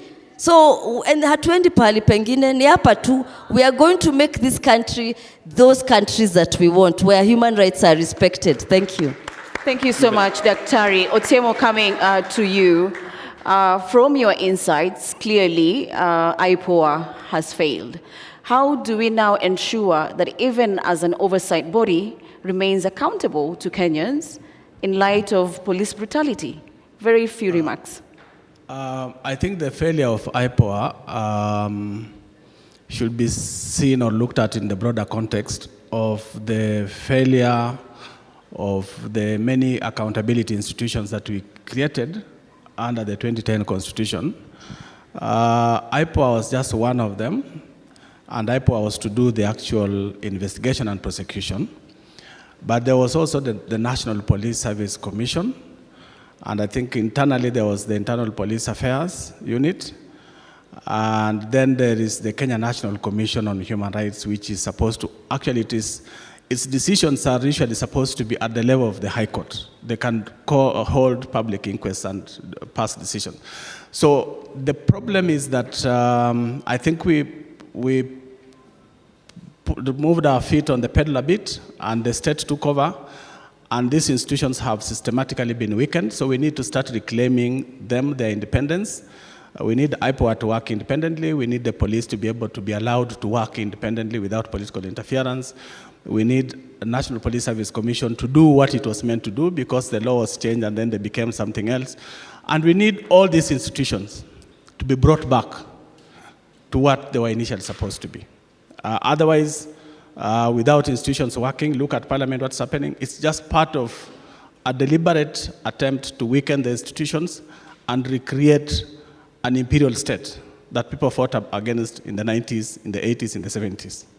Thank you. Thank you so much. Bonnie, as we wind up, what are your closing remarks? And possibly when we look at governance, of course, there are many arms of government that are there and other institutions. From the role of judiciary, we've not had them coming out and even commenting in terms of what has been happening. As you close, what would you want maybe the judiciary to be very keen on, especially given the police brutality and what we've been seeing?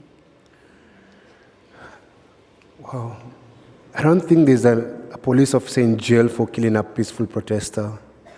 They rarely do that. I think one of the things that we blame the judiciary on is that They are independent, but they do not have the courage to jail big perpetrators. We look at Governor Obado and the case about Sharon that happened about 6-7 years ago. And a murder happened, but the man is still walking scot-free. And the same man is actually has another case in court about corruption. So the man is actually a repeat offender. He shouldn't even have bail. So you realize that sometimes the judiciary says you're innocent until proven guilty, right? But in this country, you're guilty until proven rich, because rich people do not get the same laws that apply to poor people. My closing remarks is actually that if we could get people to do their work that they're paid to do, Kenya would be very, very far. Whether it's Koome in her role as a Chief Justice and the magistrate under her, the people in the police service, the people who work for the executive. The problem we have is that this country is run by one person, that's the president, and he calls the shots. So you find that a body like parliament is not independent. It's a rubber stamp for the executive. That's why when they passed the bill, they took it to State House to go, you pass your finance bill, it's here. And we need to teach those people who did that a lesson. The beauty of the past 3 weeks is because now we've taken back the power, we're going to set the rules and the tone on how they behave. So right now we're in control, so we can be able to say, these are expectations. I think the judiciary should be able to come and say, we're going to have, they actually have special courts on economic crimes, but can you have a case listened to and conclude within a year or 6 months? You have to realize the people who steal a lot of money are very powerful. And they learned something from Patney. Patney was able to buy the entire judiciary and the entire opposition when he stole Goldenberg. And by doing that, he made it easier for people who steal later on to steal enough to bribe everyone. I was just looking up about Anglo-Listen because of the killings in Mukuru, because Kenya doesn't have a proper forensic lab. But 22 years ago, would have bought one with Anglo-Listen money. Anglo-Listen money was stolen. The thieves were never convicted, but guess who was found guilty for defamation? John Githongo, the whistleblower. So you see how injustice the justice system is. So my prayer is, as we reform this country, we get men and women of integrity like our President Faith Odhiambo, who you can believe in and stand and say that if she's in that position, you're safe. And it's very, very important. So the Kenya we want, power. So the Kenya we want, as I conclude, I want the Kenya we want to have the Kenyans we want in that Kenya. Kenyans who believe in integrity and who stand up for their rights. We are standing up for our rights. May we never sit down, ever. Thank you so much, Boni. Cyprian, as you wind up, what are your closing remarks looking at issues to do with governance? Because it doesn't end with the president. It also trickled down to our counties. Thank you very much. I want to say that there are 4 things that the Gen Z Occupy movement wants changed in Kenya. They are saying that Kenya has lost trust in institutions, transparency has collapsed, and accountability. Number 3 is that discipline has gone, and finally respect has evaporated. Those are the 4 problems that the Gen Z movement and the Occupy movement has identified. They are not just about the presidency, but you've seen the occupation even of churches. Nobody's going to be spared. What do we do going forward?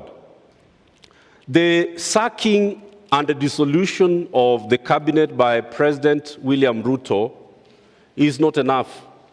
It is one of the 6 things that must be done. And just allow me to say what the 6 things are that Ruto must do before we can go back to the budget and the finance bill. The first thing was to sack cabinet. The second thing is that he must overhaul, change the leadership of parliament. There's even a court case I've seen to dissolve parliament because it is not constitutionally constituted. Number 3 is that we, and I hope Faith can hear me on this, Faith, we must establish a judicial commission of inquiry that tells us what happened during the peaceful protests. Who killed the protesters? Who burned police vehicles? Who torched the county government offices from Embu to Nairobi to Kikuyu assemblies all over the country? A judicial commission of inquiry is a must. Number 4 is that all the security chiefs, Koome, Bungei, but we are not talking about the Director General of DCI. That is the man who's killing our people. That's the man who is abducting our people, Amin. Why are people not talking about Amin? You were at Amin's office, he told you that he is not the one abducting, but he does not know who's abducting. So he must, that's number 4, and it's extremely important. Number 5 is that the military must be removed from the streets by going back to Parliament and rescinding the instrument that brought them to the street. Number 6 is that we must be allowed to recall all the members of Parliament who said yes. They must be recalled. They must be recalled. After we do those 6 things, the list of 14 irreducible minimums will kick in. Number 1 is that CDF must go. We are saying that we must close down all the offices that are chewing up our money. The Appropriations Act, the budget which Ruto passed into law, must be completely dissolved. We have rejected the finance bill, but we allowed him to pass his appropriations. So he is not worried. He has money and he has been allowed to spend. So he's not having problems. We must deal with the Appropriations Act. So going forward, the pressure must not be reduced. The pressure must be increased until everything is achieved that is on the list of the things that Ruto must do. Thank you so much. Thank you so much, my panelists. Unfortunately, we've run out of time. There is another set of panel. And Minocha has kept saying women. So many women, during the first week of the riots, you saw how many women came out, and young women, and it's sad that they've gone behind so in many revolutions or springs, after a revolution, women are put behind and then men lead. So we must not allow that. There's some discussion I'm seeing on Twitter, let's get rid of women reps. We have a quality problem for men and for women. It's not unique to women, right? We have a serious quality problem. Of course, if most of the KK members of parliament, it was business partners, people who invested in KK, even I'm sure some of the Azimio, but KK is where we have really problematic members of parliament. So it is not, it's a quality problem for men and women. And please stop singling women out as they were not, we just have a bad parliament. And it is now for us, many of us, don't forget, run for politics. Yes. Politics, if it's 2027 or it's after we recall them, don't just sit there. As you do the activism, you also register yourself, get into we need a political party of this movement. Because without that, those are the instruments of getting into power. We will just be talking and then so we need all these activists, and let's own that activism and take that. Can you imagine if we all went into government? We would change everything. So the pressure must not stop. That's what I would like to say. A round of applause. Thank you so much for sharing your insights there. Asante sana. Thank you so much. DJ, as we transit, a little bit of music. I'm being told we are getting into another round with a list of panelists as well. So you can leave the stage. Thank you so much. We have Tess Wavinya from... Yeah. Oh, she's here. Yes. On this round, we have Tess Wavinya from LSK Council. please take the stage.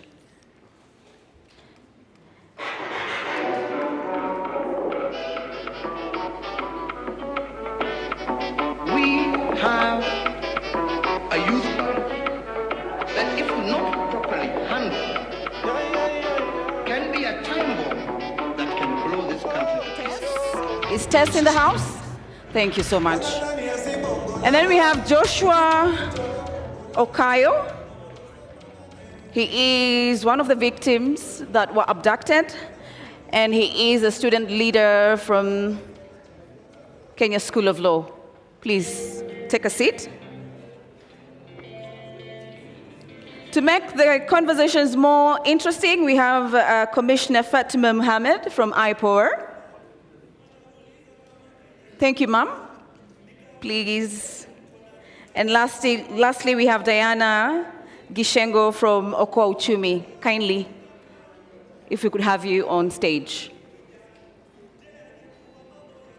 So on this session, we're just going to look at what next for the victims. What are some of the legal instruments there is for them to institute so that they can be able to get reparations for some of the atrocities that were meted on them. So thank you so much. Do we have Diana? Diana, please, if we may have you. Thank you so much. So we'll begin from Joshua, just from a victim perspective, having gone through the ordeal. What do you think will justify some of the atrocities that were meted against you? Thank you. Nothing will justify the atrocities meted against me. And all those other people, the young people who were abducted, some of whom have since been found alive, but others who have been sadly found dead. Nothing justifies such actions. So yeah, nothing. Okay. What are your first actions that you would like to get out of the way if you had that opportunity to institute legal actions? Mm-hmm. Really, I know I have the opportunity to institute legal actions. Mm-hmm. And I want to thank the Law Society of Kenya, LSK, and the leadership of Faith, President. You know, so many advocates have come forward to help, to support, and they are passionately seeking justice for myself and all those others who've gone through what I went through, maybe worse. And yeah, number one is we need to institute legal charges against individuals who are controlling the police force, those who are controlling the NIS, the DCI, Director General. I had Mr. Nyamwamu talking about the same. And after that, the victims also need to be compensated for all that they've gone through. Mm-hmm. And all that is going to be done in due course. I want to assure you that the team, the legal team at the LSK, and all other well-wishers are up to speed, and this is what we would like to see happen. Number one, criminal charges against individuals. Number two, civil charges against, civil, civil matters against the government and those involved, so that then we don't just see them serving sentences, if at all they will. I hope they do. But then ultimately, we also get to get back to our previous state of physical and mental state. Thank you so much, Joshua. Tess, moving to you. As a body, LSK, are you looking forward to possibly institute legal actions? And what are some of the support that you're already giving to these particular victims of police brutality? Because there was issues of psychological trauma, especially for the victims that underwent the brutality. Yeah. Thank you very much. Well, Allow me first to state that in our country, we have the Constitution. And in the Constitution, it gives guidelines on how the government is supposed to work from the powers that has been delegated by the people. They do not have the sovereign powers. And it's also from there that such bodies like LSK are formed to keep checks and balance to the government. Now, as you've asked me, what are the measures that have been taken? As LSK, our first mandate is to uphold the rule of law. When you're upholding the rule of law, we're reminding the government, the current regime, which is trying to do and act on its draconian acts, that justice is our shield and defender. And it is not a cloistered virtue. And that's why we called upon our young members to go on the streets, pro bono, to live billable hours, so that we help those whom were peacefully assembling to protest and they were arrested, abducted, and taken to police station or detained in places we don't know. We do not have the much capacity to take them to psychological places, but we've been able to partner with other people, with NGOs, with human rights organizations, with psychiatrical facilities, so that we be able to enable them to get such help. Because we are not in normal times anymore. We are in abnormalities. Someone goes to the street to protest. They don't go home. Their families are scared. They don't even know where their child has gone to. When you call the phone, no one answers. A good example, the KSL student seated on my left. We got information of where he was found in Murang'a. I was the key person to get that information. And it was so unfortunate that he couldn't even comprehend or even want to speak. So it's only God who knows what he went through. And this government does not even care about that. So the measures that you're taking as LSK is you're reminding the government to uphold the rule of law, because justice is not negotiable. Stop abducting people. Why are you hiding them? If you're doing the right thing, you will not be abducting us. You will not be hiding us. You will not be detaining us. You will not be killing us like Denzel. So we are calling upon all wishers, especially these organizations that has such facilities. We've been able to partner with several that are helping them to go through that trauma process so that they may try to get rid out of it. But as we all know, trauma does not end. Something can trigger it at any moment. But our president does not care. He thinks he runs Kenya, and Kenya is not his. We need to remind him, as a Kenyan, he needs to ask himself, what are you doing for your country?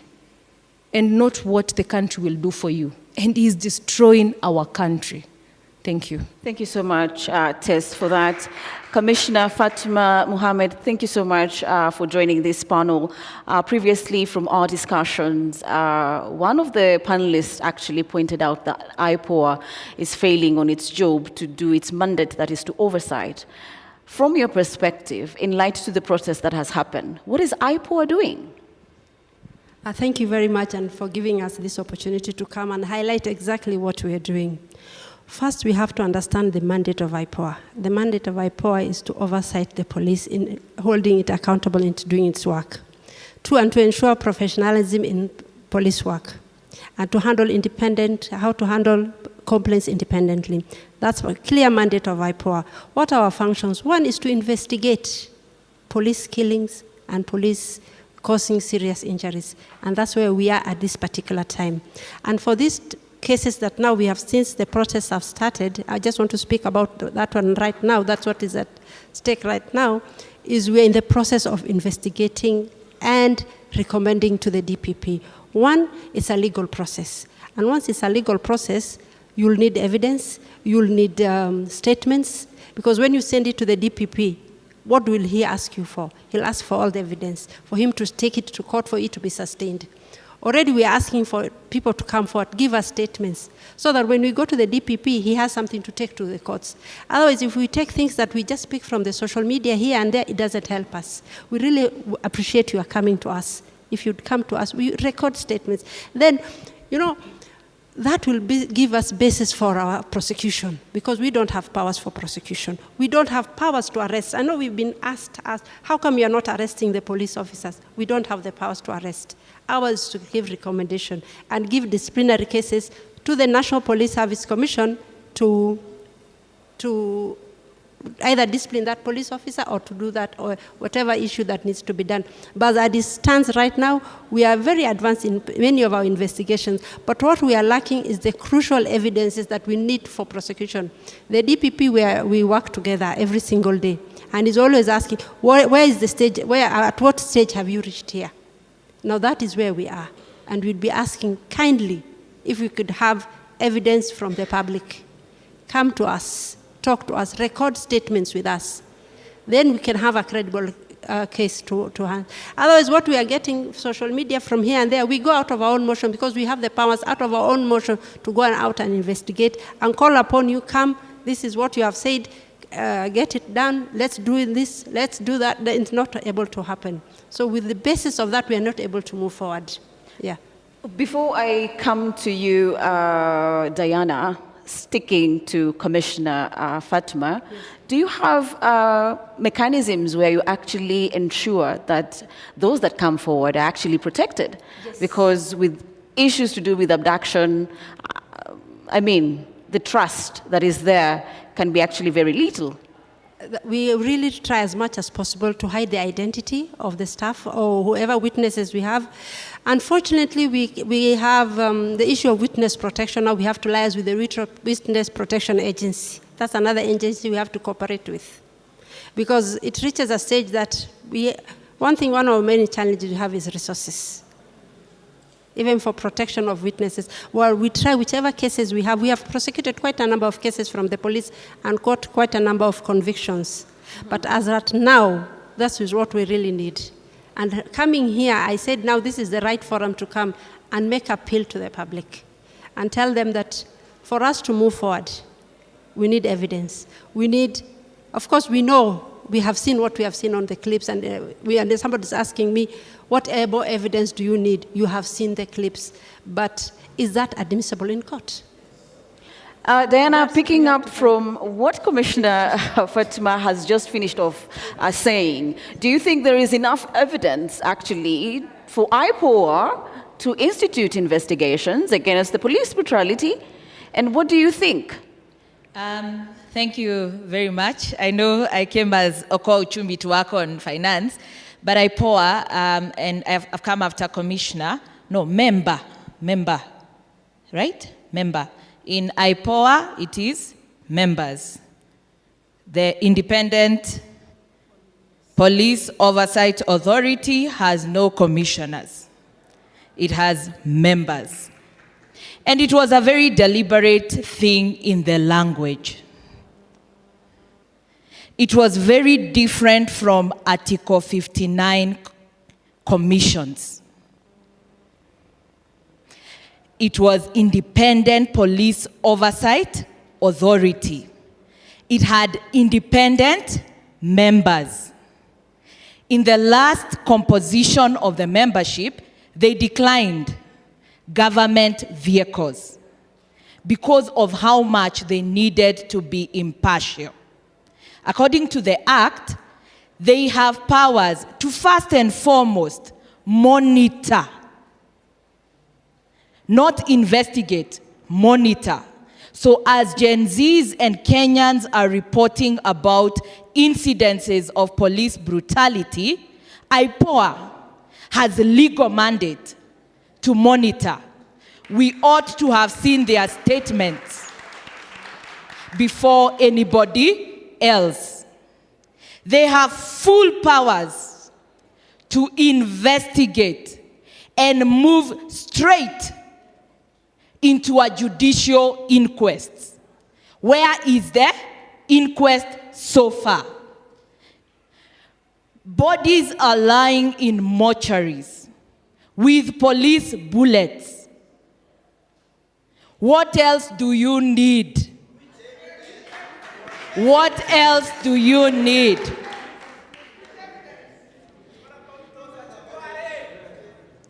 People are shot broadly and recorded on video.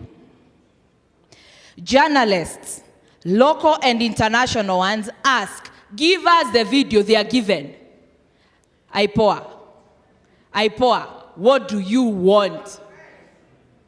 Aren't you complacent in this particular situation?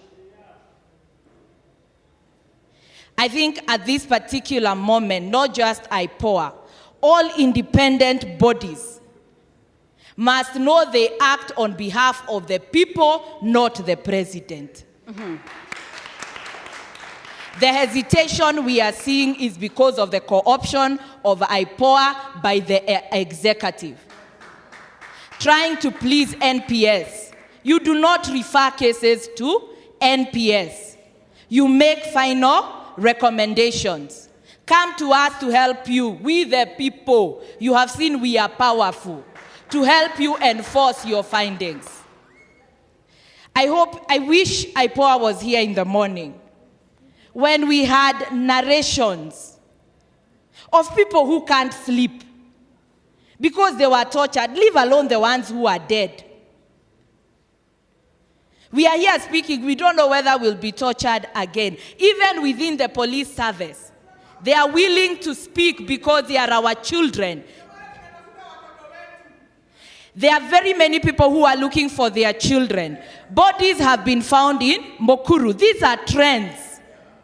By the time the president says there are no extrajudicial execution, we expect IPOA to give us trends. Pole Mami, and we hear you. I hope those tears, IPOA, you use our taxes. It must change. Thank you so much, Diana. Coming on from a law perspective. You want to respond? Yeah, thank you, Diana. I mean, I understand and I feel the pain. True.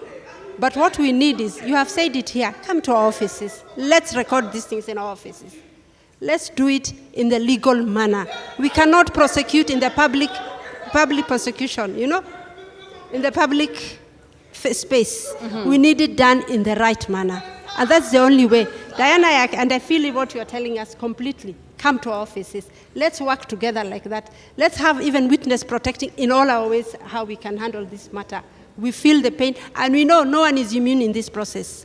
Today I'm in IPOA, tomorrow I am not. Our children are all outside there, all of them. So we cannot say this is one issue that we can ignore. We cannot. We need help. We need all kind of evidence that we can have, so we can push this issue forward. We are all together in this. There's no way that I'm saying that it doesn't happen to anybody. It's all of us inside this thing. And nobody is going to say that we are safe from it. So what we really need, let's come together, let's work together, let's push this agenda forward. We have shortage of resources in our IPOA. We are overstretched. We cannot be in every sector, but if we partner with social justice centers, if we justice with everything else, we'll be able to move forward. Yeah. Thank you so much, Commissioner Fatma. Coming back to Tess, if I may have your attention, Diana mentioned an inquest, and there is the issue of reparations. Is it enough for people that were tortured and even experienced the impact and the effect of the protest to get justice? Is it enough? Thank you very much. It is not enough because it is not being done. If I may retaliate, the mission of IPOA to conduct impartial and independent investigations, inspections, audits, and monitoring of the National Police Service to prevent impunity and enhance professionalism in the interest of the public. We the people. The sovereign of this country is we the people. When that inquest was supposed to be done, they are not doing it. They are telling us to go to their offices. We are in an era of social media. We are not in 1972, where when someone is brutally killed, abducted by the police, it cannot be seen out there. Bodies are being found everywhere. Today, bodies have been found at Mukurwa. Are they investigating? Are they acting suo moto? Yet it is an independent body that can act suo moto to process those inquests. Are they doing that? She's saying that they don't have the budget. Have they come to the Mwanainchi to tell us that? Are they waiting that when we need them, it's when they come and tell us that failure? Why are they not doing what they're supposed to do? It is not enough until it is done. Thank you so much. Joshua, coming to you, you are a victim. What support do you need, not only you, but also from your family, because they experience the whole ordeal even as you get abducted? What do you think are the initial supports that you need, you and your immediate family members? Thank you. I think before I get to the question as to what support I need, myself as an individual and the family, let me speak to this issue just a little bit. A few days before we got to Thursday, the second biggest protest, so many MPs in Parliament were saying that these are photoshopped, photos have been photoshopped, and these are not real figures, these are not real protesters. These are just, young people from young children. They were actually calling us kids from middle-class families who, with Uber and iPhones and everything. Until they saw the real deal on Tuesday, the 25th of June. So there's that illusion at IPOA. They're still imagining that these abductions are not real. They're still imagining that, these people go missing and then they are found dead or some found tortured. These are just jokes, all right? Even with the bullets in people's bodies, they still think this is a joke. Or they think there's a special group of people somewhere that are not the police or that are not being, patronized by the government that are doing these killings. So the IPOA live or they are working, I don't know whether they're working really, under an illusion that these are false abductions, these are false killings, and probably I think in their heads they think no one has been killed so far by the police. Because they want the victims, all right, to present evidence. They want the victims to come and report. How can a dead person come and report at IPOA? How can a dead person actually come to you to report? Today I've seen they've given about 14 names. I've seen the post they made about 14 names calling us to, I think I was one of them, to go and report at IPOA. Did you even mind that maybe some of us are not walking? I remember the first day I could not walk. When I was picked, I could not walk. I could not speak. All right? Or are you going to wait until all of us are fine, can speak, can walk, so that you start when everything is all cool and now you can hide behind all that calmness? I think it's time we just call them out. And all of them should go out, should go home. Now, as to the support, and I don't want to speak just for myself. I am very alive to the fact that most of the abductees have not come out to speak, which I understand. I also have a right. I should have been resting somewhere on the bed and trying to, to heal. Right now, someone is hugging me here, and someone can't hug you because your body is not yours. But I'm coming out because I know if no one is going to speak to this issue, then we shall be sanitizing the government by our inactions. So then it is just important that we speak. That is why some of us are coming out to speak. Not that we are okay, not that we are fine, not that we are fully healed. We are not. But because we want this in the heat of passion, when still we understand the importance of all these slogans we've been chanting, we have to come out. I am under the care of 2 people currently. And every once in a while, they come to check on me. Sometimes I shout in the night, something I've never done before. I don't know whether I used to do, but people who used to be close to me never told me that I used to shout in the night. The very first day when I slept, well, I couldn't catch sleep, but when I went to sleep, I fought someone who was sleeping next to me. Just woke up and fought. I didn't know this was happening. They reported to me the following day. I've had serious issues of sleeping. Sometimes I just zone out. All right? So, number one is we need to be supported psychosocially. We need to, of course, I've started conversations with some counseling psychologists, but I don't think all the abductees have a pleasure of getting such people. So it is important that this is brought to the attention of everyone else, that we need to be supported by counselors, counseling psychologists, psychiatrists, and everyone else who can support us mentally. Those of us who've incurred charges in hospitals, I remember the first day when I went to the hospital, we had some charges that we incurred. Mm-hmm. And afterwards, I've been going to the hospital. I've gone to the hospital like 4 times now. Every time going for reviews, every time going for checkup. And my left arm is still not functioning. Why? Because, I don't know really why, but they can't find what's up with my arm. Especially the upper part of my left arm.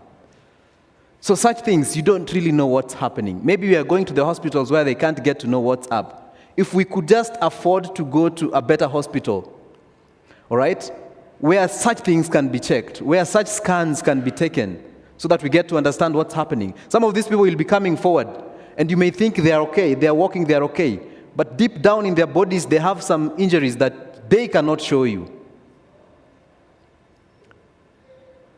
Also, I think it's just in order that the mental torture that we've gone through, and this is not a burden I'm going to put to the general public. This is a burden I'm going to put to those who are behind the abductions and killings. May we be compensated.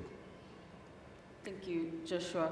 Diana, coming to you, one of the things that I picked from Joshua is the fact that a lot of the victims are yet to come out and share their experience. And it's my belief, one of the many ways in which people begin to actually comprehend what happened to them and even begin maybe the process of healing is actually by talking. As an organization, and even as you join in the conversation, how do you think we can be able to bring out the victims to actually now share their own first account just as a way of getting that healing?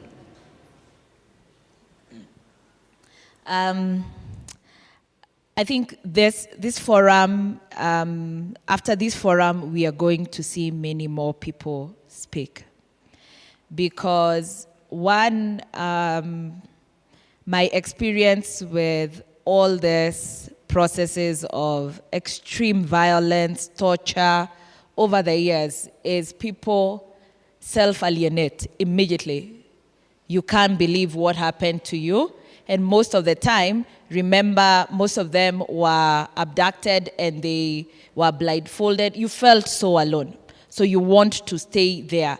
But listening to one account, so for the victims who've come today and shared their account, they have opened the door for many more to start speaking. But we will organize as many sessions of solidarity, of counseling, of listening to every victim wherever they are.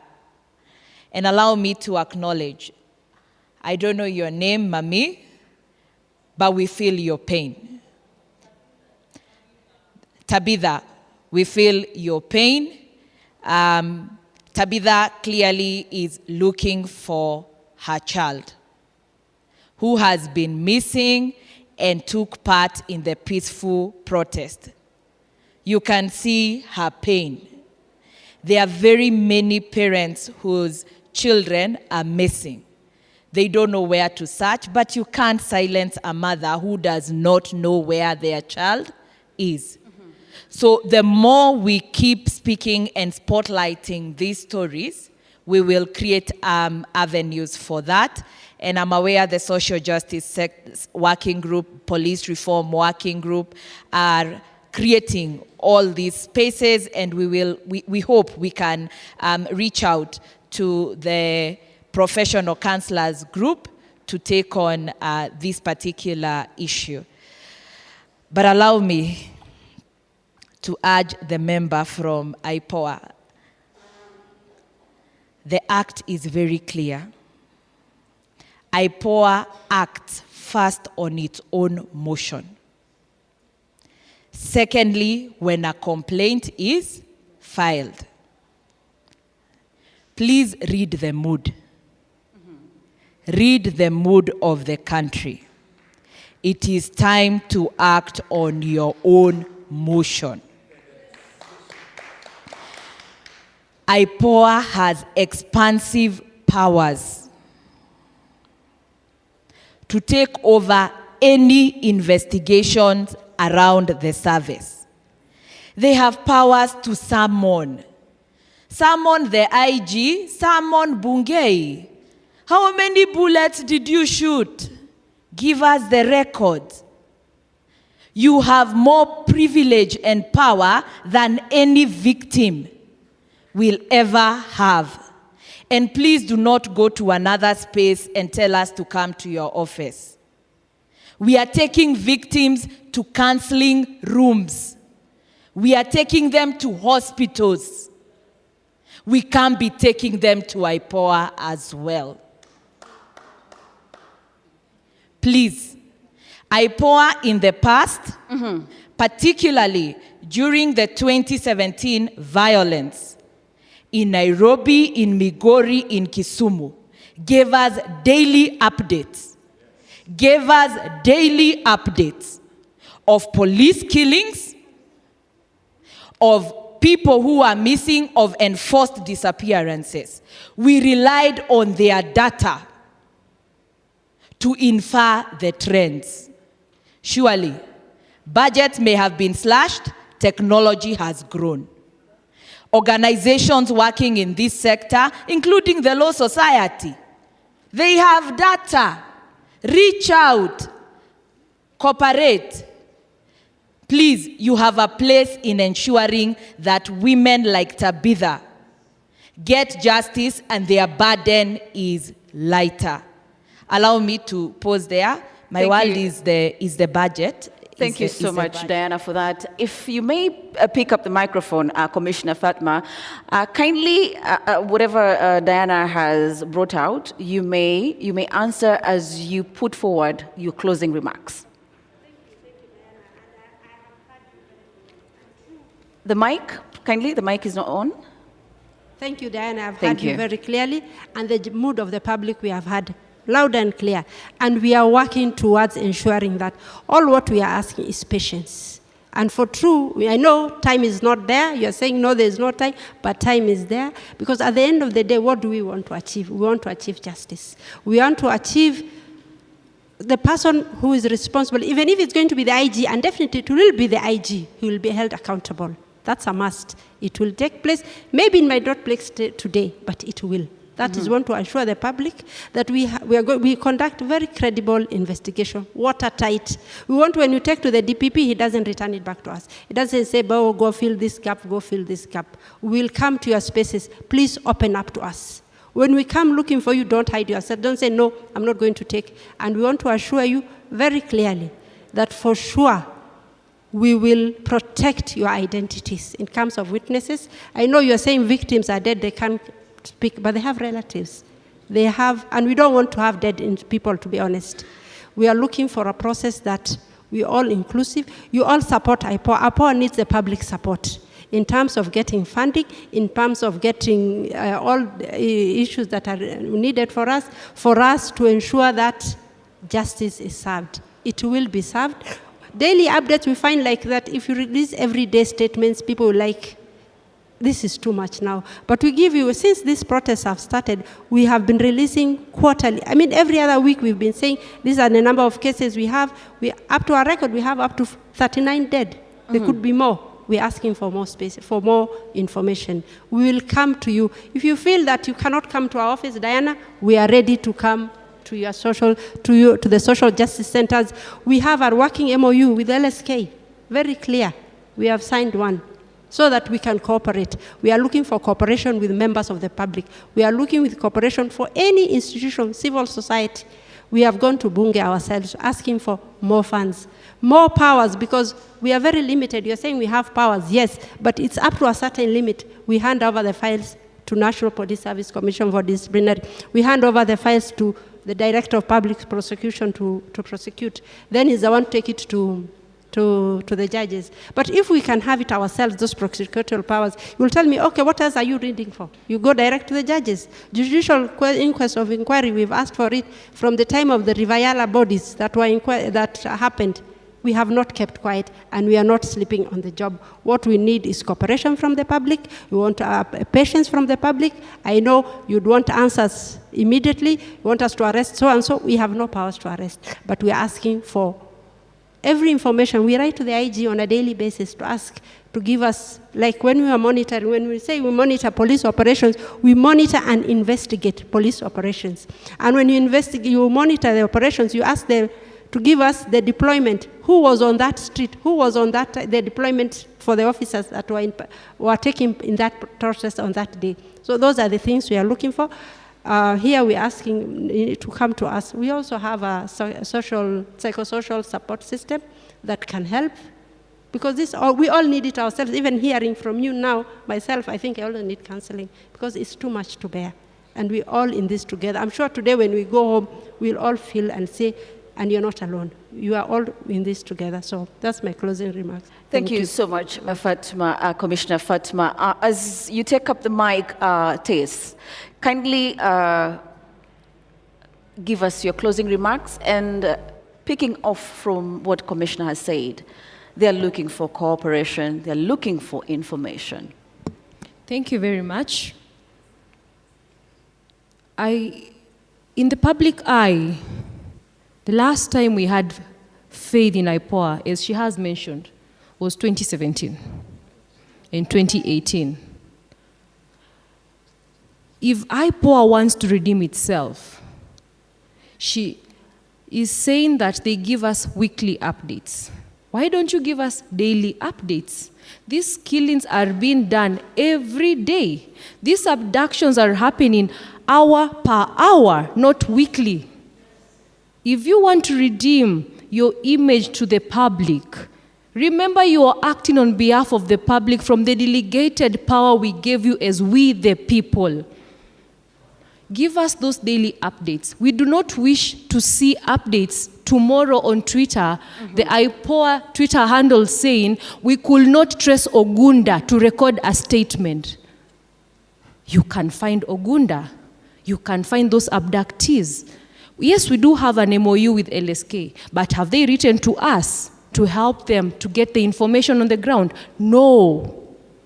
So if IPOA wants to redeem itself, please take up the mantle. Do your work independently as per the powers you've been given by the people of the Republic of Kenya through the IPOA Act. Go on the ground, investigate, get to know. And I'm sure once we start seeing you on the ground, we will willingly come, restore your image, and we will willingly cooperate. Because we want, as we are saying, we do not want dialogue. We want action. We are tired of dialogue. We want action. If we start seeing action tomorrow, all of us will flock at IPOA's office. All of us, myself included, because we have been victims as well. We've been followed by plainclothes police. We don't even know who they are. But if I go and nothing is being done, so that is what we are asking. Just do the work, and as Kenyans, we will cooperate. My final submissions. I'm speaking as an advocate and also as a member of the Republic of Kenya. And as we want to ask Dr. Ruto, the president, as you go to bed tonight, remember the words of J.F. Kennedy. It is not about what your country will do for you. It is about what you will do for your country. And realize what the people of the Kenya are saying is what we want it done. It is not about you, it is about the people of this country. Thank you. Thank you so much, Tess. Before we come to you, Joshua, for your closing remarks, I'm meant to understand there are some burning questions from the audience. If we could get brief questions, briefly state who you are and your question, and then we could get the ball rolling. And to whom is that particular question directed to? So, yes, Mama, let's begin with you. Okay. Majina zangu naitwa Tabitha Wanjiru Kailo. I'm looking for my son. Sijui kwenye yako. Simu imekuwa mteja from date 18. That's the last time we talked to him. Na juu ya hii mambo iko, I was calling kumwambia kuongea kuhusu maandamano. Na ndio nikapata mtoto wangu hayuko ako mteja. From that time nimekuwa nikizunguka. Nimeenda hospitali zote zenye ziko around, alikuwa na Kamweki. Nimeenda hospitali zote, nimeenda mortuary, nimeenda police station. Na to make the matter worse, ile kitu inaniuma, nimereport. Na nimereport Kasarani police station. Hakuna usaidizi yoyote unapewa. As a Kenyan, nafaa kufanya nini? Kama mzazi wa Mwangi, nafaa kufanya nini mimi? Cause ile kitu nafaa kufuata, ile njia nafaa kufuata ya kwenda kureport a missing child umefanya. Unaenda unapata police amekaa na unamwambia mtoto wako amekosekana for this time na umereport na hakuna kitu anakusaidia nayo. Anakuambia kuna data inafaa kutoka kwa Safaricom. You never know. Haujai kuwa in that scene again. Hujui utaenda wapi, hujui utaanza wapi, hujui utamalizia wapi. You can imagine hizo masiku zote unalala, unaamuka, unaenda kutafuta mtoto wako. Unaenda hospitali, unaenda mpaka unaanza kuamsha wale watu wenye wako wamelala wamejifunika. Uone kama mtoto wako alipatwa na shida yote ama aliumia kwa maandamano, ako kwa hospitali. You can imagine venye tunaenda through. Familia, kila mtu ako kwa pande yake, ingine pande yake akitafuta mtoto. Na kuna government. Kuna ile kitu unafaa kufuata. Kuna wale watu wanafaa kutafuta missing person. Kuna data, kuna technology. How can sasa utaenda ukitafuta, unaenda ukiangalia everybody. Unaangalia kama huyo ni mtoto wako. Utafanya nini? Ukienda kwa police station anakuangalia, hakushughulikii, unatafuta njia zenye anaweza kukusaidia nazo, anakuambia hana gari ya kwenda sijui kuangalia nini, sasa ni utafute pesa umpe. What is this? Kenya, makosa yetu ni nini? Makosa yangu kama mama ni nini? Makosa ya mtoto wangu ni nini? Ni kuwa tu Mkenya. Nini alifanya mbaya? Kutokelezea kwa barabara kama alikuwa ametokelezea kwa barabara. Alifanya makosa gani? Na ni light yake. Ukiona mahali unafinyika as a Kenyan, kuna light ya kuandamana. Joseph Mwangi Kailo, mimi mzazi, kwa nini napitishiwa uchungu kama huyo nikiwa mzazi? Tukiwa familia, kwa nini tunapitishiwa uchungu kama hiyo? Kwa nini? Si tunafaa kuwa tumesaidiwa. My question is, na zizo na direct to wakubwa wa Kenya hii. Kama ni mtoto wa Ruto angekuwa amepotea, all those days angekuwa saizi amepatikana. Juu kuna venye data zenye zinafaa kutumiwa apatikane. Lakini juu ni mtoto wa maskini, na lakini ni maskini Mkenya, ama Kenyan by niko na national ID ya Kenya. Mtoto wangu ako national ID ya Kenya. Cause yeye ni mtoto wa Kenya, anafaa kutafutwa kama venye wa Ruto anafaa kutafutwa. Kama wale wakubwa wengine, mtoto wangu anafaa kutafutwa in the same venye anafaa kutafutwa. Hakuna Mkenya mdogo, hakuna Mkenya mkubwa. Juu maisha ni maisha. Mimi mtoto wa Ruto hawezi kuwa mtoto wangu. Mwangi wangu hawezi kuwa wa Ruto. So I'm looking for justice for my son. Nitafutue mtoto wangu, nipewe mtoto wangu, nipewe mtoto wangu. Hiyo ndio uchungu yenye niko nayo kama mama. Thank you so much, Tabitha. There she is seeking, of course, her son Mwangi. And of course, from LSK, would like you to answer where she would get help, and from IPOA, if you could. But let's take a round of other questions. Yes, the guy there next. Please make it brief. Good afternoon. I'm Edwin Deda from Kibra, and I want to go on record as the person who rescued Frank Okoth, who was feared dead. And I participated in the demos as a person with disabilities for reasons known to me. My question to IPOA, this young man, as we talk, though he's in a quite stable condition, he still has wounds of 6 bullets. And with not trying to tell you how much harm those bullets has caused him, such families do not even have access to justice. So you find someone like me, I have to come to avenues like these ones so that I can also amplify their voices. So my question to IPOA is, because part of his life, or 70% of his life has been disoriented, how are you going to help this young man who in the first place was feared dead, and the reason is because he did not have an ID, and you know if someone dies, the only identification to his relatives is taking the fingerprints. So when the police do their scans, they don't find him on record, and the country saying he's dead, yet he is not.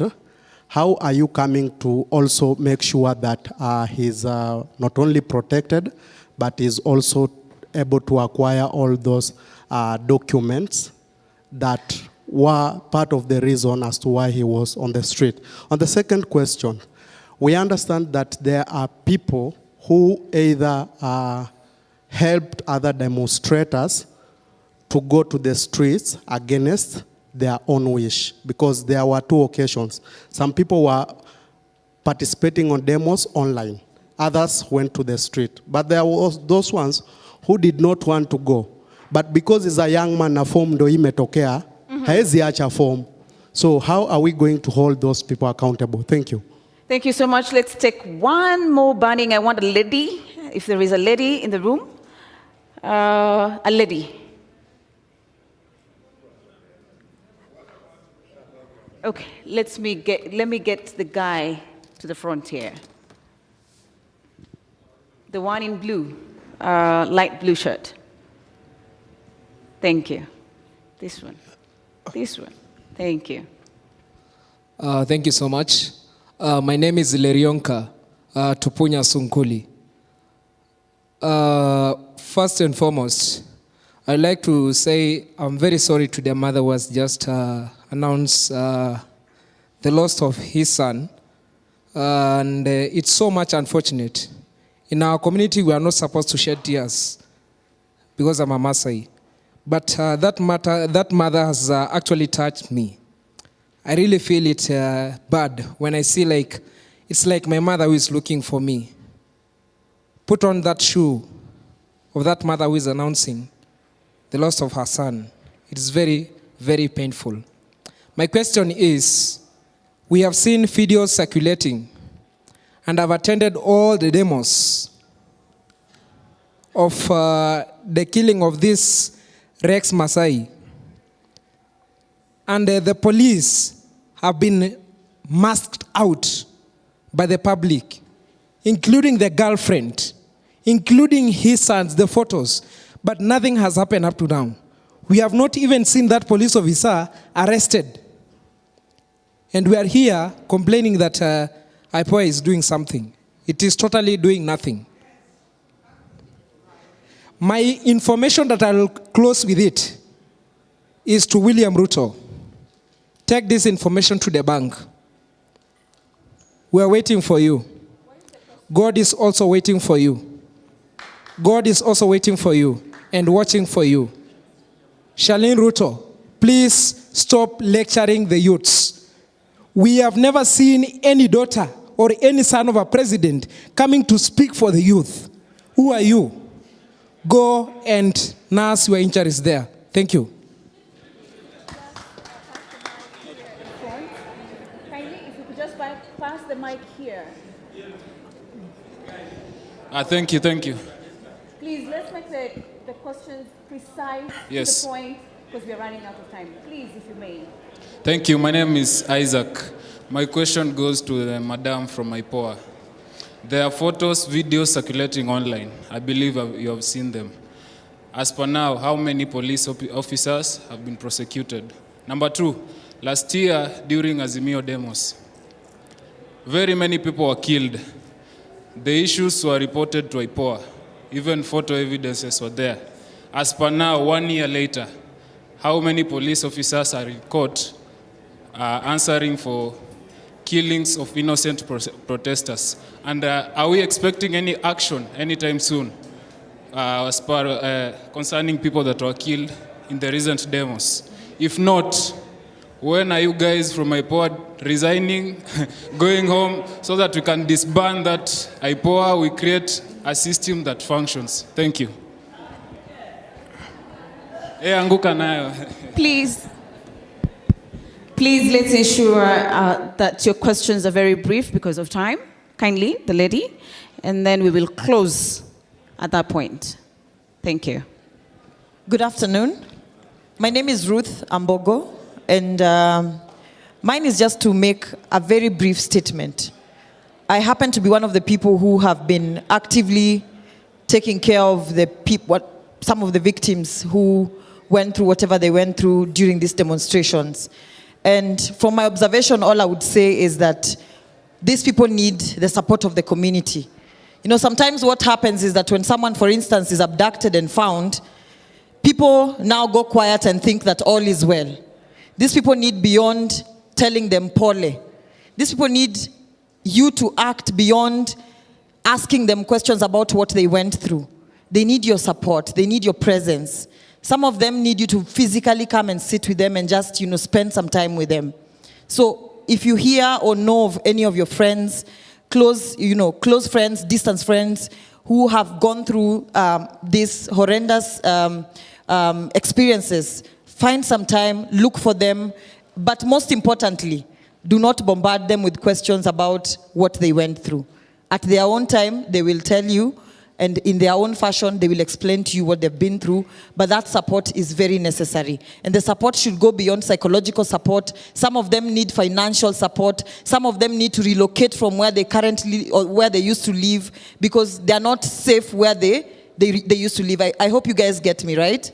And I'll donate 30 seconds to the LSK member to ask a question. Because you're running out of time, I would like Commissioner to answer kindly. Let me throw in just 1 second question. I want the Commissioner to give us an update. They are saying they have confirmed 39 people were killed. Were they involved in the pathologist, have they recovered the pathologist report, ballistic report to know where the guns came from, where the bullets came from? Those are the things we want to know so that we're able to know who are the guys we are going after. So they're not just stories of action. And so we want to know what have you done with the data. Thank you. Thank you so much. So please, Commissioner Fatma, if you could, a lot of the questions were directed to you. The first one from Mama Mwangi, if you could, as IPOA, as an oversight authority, how can you help her to find his son? And then there was another one that was directed to you from a gentleman that was seated in the middle. There's a guy that has lost much of his ability to do anything, 70%. How do you ensure of his safety even as he continues to give information to IPOA? And what are some of the financial support from your organization that you can be able to accord the guy? And then the other question that came from the other end is, what are some of the cases as IPOA has instituted so far, and how many police are behind bars? Okay. Thank you very much. Mama, I feel you. As a mother, I know what you're going through. And I just want to assure you that we'll work together. We'll see how best it is that we can help you so that we can also get your missing son. When it comes to the issue of Rex Masai, we have reviewed the clips, the CCTV cameras, and we find the suspect is still at large. We have done post-mortem, we were there. We are looking at the ballistics. We don't even have labs to check on this ballistics. We rely on DCI. That's also another shortcoming that we have. So when we get DCI examining the same ballistics that they are using, it becomes a bit difficult. That is why during the task force of the Maraga, we recommended that the DCI forensic lab gets out of the DCI. It becomes independent. Those are the part of the reforms that we need as a country.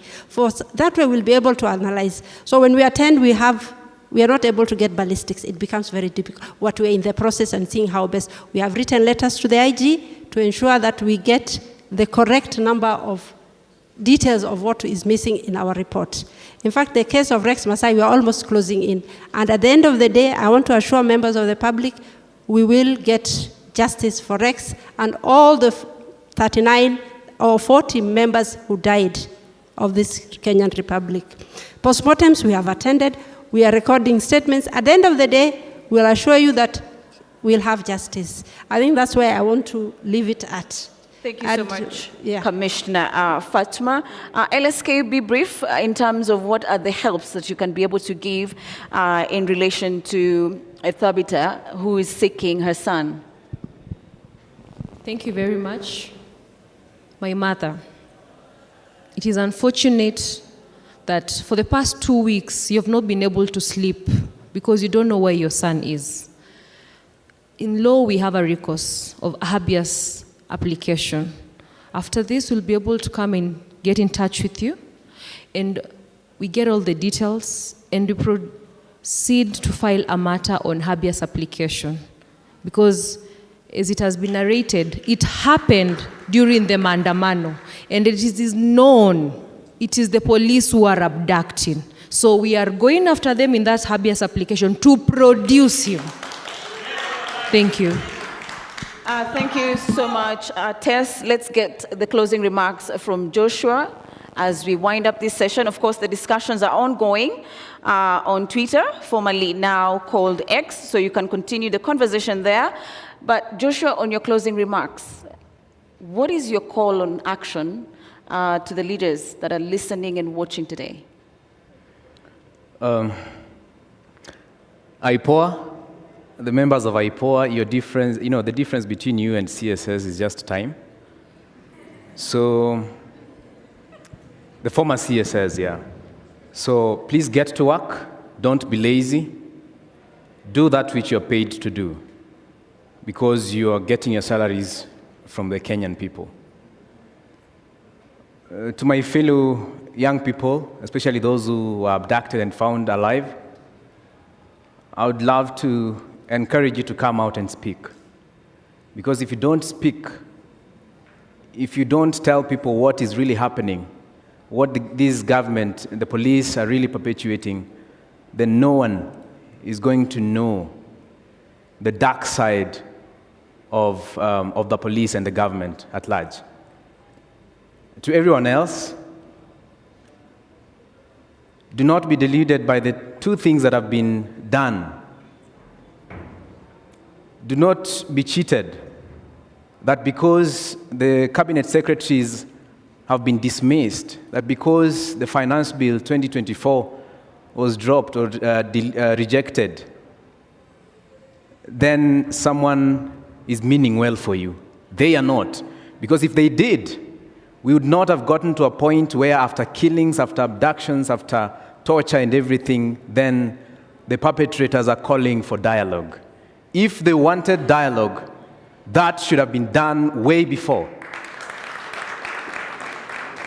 If they indeed meant well for the people of Kenya, and they wanted to engage the young people and act upon their requests and demands, they should have done this. I mean, to the very latest, should have been the first Tuesday when we went to the streets. Otherwise, they waited for a second protest, a third, and a fourth for them to act and to tell you that we are going for a dialogue. It's not going to work. They have not changed. They are the same people. They are the same people, the same characters, and they will be making the same decisions. Right now, they will make something that makes you happy to make you think that they're going to change. They're not going to change. Let us heed to the call to focus on the bigger goal, which is an overhaul of this government and let them go home. Because ultimately, no condition is permanent. Ruto must go, and this is a just cause. And when the cause is just, conquer we must. Please help me say that. When the cause is just, when the cause is just, when the cause is just, when the cause is just, and indeed we shall conquer. Thank you. Thank you so much, Joshua, for that powerful closing remarks. At this point, I'd like to close. Make my closing remarks. Oh, you didn't? No. Oh. Thank you. Mine is twofold. One, in addition to IPOA, the NIS is also supposed to have a similar oversight body under Section 66 and 67. It has never been operationalized despite numerous court rulings. The National Intelligence Service, that's a major area. Then the second area is, and the chair of the student at KSL has clearly indicated that this revolution is being given to us with a lot of trickery and treachery. When the president rejected the finance bill, we all felt a sense of a win. But the following day, he signed something called the Appropriations Act. That gives him full powers to spend the budget that he created with the wrong priorities and so on. He said he needed to do it before June. People, that is a lie. The Constitution anticipates that we can close a financial year without an Appropriations Act. And thereafter, the government will only be allowed to spend 50% until a proper Appropriations Act has been passed. He has said he will amend it using a supplementary budget. Supplementary budget is for additions, not for deletions. Please, let us demand a new budget that has the people's priorities. Otherwise, he still has all the money to continue violating us. Thank you. Thank you so much, Diana, for those closing remarks. We thank you for sharing and the discussions that we've had. And we wish you well, Joshua, even as you seek justice for what was meted against you. So at this point, I'd like to invite the LSK president, Faith Odhiambo, to come and give her closing remarks. Thank you so much.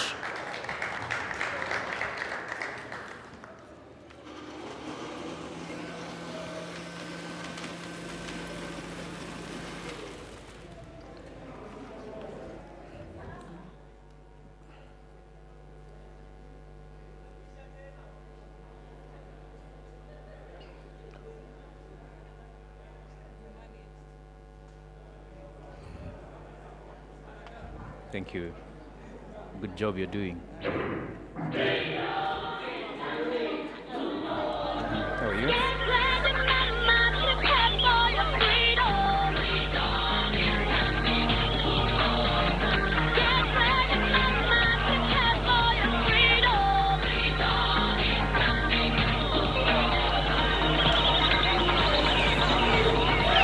And we want to announce the Inspector General of Police has resigned.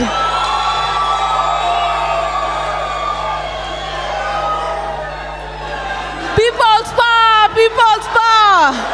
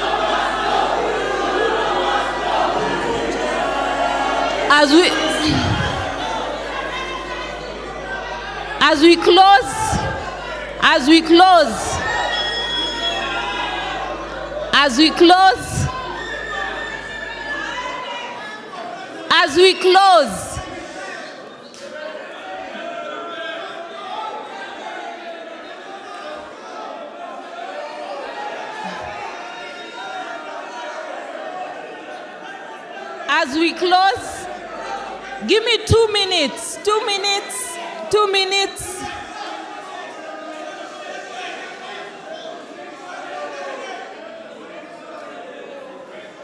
first of all, I would like to say that the JQuat students are asking that the police to receive their petition against the murder of one of their colleagues, Denzel Omondi. And so they're asking that their petition be received, that the police are humble enough to meet them, receive their petition for the full investigation onto the death of one of their very own, one of our very own, one of our comrades.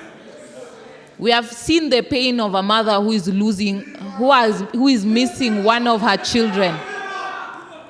And so these are complaints that we ask all the police agents, take your work seriously. We seek that justice not only be done, but to be seen to be done. As we end this session for today, we have not, the Citizens Assembly will continue. We will collate what we have agreed today and share them as part of the views of the Citizens Assembly. We'll be working to come closer to each and every one of you. And our motto is,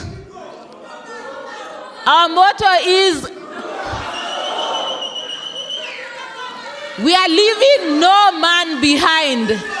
We will leave no man behind. So we invite one of our very own to end this session. Wenye hawatusikii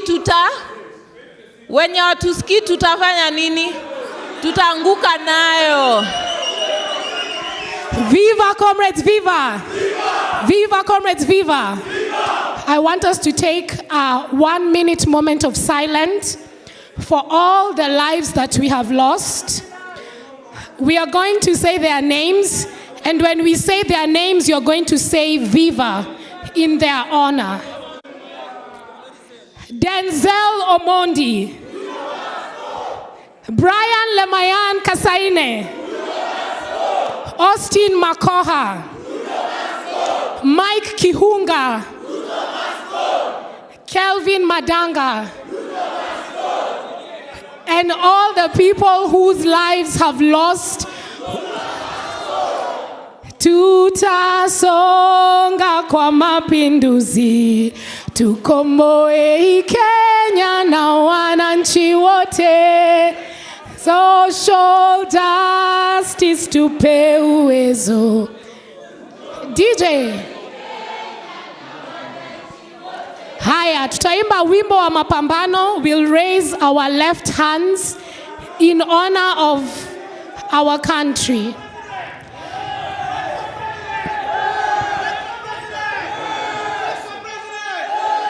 Kupigwa na kupokonywa maisha hakutatuzuia sisi wananchi kunyakua uhuru wetu na kia jasho letu na kia jasho letu. Tumekataa kupiga magoti mbele ya wauaji. Bila shaka sisi pia ni watu. Hali ya utumwa tumeikataa. Hali ya utumwa tumeikataa.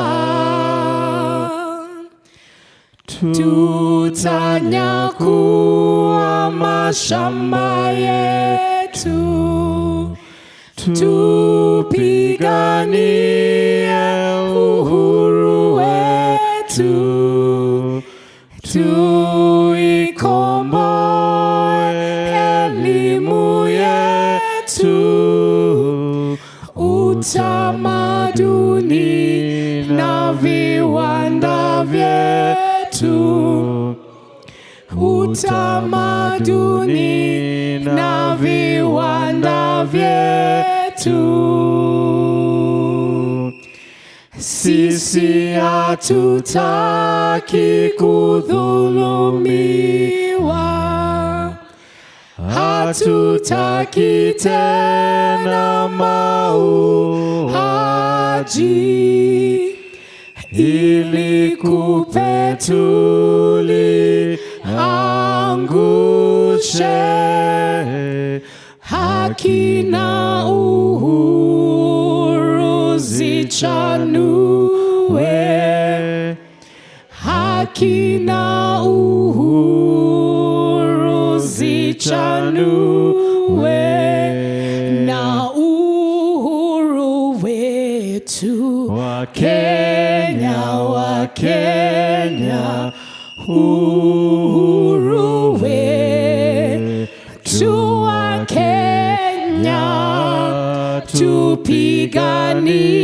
tupiganie mashamba yetu wa Kenya, mashamba yetu wa Kenya, tupiganie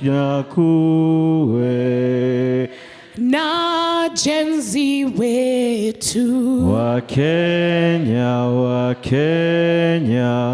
na jenzi wetu wa Kenya,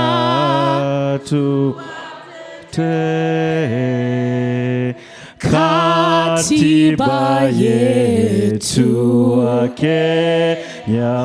Kenya, katiba yetu wa Kenya, tutekeleze.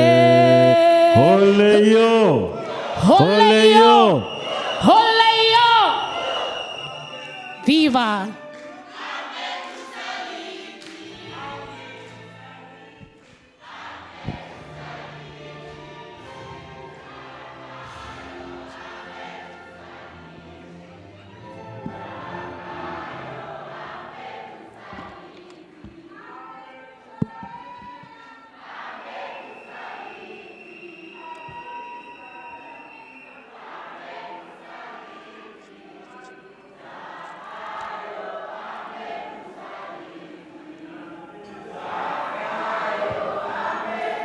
Bwana nini? Ya pisi yangu.